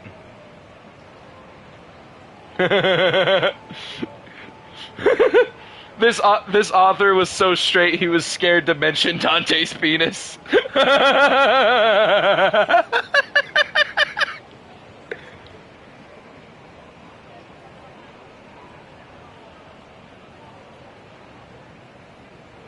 Oh god, now we're just getting into more immature garbage. He hated women who talk too much during sex. Oh, why are we making him sound like some sort of fucking sexist womanizer all of a sudden? He went from this weird, pathetic loser to suddenly whatever this is. He hated women who talk during sex. This man? When did the novel for these books come out, actually? This person might not have known. Although, the novels... were they ever translated? I don't fucking know. I should get back on topic. I have to finish the story. Turned him off totally, and all he wanted to do was drive himself. Take everything she offered, and goddamn, he hoped she had enough to sustain him. Yes. Fuck all night. All week worked for him. Stick him in a closed 2x4 and he's good to go, bed and all.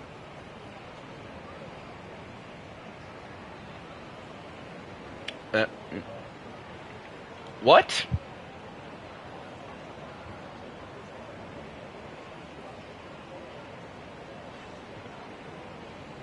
You know, it's a stand-in for the writer. Why does this seemingly always happen?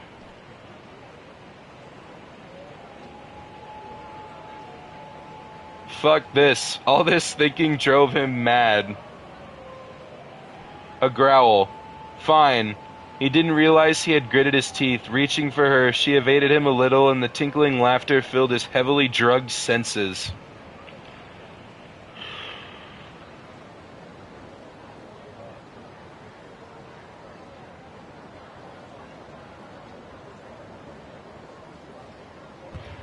Those men have walked past us several times already and have not noticed us a goddamn time. Can you blind fucks open your eyes and give me a break from this shit, please? God damn. Did you just kick a sledgehammer at me, you fucker? I'm so angry I can't even crash out properly.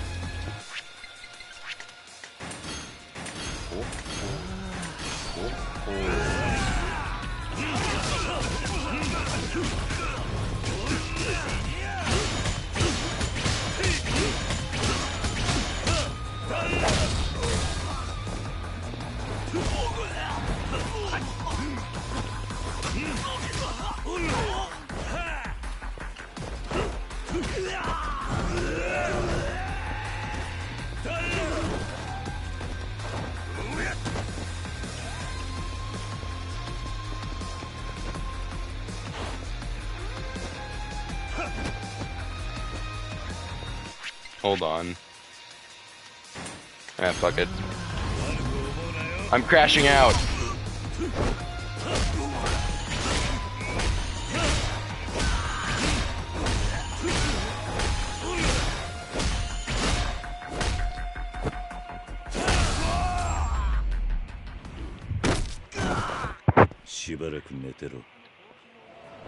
Necessary? No. Worth it? Absolutely. There's another mahjong parlor here, but it's not one we can access. Why are there so many of these in this city?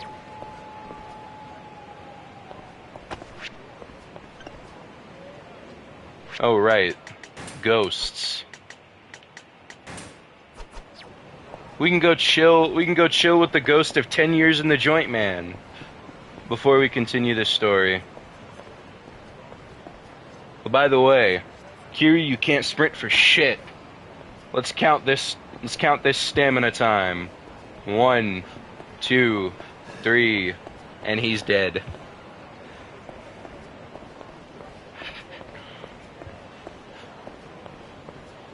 His head bashed in like Conquest.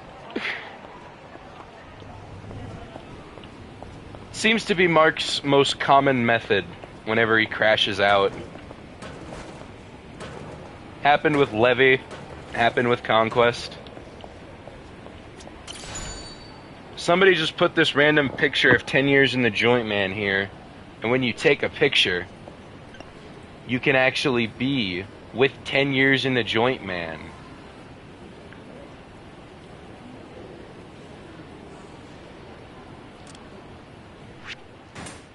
There he is.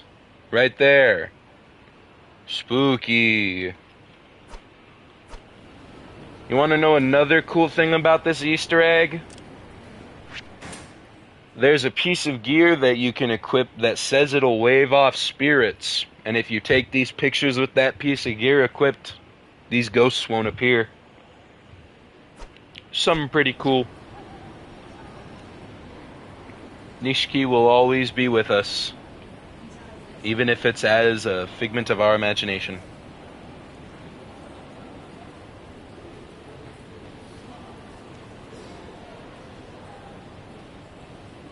Anyway, back to this 10 years and a half till I've made you a fucking copy pasta.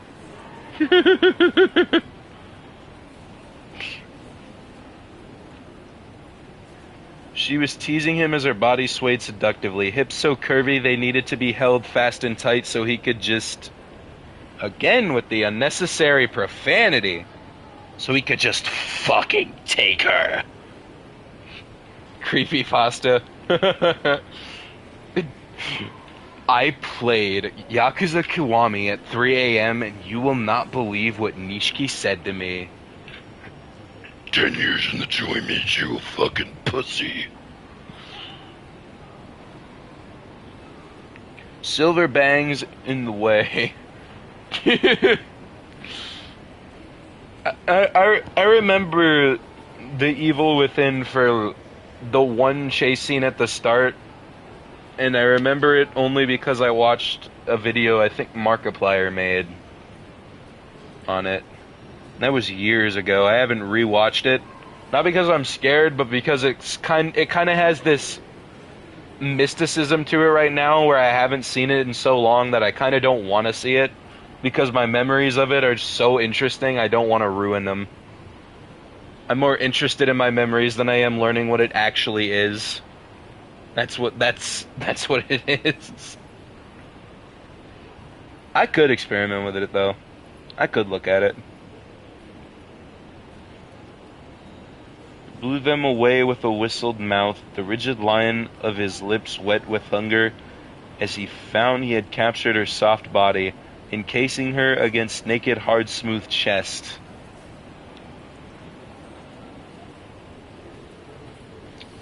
I'm not even gonna bother with pointing out what's wrong with this at this point. I'm just gonna keep reading. It's starting to set in that I passed my praises too soon. Because I think we've been on this one longer than we were on the other ones. Why is it always smut I have such a hard time reading? I've read so much of it. It never gets easier. Although it never gets as bad as it once was. I will never do that again. Should probably explain, since the context doesn't exist on this channel anymore. One of the longest fanfiction readings I ever did was featuring Paimon from Genshin Impact. Almost threw up recording that one. That video had some great quotes in it though, let me tell you. One of them was, I need an umbrella in my room to hide my shame from God. And I think that one's a fucking banger.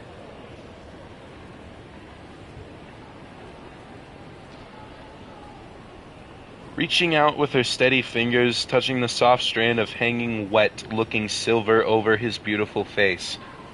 She wanted to feel him, touch him, like she had the father. Oh. This is getting even weirder now. God damn it. Cecil Stedman, crash out. Cecil! Nevin licked her full red lips. Black lashes fluttered up, revealing those garnet eyes to his blue gaze. My, you really are sweet. He took her mouth then, shutting her up and claiming them like a gorgeous pirate. Oh my god. Yeah, but I definitely passed my praises too soon. We're suddenly going into shit I would hear in a really fucked up rap song. And claiming them, talking about... Although I get, like... That's another thing, but this also feels like a weird self-insert power fantasy over women, but trying to make it less weird by having the woman in the equation technically be a, like, you know, or not technically, she's a demon. It feels weird, and there's so much other weird subtext here. Just constantly bringing up how, like, the whole thing with his father, it's just weird. There was no way to make this normal, considering that was always going to be present, but there were better ways to approach this. Better ways for my sanity, anyway.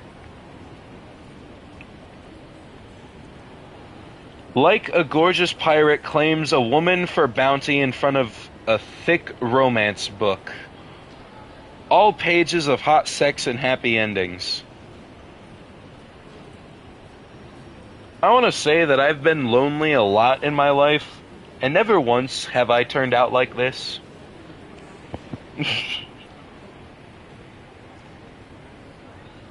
I didn't write this kind of stuff. I wrote stupid fucked up stories. I had my weird fanfiction phase in middle school, and even that was more just for fun than anything. Became more of a social thing. Like a pirate, like a dragon pirate Yakuza in Hawaii. I fucking wish. Goro Majima would never. Women are not objects.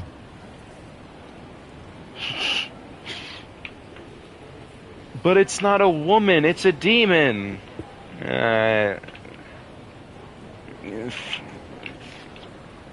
personify things. Give them a different connotation to suit your needs. Dante lifted her up easily. Her legs went off the ground as he held her bridal style. What the fuck? She laughed. Hey, Faustus. Welcome back to hell. Did someone say persona? Disturbing the peace. Look into my eyes. She laughed, that tinkling silver laugh of moonbeams and dashes of weighty huskiness. There is so much just fluff to this meaningless drivel that I'm losing my mind. I don't even know if you can really call this smut. The author is terrified of Dante's penis. It's not even smut. He's just they're kissing naked. They're kissing naked. They are doing the bare minimum. And the author won't even clarify that Dante's dick is in fact out. He's danced around it. Sweetheart, I hope you have enough energy because I don't think you can get enough of my sweetness. Hell, I hope you have a sweet tooth. Oh. There was more respectful dialogue coming out of Rex Splode's mouth in Season 1 of Invincible compared to this shit right now. What the fuck? His cheeky grin looked so adorable to her as she traced her long fingernail along the strength of his jaw. Any other woman would have rolled her eyes at the cheesy remark. Not just any other woman, any other person with a pulse. Any other functioning being with... My name is Miss Cringe, and even that was too much. It's gonna get worse. I'm just saying. But not Nevin, succubus extraordinaire. Like her, needed to make her man the king of sex, or rather a sex god.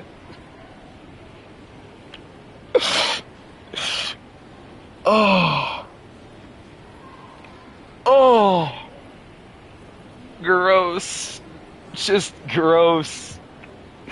And it's not gross in the same way that the weird fixation on him being Sparta's son is. It's the gross of cringe. No, I did not. I can send I can I can send you screenshots if you want them. This is a real thing.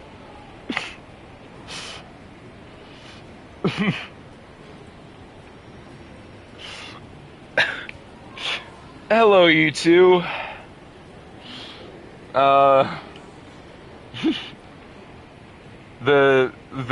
We just had, I'll read it again. But not Nevin. Succubus extraordinaire like her needed to make her man the king of sex, or rather a sex god.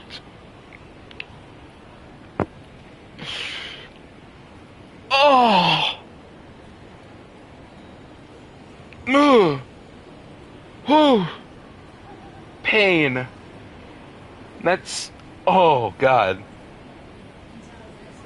And don't forget the absolute stinker of a line Dante dropped beforehand. Sweetheart, I hope you have enough energy because I don't think you can get enough of my sweetness. Such a stupid fucking line. Holy. I need to share this. This must be shared with the world. This paragraph is one of my 13 reasons. This is going in the history books. I can't let this slide. Addie Shankner typewriting. Addie Shankner writing was probably more on par with the last story we were reading. My gender-affirming blue rock that was sent here by Jesus.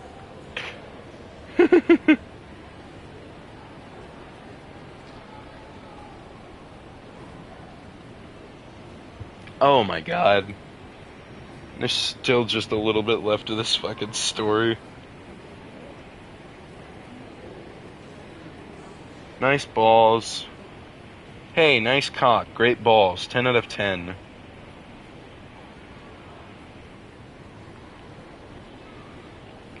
Yeah, Zippy, you're gonna have a fun VOD to watch. You could probably make an out-of-context compilation out of this stream alone.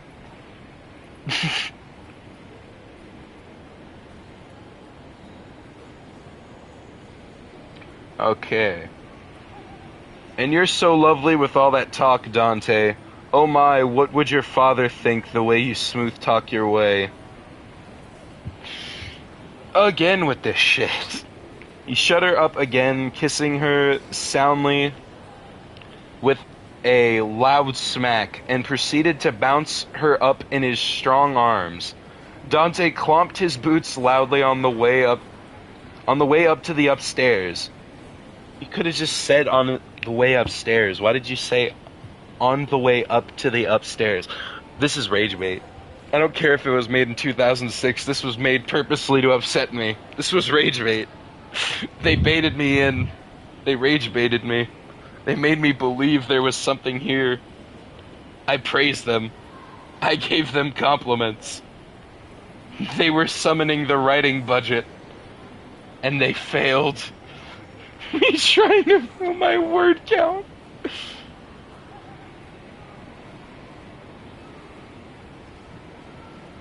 For a chance, it's just bad grammar because the writer doesn't know any better. Faustus, you're not here for the beginning of this story. There was something there. And apparently it was just a fluke. Ask Miss Cringe. She knows.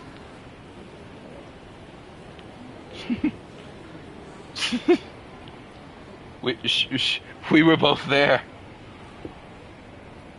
Shut her up again, kissing her. Yeah, I read that already. Privacy and lots of it was what was needed. The noise on the floorboards fading in the background as he made his way towards the bedroom upstairs. Another sound, the door slammed shut, nearly sending the rafters down. A couple of whiskey bottles from downstairs fell, didn't break, but rolled to stop against the wall. Nevin's laughter continued to fill the air, finally muffled with another kiss. Empty noises filled the bar, followed by the urging moans of pleasure floating to fill the entire complex with hot electrical energy. All that, and not once did they mention Dante's dick.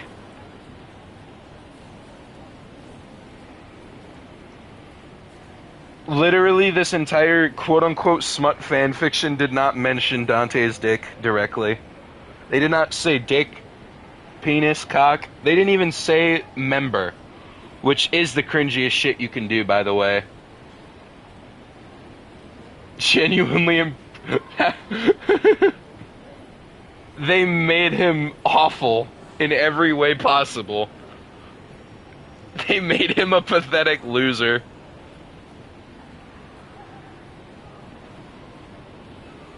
Twink Stimulator's Devil May Cry Smut Anthology prompt?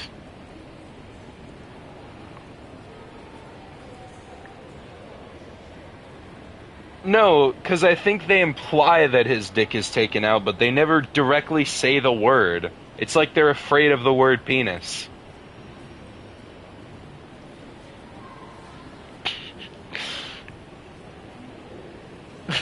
That was more repetitive than the gooey bodysuit fetish thing. The gooey bodysuit fetish thing at least had the payoff of the unhinged political insanity at the end. There was no payoff to what I just read. This is a Tumblr thing. This...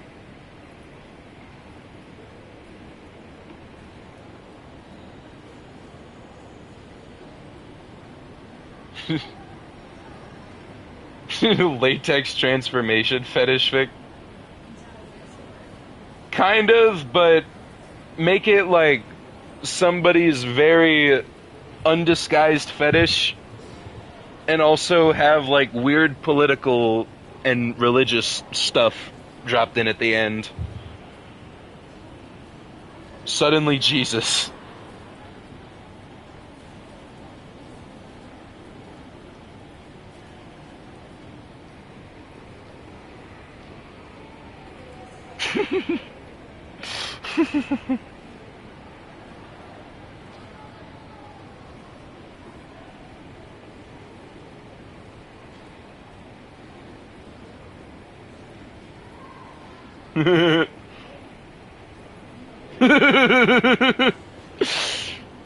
Oh, I just looked at the server. Its entire political and religious latex transformation.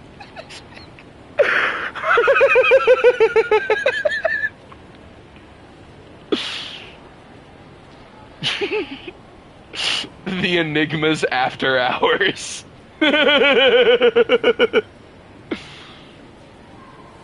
Oh, wow.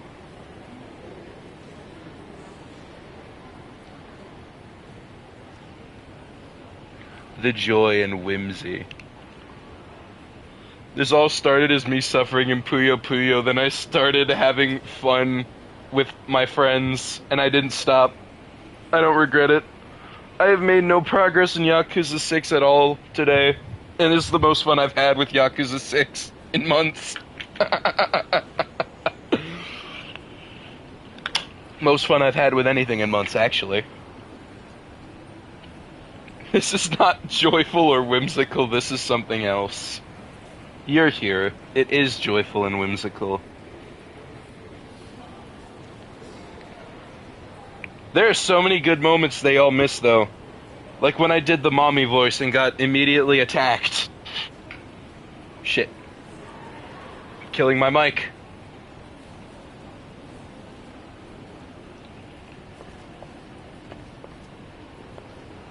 I think I fixed it. I hope I fixed it. You're reading smut to the retail worker. That is going to be one of the greatest bits that has ever been made. Kiryu reading smut in a foreign language. I mean, you didn't miss the mommy voice. You can always rewind.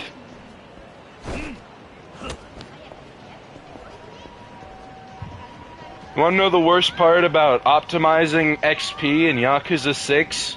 You can only run for 3 seconds before Kiryu dies of a heart attack. I have max sprint upgrades, by the way. Anything for 20% extra XP.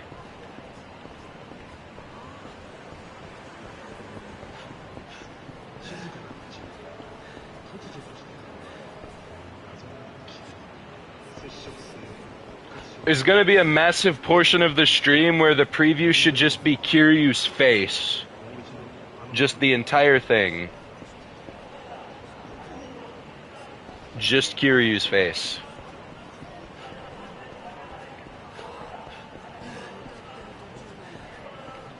You know what? Let me abandon this world for a moment. I know where to go.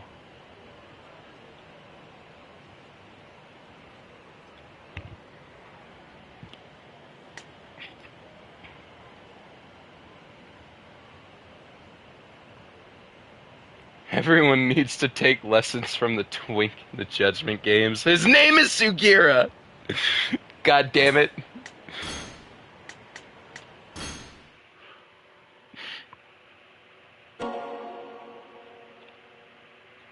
I guess technically not, because, you know, reasons, which I won't get into, because Judgment spoilers, lock and key them bitches.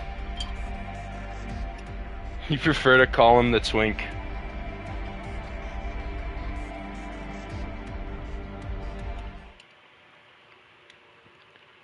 They call him the what? What? A gay man of sorts? They call him the twink. Where did I leave off at here?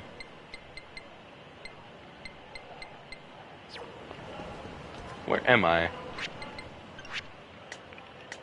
This is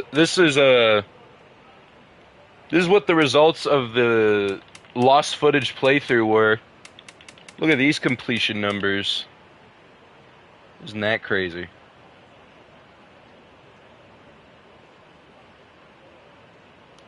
Do do do do do do.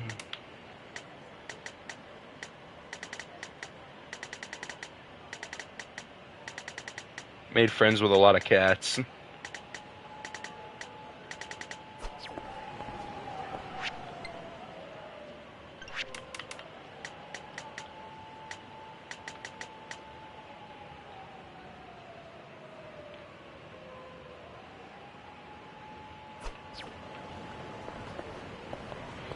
The problem is, I'd just rather 100% it on the Legends save file, because then I can get all the upgrade XP.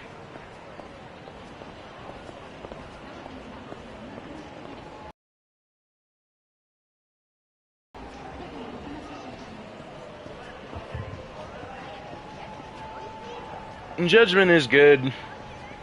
Just be warned, it's heavier than Yakuza 7 gets by a long shot. So, if Yakuza 7 scenes were difficult for you, you probably can't stomach it. By all means, go for it. If you got it, though. I'm not your fucking dad.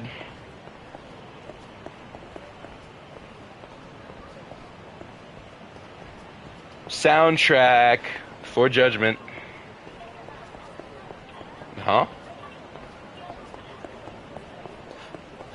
I didn't know this fucker was spawning yet.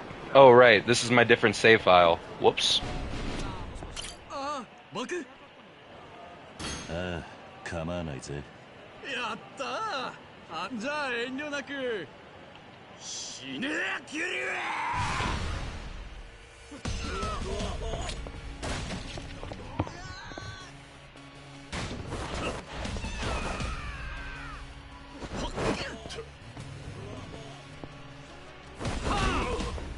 I don't know what I'm doing anymore.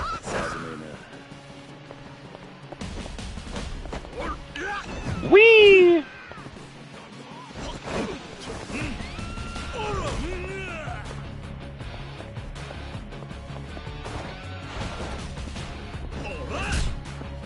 You know, it's interesting fighting this guy again after literally owning him as a slave at Infinite Wealth.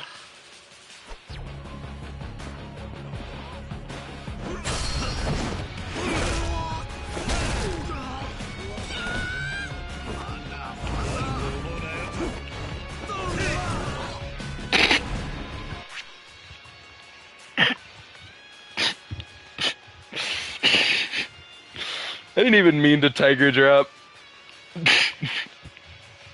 Oops.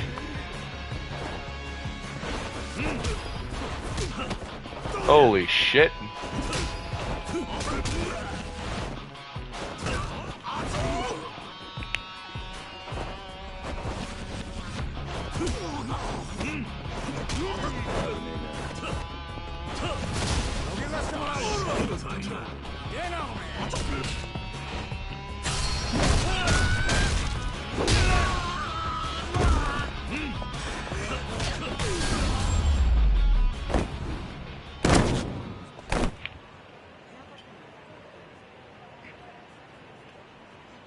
Say Judgment is less intense than Lost Judgment when it comes to emotional stuff anyway.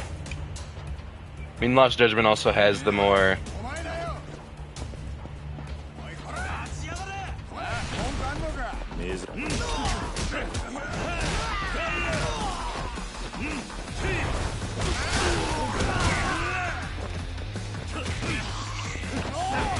what I can say is that most of the gore is censored It's just that the implication is horrific and obvious.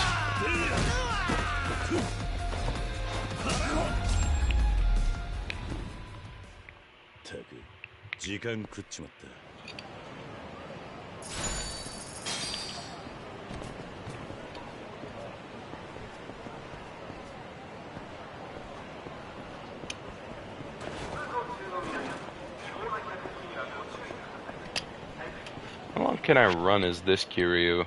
I wonder.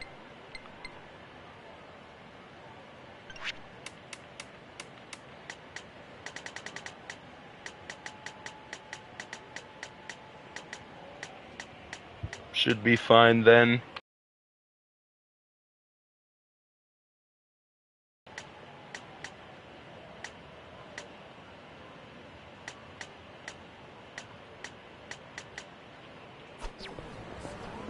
I haven't spearfished in a while.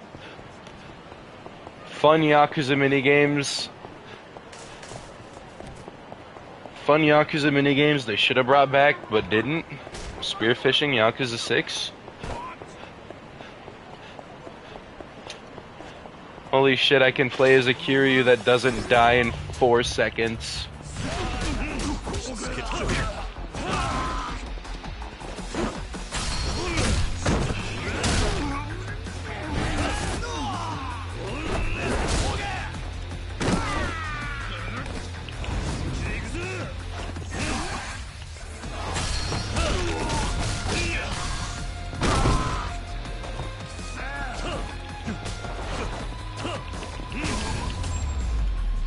Go catch a fish, I want a fish. You'll get a fish when you get a fish. Telling me that I can go to Amon's island? What happened on the island, Amon? What happened on the island, Amon?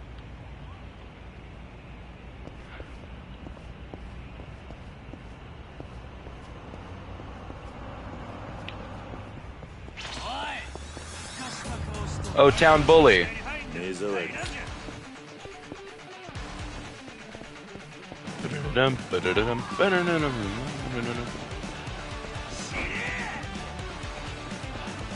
Sorry, boys, I gotta jam out to this soundtrack.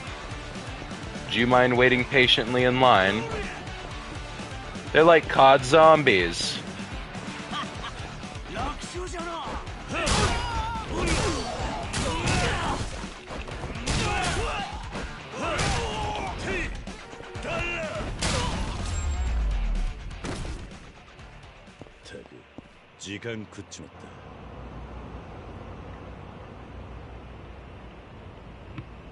It's been fun. Sleep well. Try not to have too much fun at your graduation. Go get him, Tiger.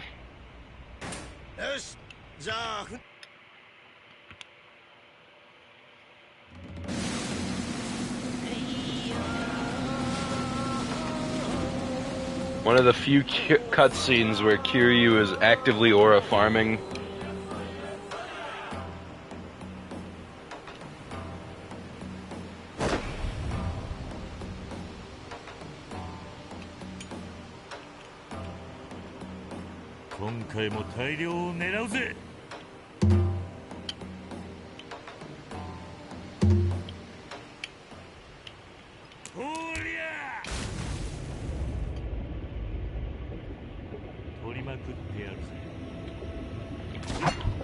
Lay waste to him. Gun him down.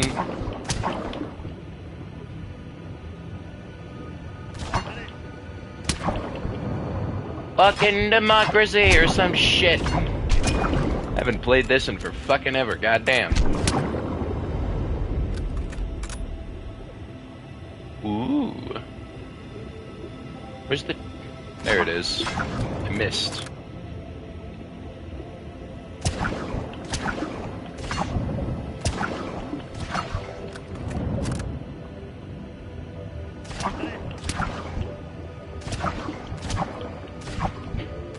They knew the dangers.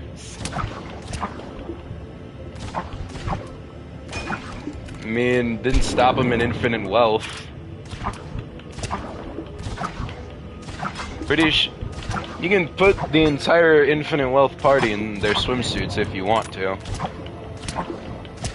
It is an option you can make. I used to have this shit down pat. I used to have this down to a science. I fell off. I'm not even gonna get as much money as I want. Still a dog shit money farming method, by the way. Even if you do it as efficiently as possible.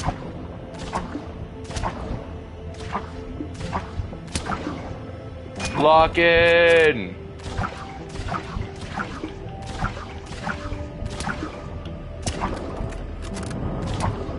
These waters aren't gonna genocide themselves.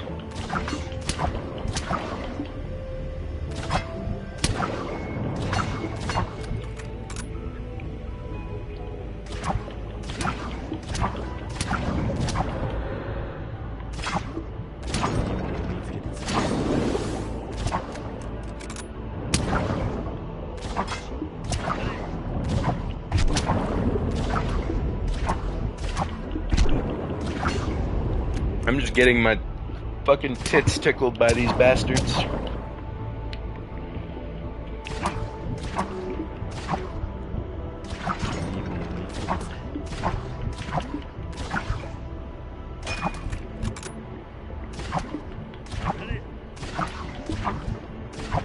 Buradi Shak.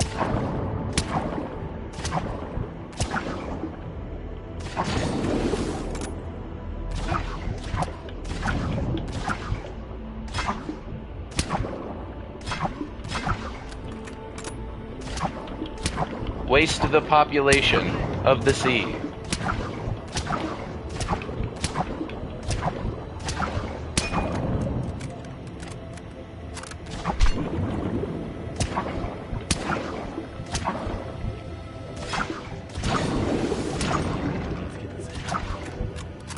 We always knew it was Kiryu's dream to be a part of an on-rail shooter.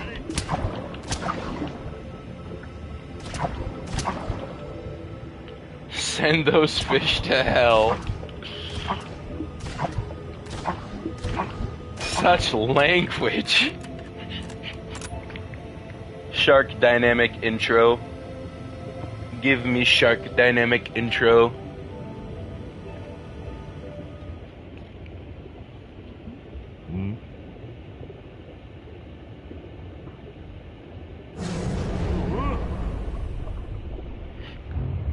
We love shark dynamic intro.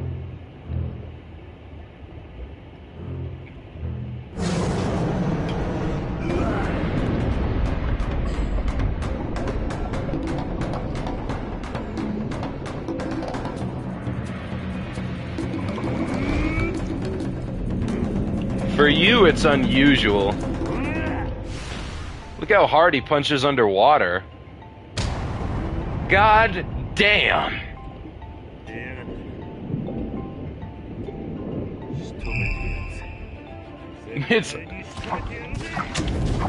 Kiryu was always schizophrenic, just like Ichiban.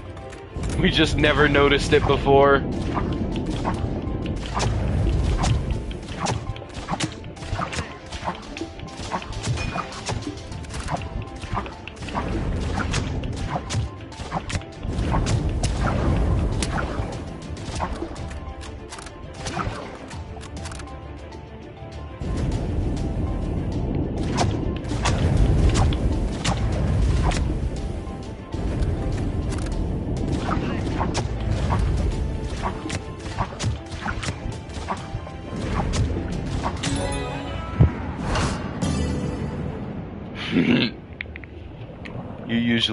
You usually bitch ass fishes.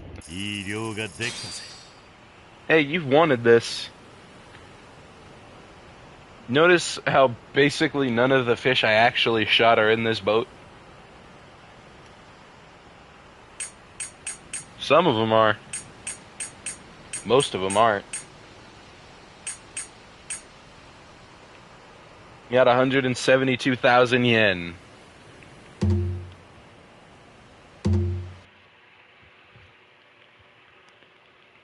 Want some Beanies lore?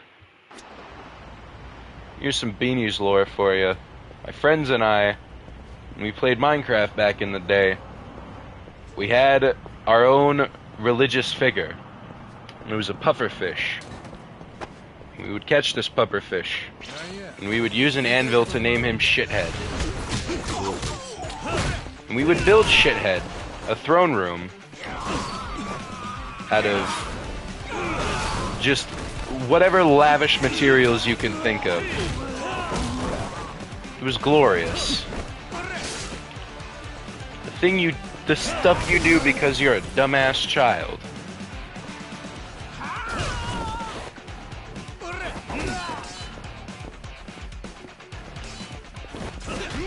Wasn't trying to tiger drop you, I was trying to do Essence of Seizing.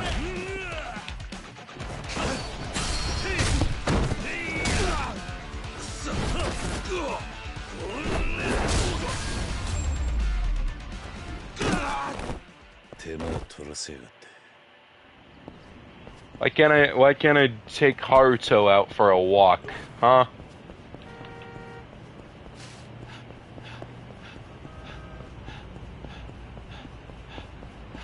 Essence of seasoning. Salt. Is Majima the best chef in the Yakuza-verse?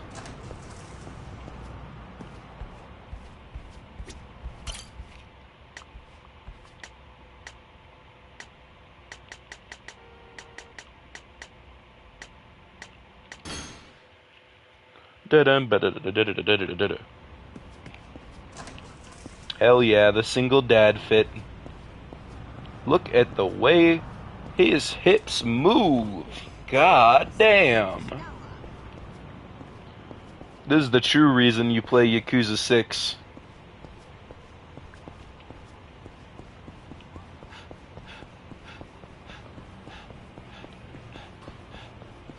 This is the reason why playing the Kaito Files is difficult. DILF uniform. Angriest grandpa.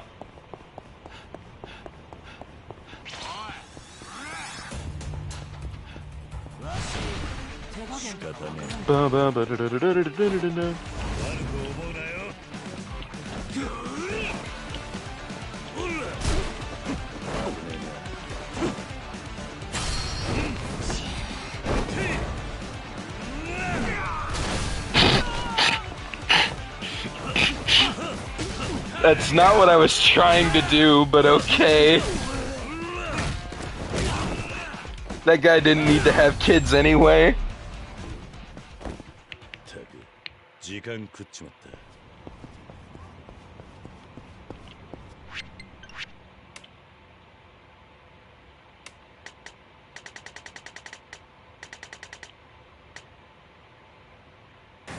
That was rude. Hey, I don't know what you want from me, man. I didn't have no other choice.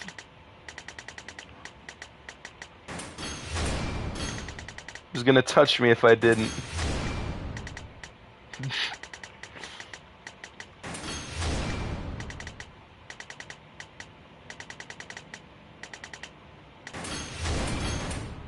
Why does it require so much XP?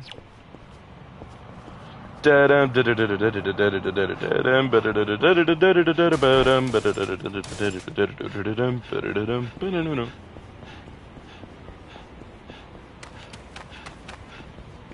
not rude, he shouldn't have been in Onomichi.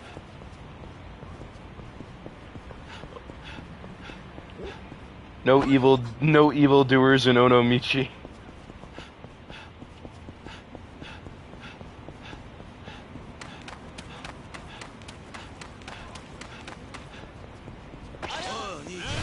Ooh, are these dragon engine stairs? I love this feature. I love this feature. Come on, do the thing.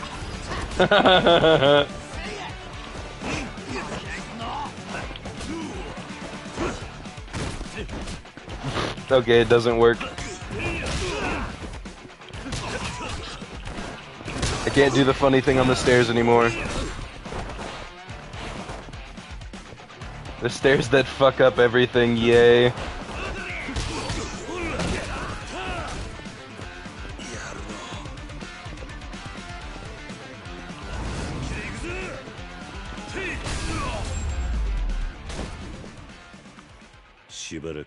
Well, I was going to turn his face into minced meat, but figure that works too.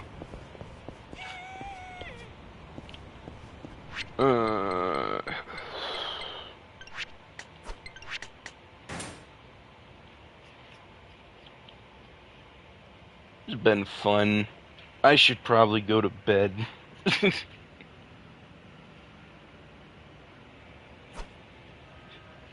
Unfortunate as it is, need my sleep.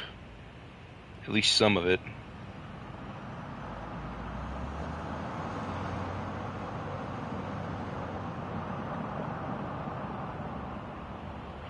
Maybe a different day. Holy fuck, a 4-hour live stream. I haven't done that in fucking years. Goddamn. I haven't actually streamed in years. And this is the first time I've gotten a stream up to 4 hours. Holy. Was having a great time. Can't wait to do that again. Bye-bye. Good night.